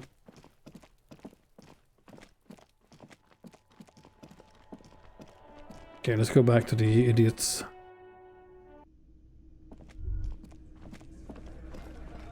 Looks like the circus left town, but the clowns are still here. Titus does not look particularly happy to see you. The man hanged in the backyard, did you do it? The pretty boy. You guys really love talking about that pretty boy. Funny. But my partner and I have a serious matter to discuss with you. Why is there a container belt around the dead man's neck? Container belt? Like we use in the harbor? Yeah, why? Because we took it from the harbor where we work. Then we went out back and used it to hang him. We did this together, all of us, until he was dead. That's why there's a container belt around his neck. So you just confessed to murder? Goddamn right. No. These 7 honest men have equally come forth. They told you what happened, so that you don't waste any more of your time. Okay. All 7 together. They're diluting responsibility. It's an anti-arrest tactic. When did this hanging incident occur? You don't have to answer any of his questions. The fixer turns to remind Titus. I know, Lizzie. Relax. We killed him last Sunday night. Seemed like a good way to end the week. How long had you known the victim? Known him? We don't associate with scum like that, asshole. Okay. Yeah! Who do you think we are? Ratface? Quiet. He came around about 3 weeks ago when that Pines cow first sailed into town. Happy? By the Pines cow, you mean Joyce Messier?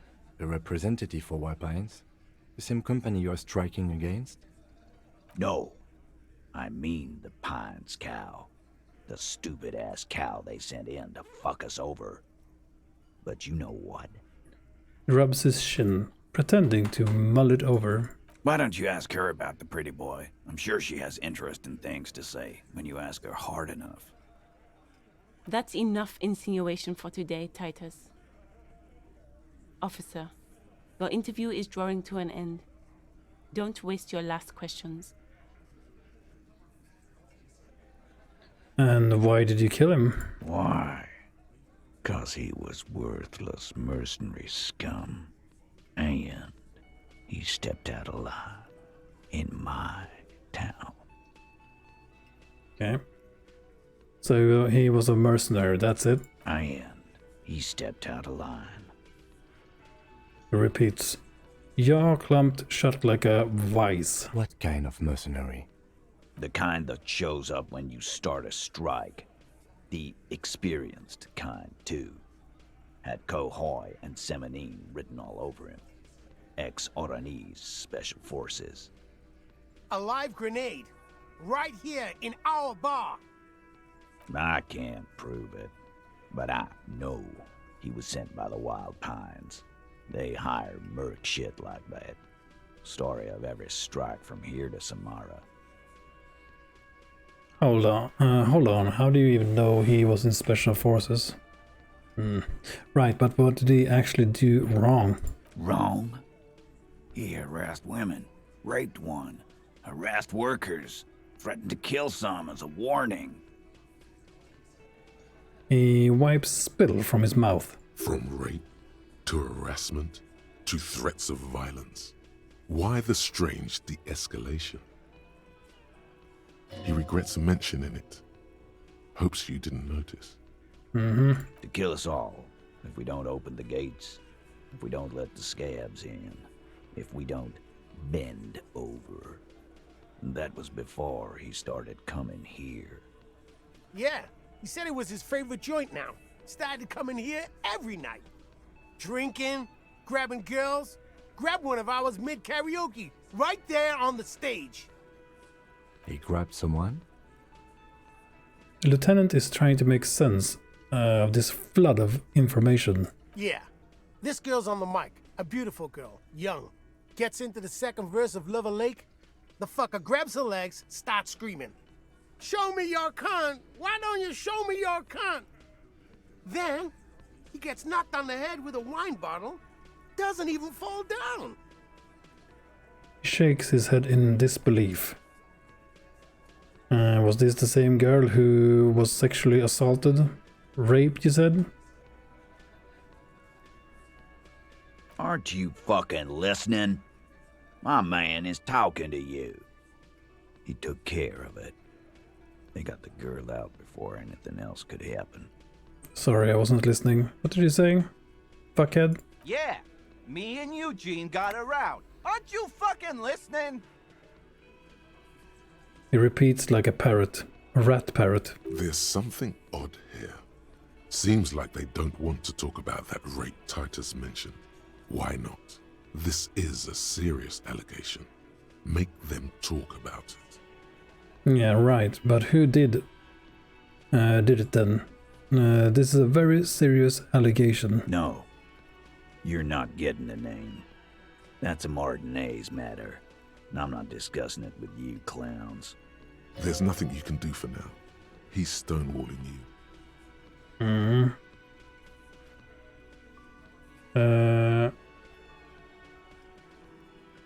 Who called the shots that night? Are you deaf? There will be no singling anyone out. You can't arrest a Hardy Boy without arresting all Hardy Boys. So arrest all of them? Do you think you could do that? Do you think you could arrest them all? A shadow of a smirk passes her lips as she tilts her head. A trick question. Don't let her lead the conversation.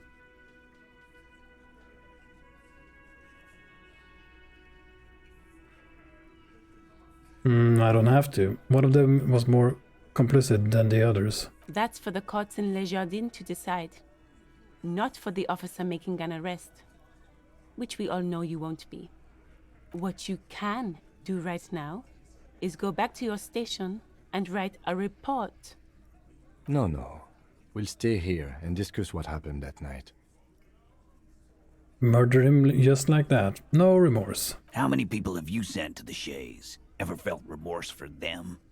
3. Chaise électrique is the method of capital punishment in Revachol under the Coalition. During the suzerain's reign, it used to be the firing squad. Or send them to Reunion to rot. For 20 years. For life. He says it as if it were worse than dying. What we do is different. We enforce the law. You just kill people like it's nothing. Honestly, I drink so much I can't really remember anyone I've sent behind bars. Nah, you just kill people like it's nothing. But you see, a lawman, is something people agree upon. And here in Martinez, we agreed that this man had to die.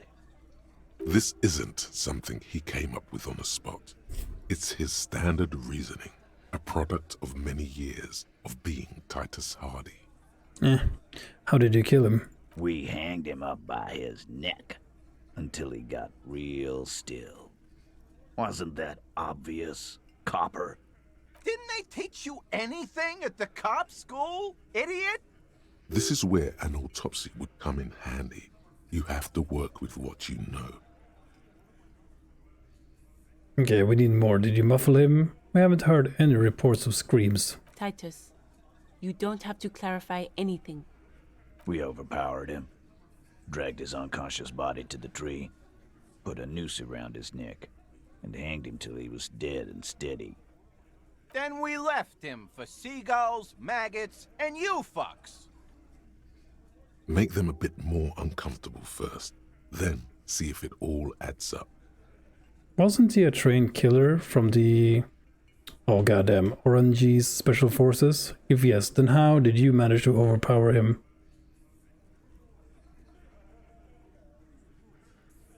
Where did this overpowering happen? Weren't you fucking listening? The fucker came to our bar. It happened right here. This one has a distinct style. He puts so much whiny emotion into everything he says, it's hard to see if he's lying. But he could be. Yeah, he's talking like a fucking rat. With numbers, asshole.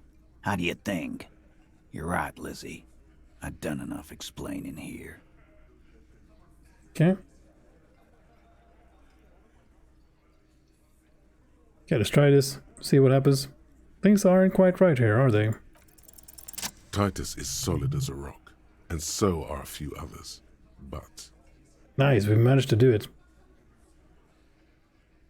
First, tell me who's solid. Elaine, who looks like he might be Titus's right-hand man, the least antsy of the bunch. Definitely not his first time being questioned by the police. This little rat-faced fellow is solid too. Always fidgety, yes, but no change there. Him neither. Mostly keeps to his tomato juice, or whatever he's got there. And who's cracking under pressure? Yep. This one. He's sweating profusely and has difficulty breathing. They've kept him out of the conversation thus far. Definitely the weakest link in the chain. Hey you, turn to the big guy. You having trouble breathing over there? No. He looks up, startled, his forehead shiny from sweat. A few coiled locks? Oh yeah, are peeking out from under his warm woolen hat. Of course he's having trouble breathing. Just look at how fucking fat he is. Man. The man next to the big guy burst out laughing. Fuck off, Shanky. Angus is a powerful guy. All muscle. Keep your eye on this powerful guy. Sooner or later, he's going to break like a piece of twig. There's something you're not telling me. And fuck you too, Copper.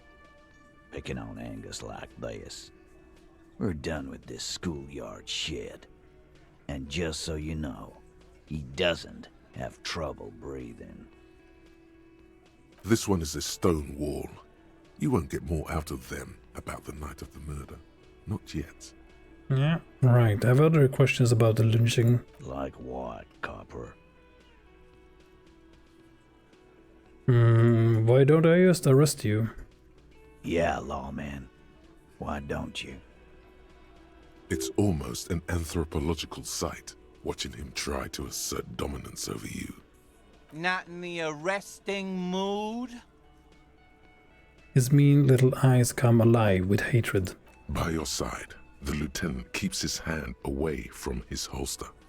You hear the nylon of his coat hiss as he steps closer. Easy. Walk back from the provocation. They're armed, and they outnumber us. The lieutenant tries to establish eye contact with you. Okay, easy now. Let's just talk. Wise move. You made the right choice there. Now make another one and get the fuck out of our booth. We're not gonna do this again. So, what are we gonna do now? Nothing. Your investigation here is done. Leave Martinez, go back to your stations where you belong. I think we're going to stick around, thanks. Some things don't add up here, Titus. Lieutenant closes his notebook. I've done this job for long enough to know that people don't just confess to first-degree murder, even if it is a group responsibility. We're going to look into this. Good luck with that. You've heard everything a rent-a-cop is gonna hear from us, real law officials. You're lucky you didn't get a beating.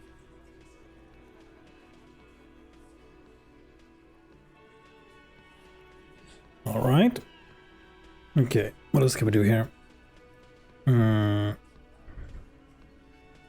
I talked to Joyce. The merc you hanged. His friends are coming for you.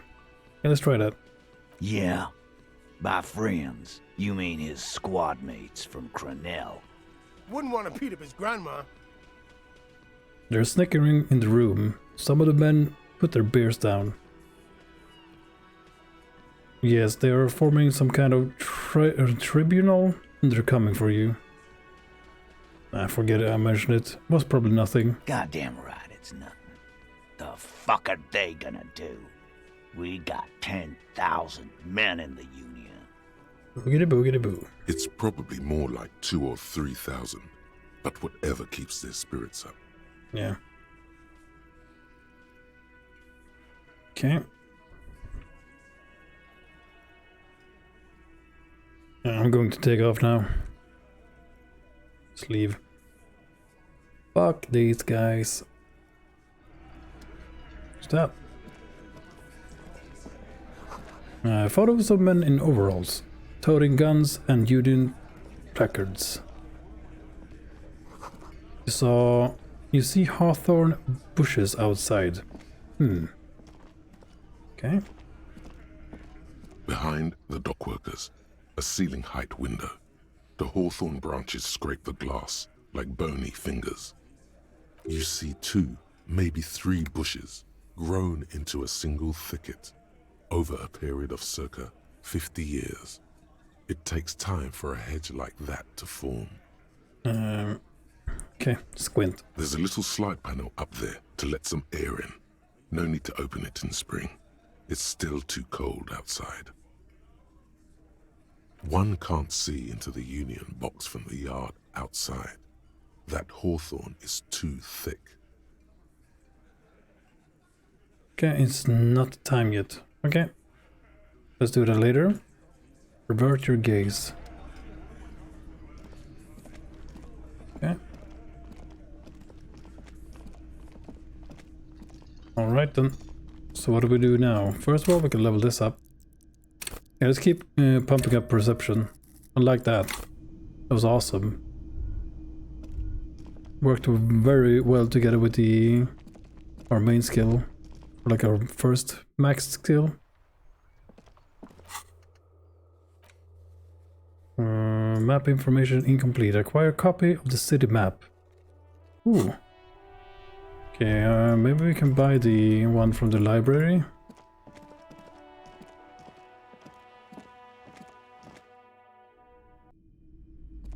Maybe?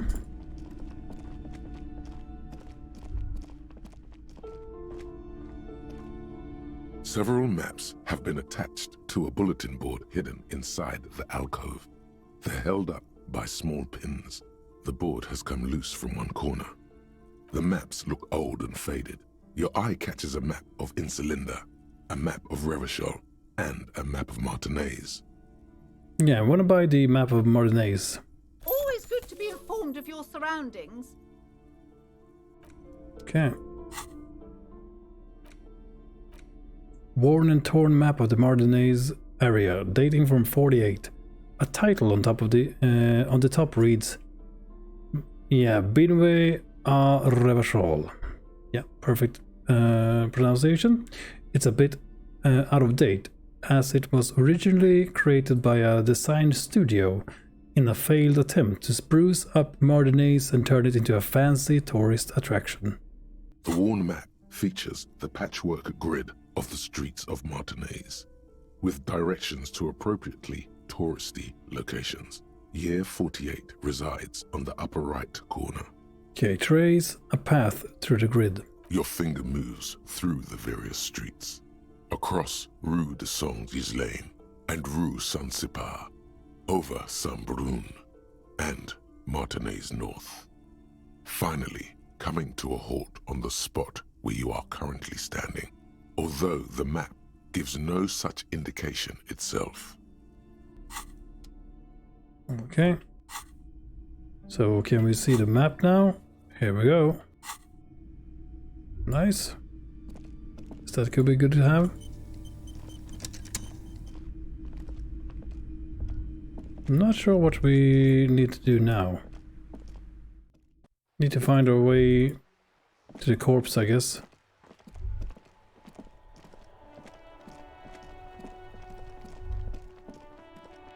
Okay, so do we have a map now? You are here, okay.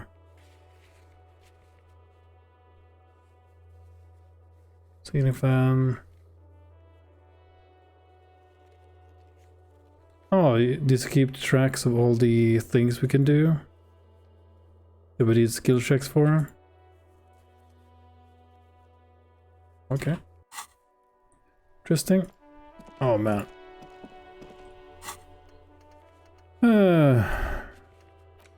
Okay, we need to do that tomorrow. This is also tomorrow.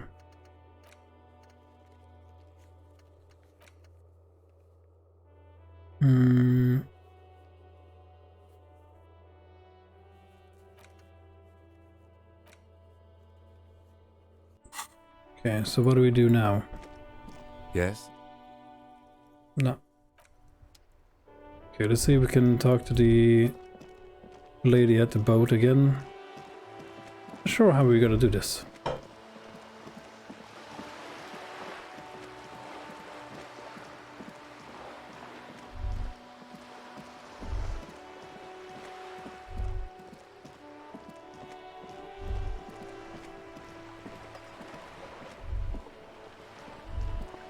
See if she has something else to say here. You're back. Good. What can I help you with? Nope. Okay.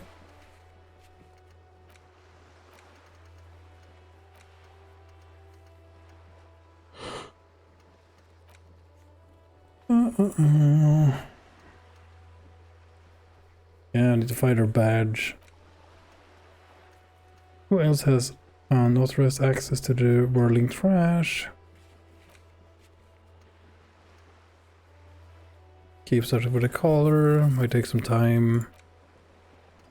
Find a way into the secret passage. Sing karaoke. Get a reality lowdown.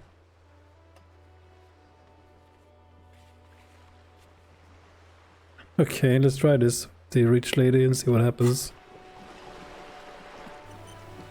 That was actually a quest, apparently. You're back. Good. What can I help you with? You seem smart. I need someone to give me a lowdown on this reality we're in. This reality? She pulls her hood closer around her neck. Yes, reality is your side case. An experimental side case. It's related to the medical episode. I have trouble remembering even the most basic terms of reality. Let's try this. Ah, yes. The episode. Sounds like an acute case of encephalopathy, now that I think of it. She puts down her thermal cup and looks at you. Don't be phased, madame. He functions perfectly well. He only needs a lowdown on all of reality. We may be here a while then. Ask away, officer. I'll help however I can. All right, we're in. I know these all look good, but begin with the first, okay? Where are we? We're in Martinez, baby. baby. What is this and what is Martinaise? Martinaise is a district of Revachol. A very small district tucked away near the industrial harbour, north of the 881 and Jamrock. You would be excused for not knowing about it. Unimportant, they say. Forgotten, even. Shelled to smithereens during the Revolution. It has its charms, just not this time of year. Tell me about another, perhaps even more fundamental aspect of reality. Okay, that's Martinaise. What's Revachol? Revachol? Revachol is what you call a city. What kind of city is Revachol? The great kind. Ooh, what makes Revachol great? History detective. They built this city to resolve history. Our part in it, at least. Our centuries. Okay, who built the city? The nations of the Occident, or migrant workers from Semenine and Ile Marat, depending on your creed. Okay, and when was Revachol built? In the DeLorean century. 380 years ago. And why will it resolve history? They say it's where the terrible questions of our time will be answered. The tensions are highest, the fault lines deepest. By that I mean conflicts. Ideological conflicts. The stuff of men. Why here? We are standing on a fertile, self-sufficient island able to sustain up to 200 million people in the middle of the Insulindic Ocean, the world's connective tissue. It's where the money is. Of course, the money. So we're in an unimportant part of an important place. So we're pretty much at the center of the world. Oh, we're quite a way off. About... She points across the water where the skyscrapers rise. A sparkle of lights on the horizon, like morning stars above the curvature of the planets.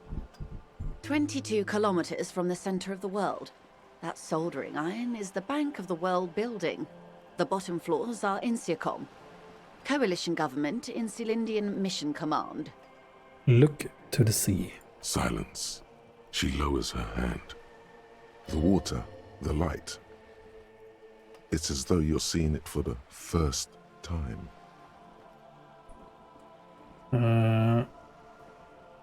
Where are we? We are where we are.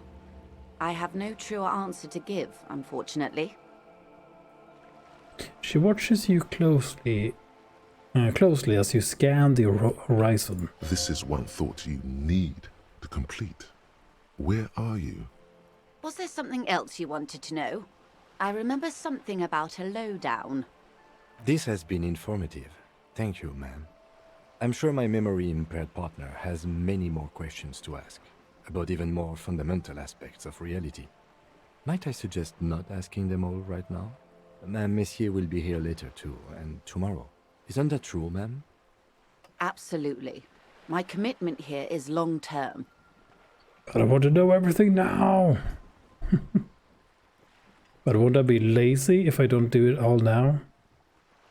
No, you're right, Lieutenant. I'll continue later. It's better not to eat all your candy at once. Okay. Indeed. I'm always at your service.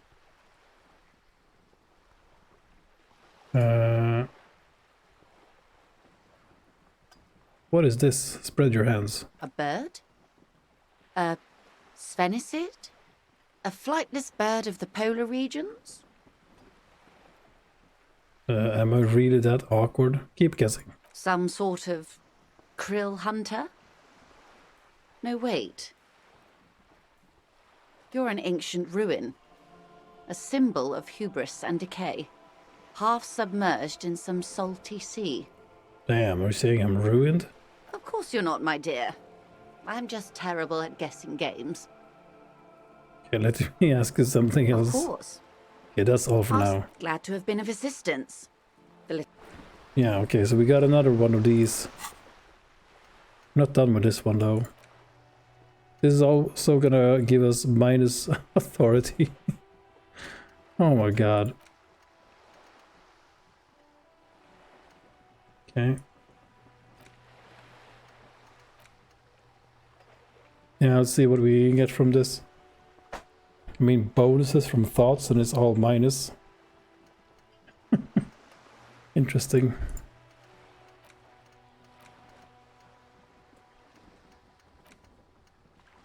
Yeah, it's gonna be interesting to see what you get from all this stuff. Oh god. Smoker on the balcony. Find money for rent and pay Garth. Getting the hanged man's boots. Track down your gun. Find the armored gloves. Okay, we need to get across the thing. That's gonna be on Wednesday. Okay, we just need to find a way to get the body down.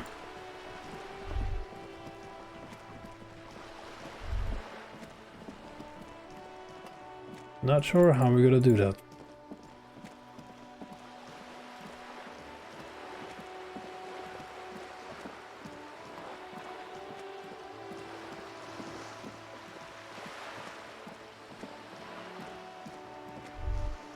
Okay, let me use this, see if you get anything from it.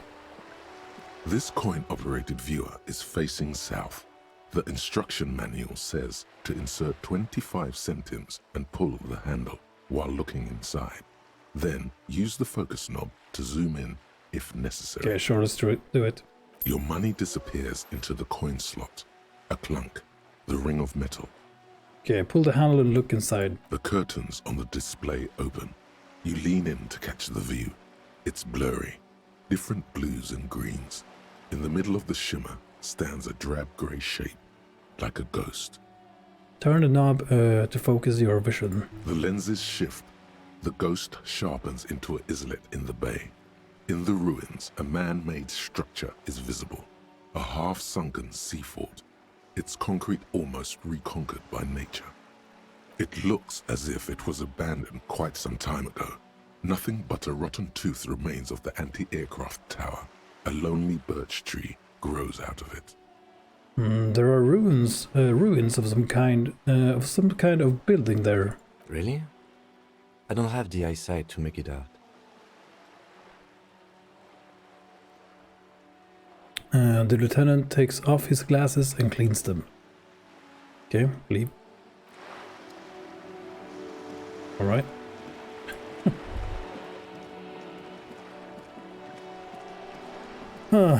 All right. Anything else with these guys? The purity of snow always reminds me of the purity of... Not right now. Oh, something Officer, here. the mere sight of police... Okay, we have something here.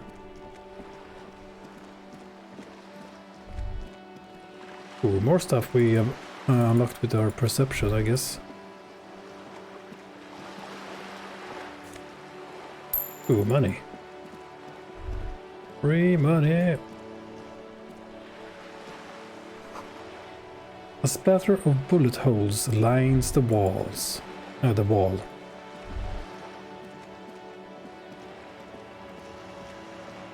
Glad I put points into the perception. So many things you get to see with it.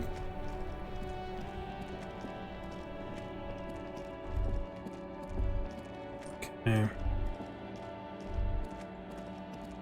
Yeah, I'm not sure. Not really sure where we need to go next. Other than having to wait until tomorrow to go south.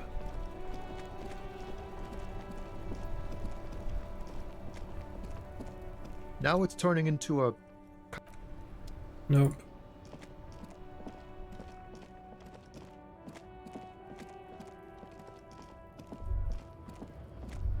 And we talk to this guy again.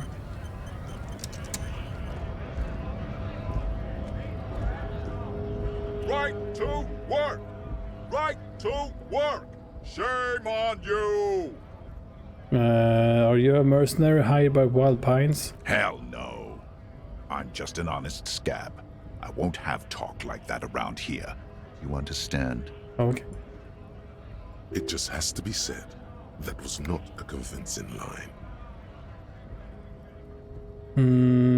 Say very quietly, if there are tribunal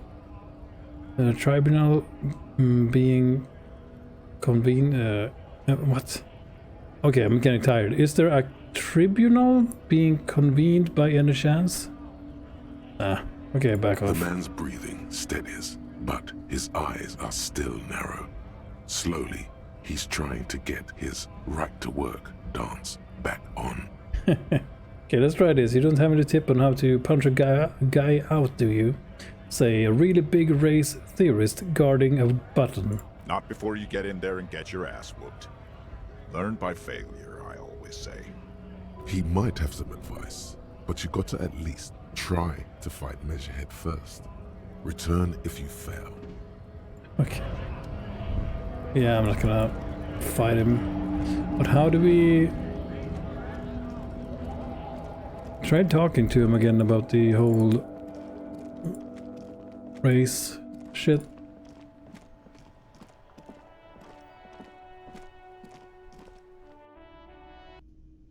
Okay. Save her again. Talk to her. I've got nothing to say to you. Why are you wasting your time? Are you the hardy girl? I am not. She says dryly. You could be Liz. You could be anything. You could even be a model. Even a mod? Glenn, I went to law school. I am an attorney. He's right. With a face like that, she could be on the cover of Le Debutante International. Get a grip, Glenn. She went to law school. Okay, let's change the subject. Please, do. Yeah, I don't care. It's not her. She's not a hardy girl. Definitely. Okay. So let's see what happens. Looks like the circus left town, but the clowns are still here. Guess what? I've connected you. No.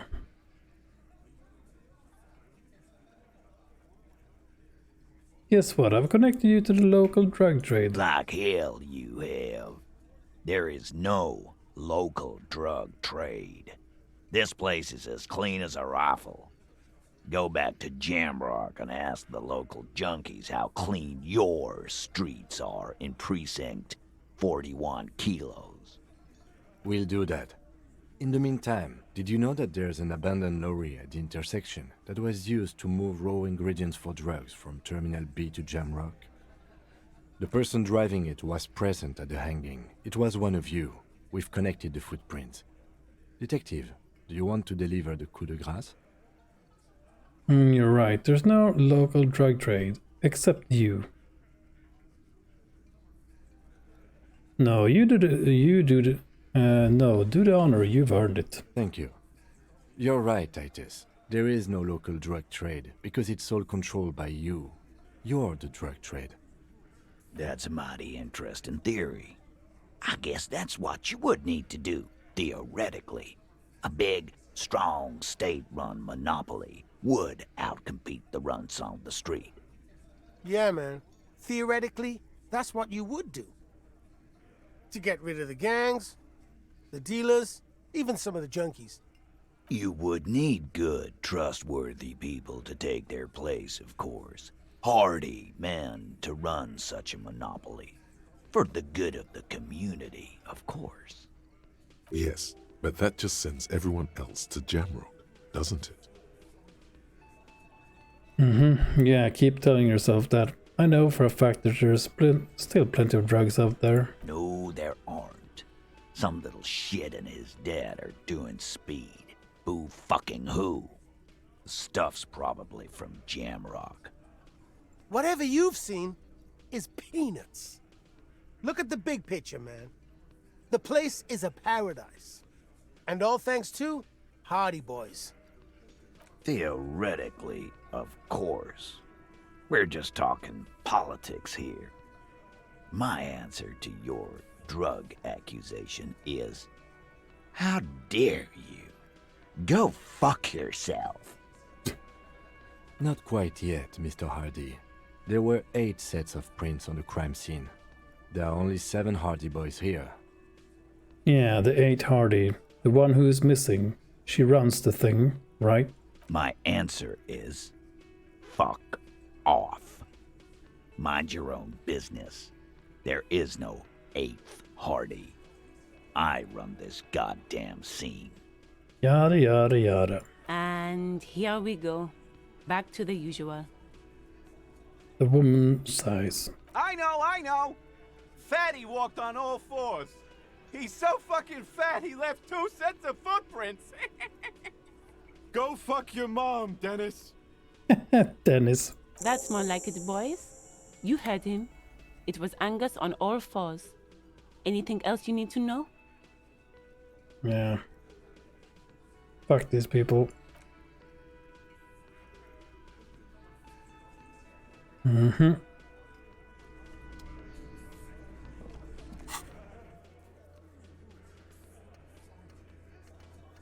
All right. Done that. Prove your authority. Yeah, that's gonna go well. Getting the body down. Somehow make it so that the bloated corpse isn't up there anymore. Shoot it down or ask for help. Do something. You're a cop. Oh my god. Okay. I'll have to figure out how we're gonna do this. You see a heavy steel door with a prominent dimple lock. Okay, it's touch. painted blue. Touch the door. The cobalt blue surface feels rough to touch. The stainless steel door is flush with its frame on every side. It leads to a side building, adjacent to this one. The old building next to this, half ruined. Whatever is behind it must be older. Try to push on the door. The door does not budge. Okay.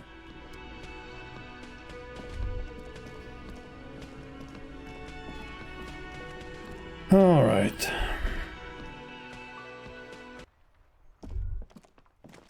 Yeah, I'm not sure where we need to go.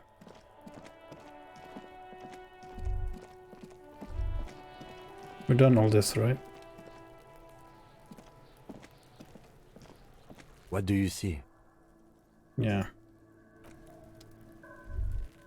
Already done that.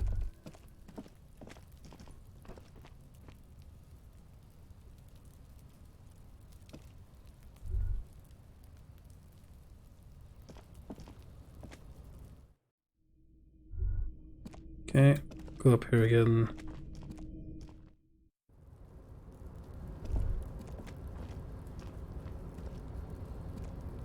And we can't go through here. So I guess we somehow have to get past that dude. Okay, how do we get here?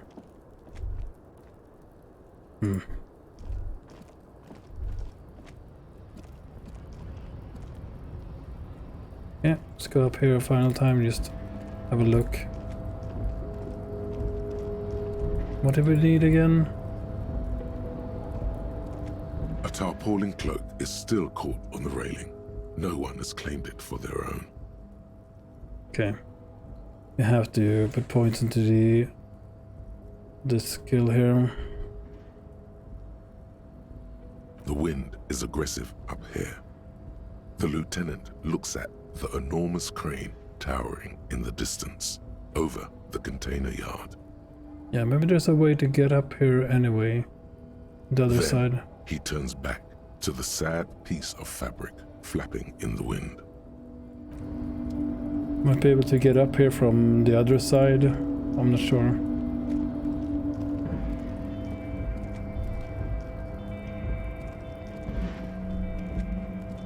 Yeah, no clue where we need to go right now.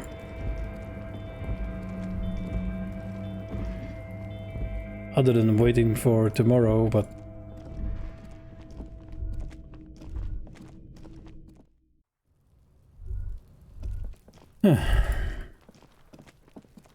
Talk to Kuno again. Fuck does Kuno care?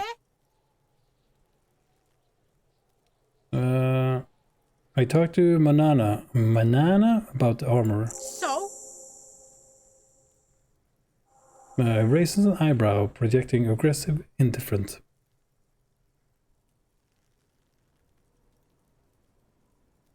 He said to thank you. Wasn't too keen on chasing down the armor anyway. Fuck, okay. Kuno's a giver like that, yes? He looks slightly confused. Kuno sent your fat ass running around like jello. Look, pig. Kuno sent you to rough some people up. Kuno played you. That happened.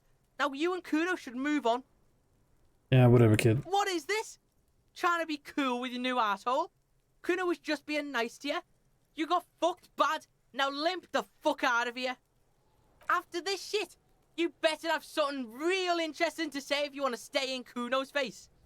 Yeah, real interesting. Ugh.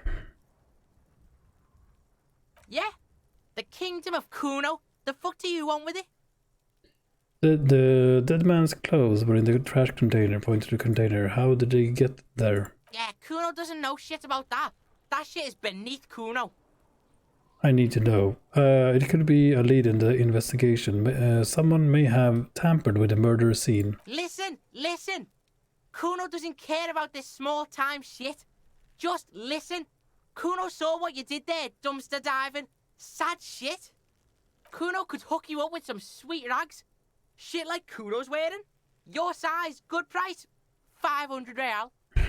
You'd have to be blind not to notice the giant white letters F-A-L-N running down his trouser leg.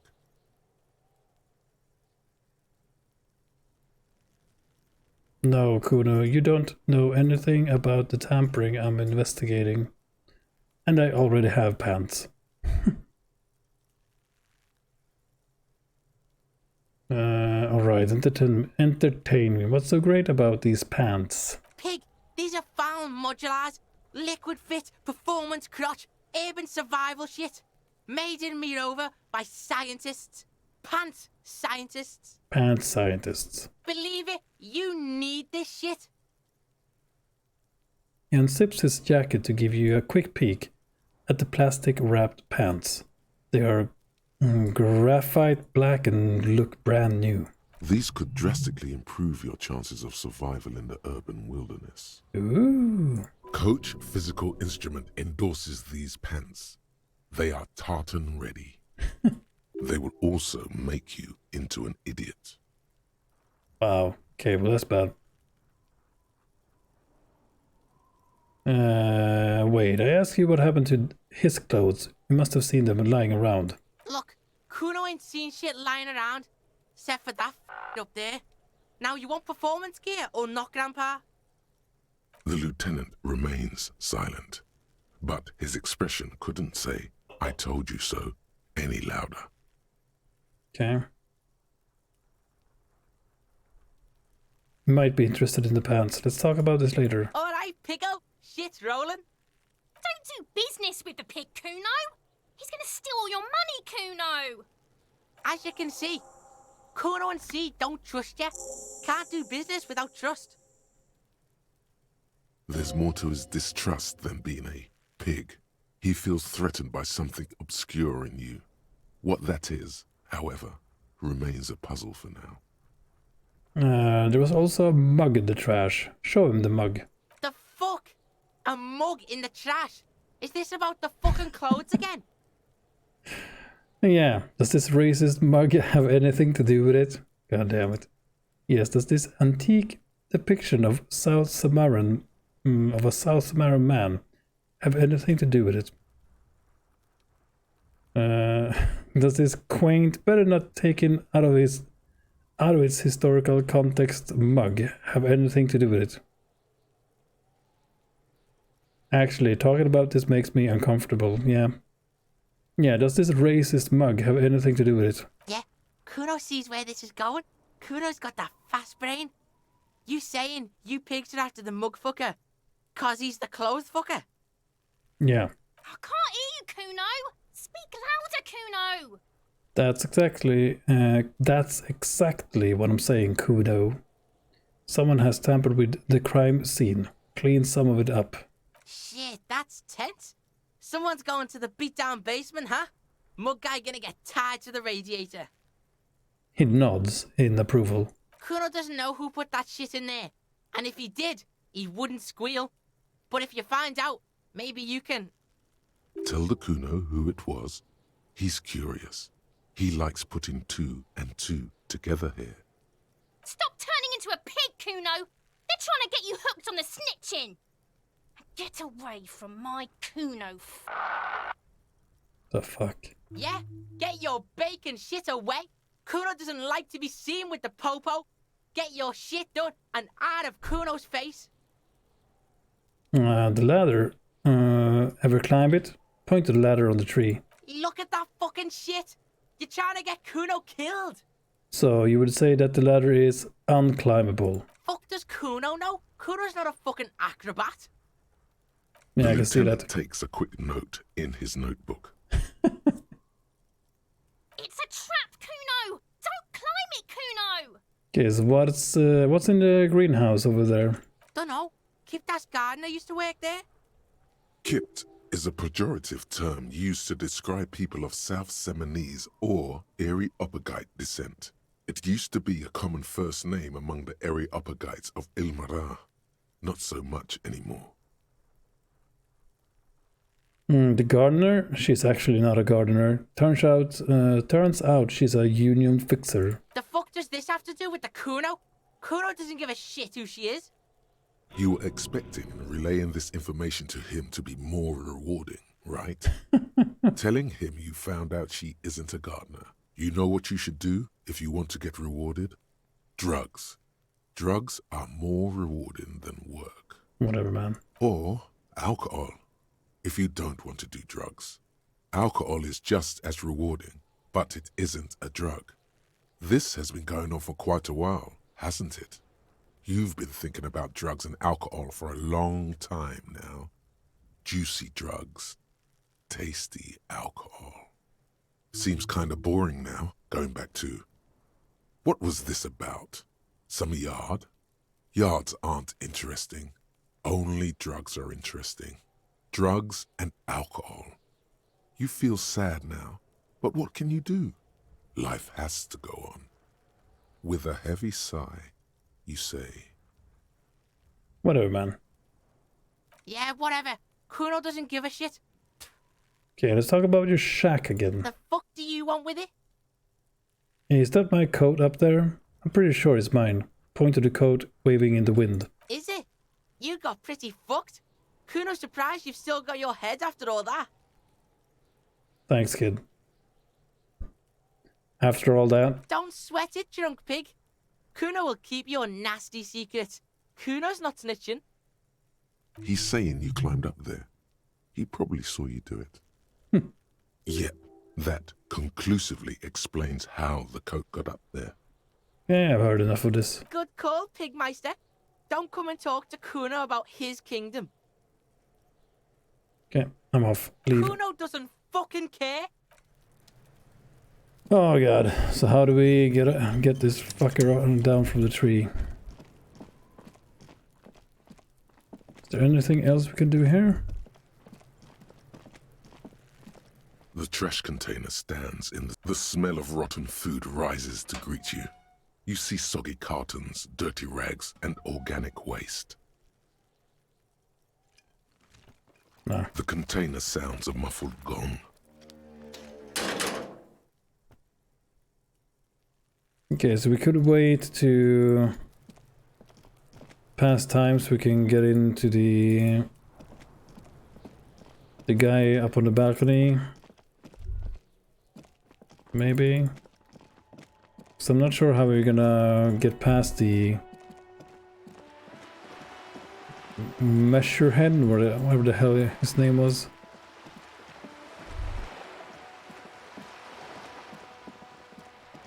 Yeah, I'm just not sure what we need to do right now. What was this? Another splattering of bullet holes on this wall. Don't know, to be honest. Yeah, I mean, I guess we couldn't try to knock him out. But that's not... I don't really want to play it like that, if you know what I mean. Like, I'm trying to be the good guy here and not break the law. Just run around knocking people out for no reason.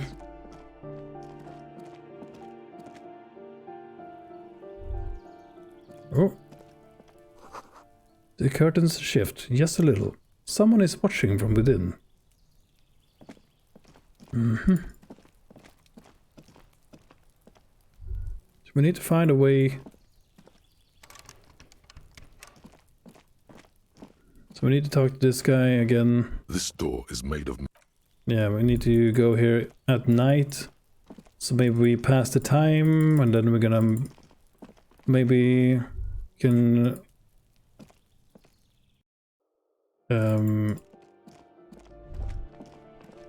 continue forward.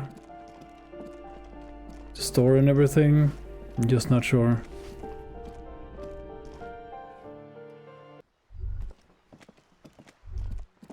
Okay. Just gonna have a look here again. Nothing new. 100 tiny feet scurrying beneath the grate. The rats of the city. Yeah, underneath here.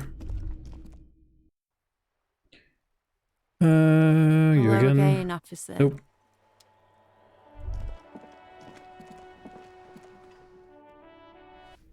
Yeah, we just need to... I should have taken his quest and just kept listening to his race. The whole race, blah blah blah thingy. I just... ugh.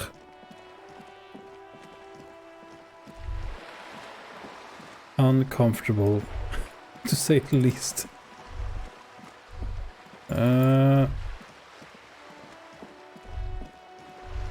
Yeah, I don't know. Guess that is where we need to go.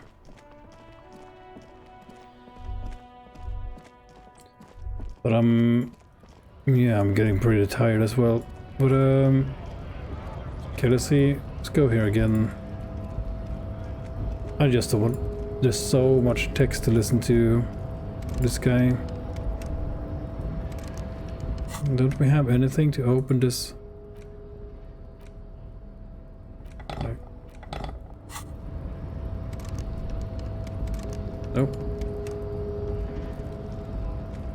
Okay, let's try one more time here. Save. Your race descent has only worsened since I last saw you. You have really let yourself go.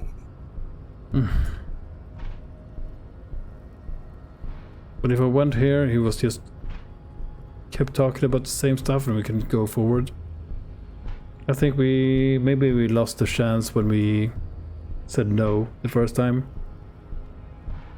Isn't it, Hardy Boys? I am not... You pick up on something artificial in his tone, like he's putting on an act. This is unlike him. He is usually more himself. Yeah, but you're part of the union. The Hardy manlets are on the pay of the company. I answer to the union alone. And I do this out of race heroism. Finance is an alien concept to the Simonese. Now leave me be. I must luxuriate in the company of my woman. Yeah, let it be. Yes, it was probably nothing. Okay. Yeah, I'm not sure, so...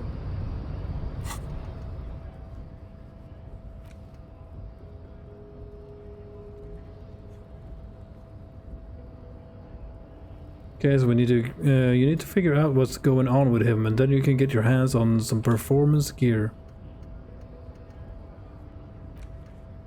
Yeah, we asked Kun about this.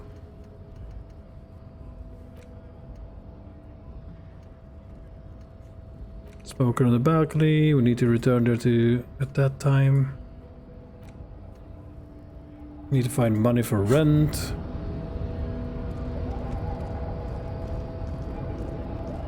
Yeah, you just don't know. Yes? I mean, we can pass time. by going through the damaged ledger here. It's the ledger you found in the trash. A cabbage of papers hanging from the board, with the permeables drawer inside. It's barely held together by a clip, then made complete by the faint smell of urinal cleaner. As we can read a case file. It takes about half an hour to piece one together, using the system you've devised. Which one do you want? So the unsolvable case. AKA Leslie and Burke. AKA the public indecency drunk and the property damage drunk is a cursed case. It has been passed from unsuspecting officer to unsuspecting officer for 10 years. On January 29, the unsolvable case made its way to you. Why you accepted it, it is unclear. Every officer, and indeed most civilians in Jamrock, know it's unsolvable. You were so drunk, you didn't remember what it was when you signed on. That, or you were high. Leslie will always take his pants off when he's drunk. Burke will always trash everything. It's just what they do. It is their nature.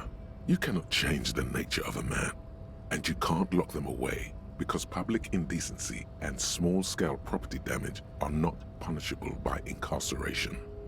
Okay. The only way for Leslie to stop flashing his genitals to bypassers and for Burke to stop dismantling signage and rear-view mirrors would be for them to stop drinking alcohol, which, in their 40s or 50s, it's hard to tell because of their distorted features, is a medical improbability on par with you ceasing to produce the expression. Couldn't we just keep them off the streets? Proceed. Threatening, fines, dragging them to the station, locking them up in the hellholes they live in, locking them up in the station, hypnotherapy, even trying to get the local gang of Zemyaki to take them out. The Zemyaki gave them ethanol, so Burke and Leslie would expose and rampage even harder. You tried it all, and still the complaints wouldn't stop, as they hadn't stopped for 10 years. What the hell? It's plain to see from the files that you, Satellite Officer JV, and Special Consultant TH had more important cases to attend to. You uncover cross-reference to several ongoing investigations, each brought to a standstill every time you drive down Main Street.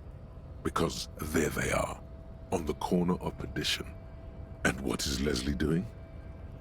What was Leslie doing again? Indecency. Good, you're learning. If the files are to be trusted, that's all there is to it. That and Burke breaking things, and the fact that they're both drunk. But then again, so are you. The case becomes considerably less comic one day when Burke takes a swing at your ledger. He must have it confused with the property he likes to damage. But the joke's on him. You're drunk out of your mind on potent Pilsner. You slam the hardened plastic board in his face. Then you proceed to beat him unconscious with it. Jesus Christ. In the process, the ledger sustains damage. The compartment within, reserved for permeable documents, is jammed shut. You stop your assault on the now unconscious Burke to open it, but are unable to do so. The officer began to cry, reports Leslie, who, at this point, is tending to Burke.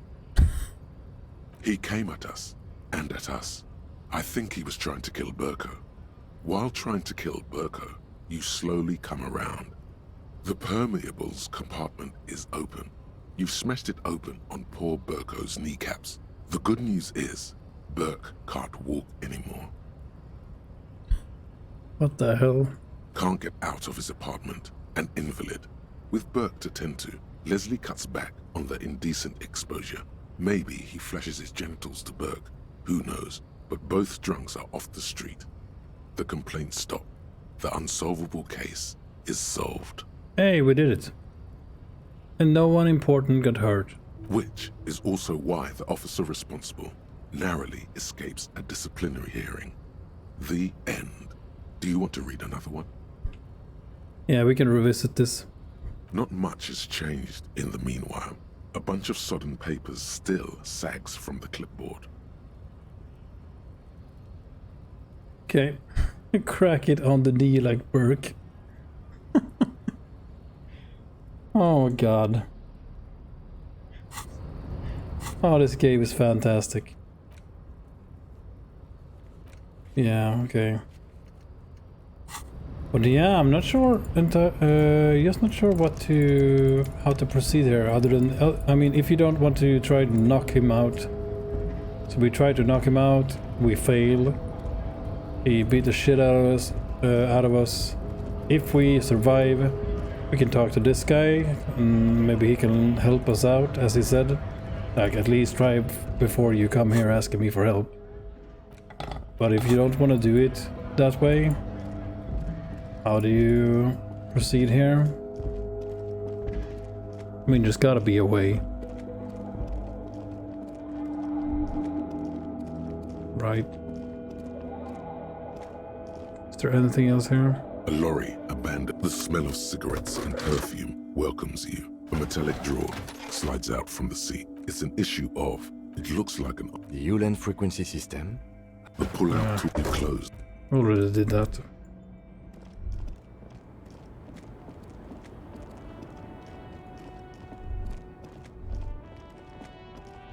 Yeah, I'm not sure. But also, I'm getting very, very tired. So I think we're gonna call it here and we are gonna continue this tomorrow. But yeah, awesome game. Really, really great game. It's been a lot of fun tonight. Even though I've been very tired. But yeah, again, we're gonna return to this tomorrow. See if we can solve this somehow without resorting to violence. Oh, you're having... you are? Nice. Yeah, I love these types of games. I like the Monkey Island games. There's a series called Broken Sword. I think it's a very old series. From when I was a kid. You have like the Myst games and all that stuff. Yeah, the Dig. Yeah. And the fact that this is a crime scene thing makes it even more interesting for me personally. But all these types of games are just, yeah, excellent. Really great RPG, this one, when you can solve things in different ways. Depends on what kind of skills you can have. So it's gonna be fun to play through this more than once. I'm not gonna play through it back to back, I think, because I'm not even sure how long this game is, but we'll see again. Yeah, exactly. Exactly. Flight of the Amazon Queen. A flight. I'm gonna Google that. I'm not sure what that is. I'm gonna Google that later. But there were a ton of those like puzzle games, or what do you want to call them? Like point and click games. I think we called them back in the day. But yeah. But I also want to try out Pathfinder, like I mentioned earlier. It's just that, like I said, they keep releasing patches for it. So I'm holding off until they fix more stuff, I guess. So we don't run into some kind of, I don't know, save destroying thing. Like, yeah, that happened to me when I first tried it. My save is going away, but they probably have fixed that and stuff like that, but still. I know there was a lot of problems with the Pathfinder Wrath of the Righteous on release, like with the end game, the last chapter. Kept hearing about people just getting stuck, and quests you can complete, etc. But yeah, we're gonna visit that game as soon as they release a few more patches, I think. But first we gotta finish this one, of course. So we have a few games just that I have in mind.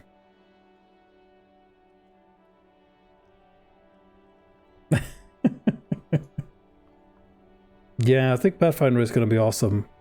I am not good at building characters though, so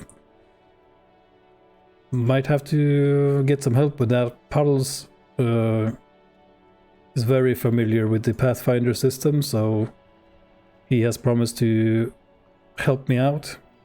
So we'll see. Because that game is just, oh, there's so much. It's very intimidating as a new player. Especially like, okay, I'm gonna make my own character like plan out a build for it. And that alone is like, oof, so much stuff. And then you have party members that you need to do the same with. And like, oh my god. Then you just, yeah, GG's.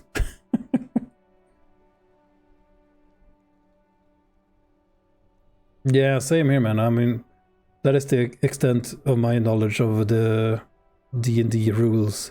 Like the limited amount I have from Baldur's Gate 2.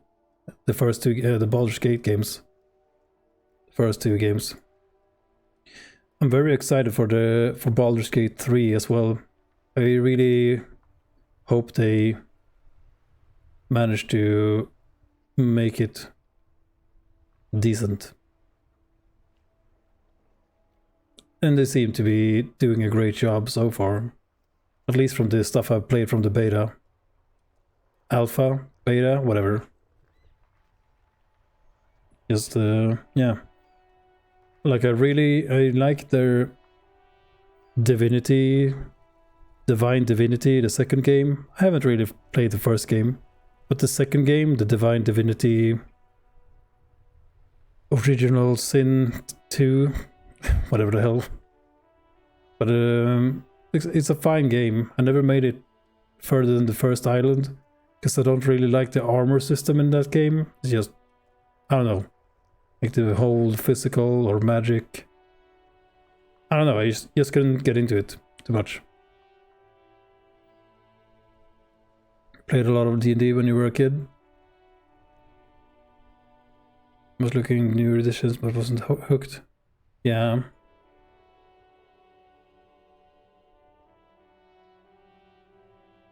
Yeah, I mean it's a good game. It just again, I've said it before. I have had a hard time finishing single player games in the last like 10 years, so streaming has really helped me with that. So we are probably gonna play it soon, TM. Like with a lot of the other, just like with a lot of other games that I'm looking forward to playing. But yeah, anyway, I'm gonna go for now. I need to sleep. It's been 30 hours, something, even more, no, 36 hours since I last slept. But we are gonna be back. We are gonna be back again tomorrow. And yeah. Have a great... What is it tomorrow? Thursday? Is it Thursday tomorrow? Yeah. Goddamn. Yeah. 24-hour shifts, man. It will mess you up. But yeah, thanks again. I will see you again tomorrow at the same time as usual. 6 p.m. Central European Time. Thanks everybody for watching. XCOM JJ Riven also dropped by, and Puddles, Mira, anyone else out there watching. Hope you are all doing great. Yes. Thanks again and good night.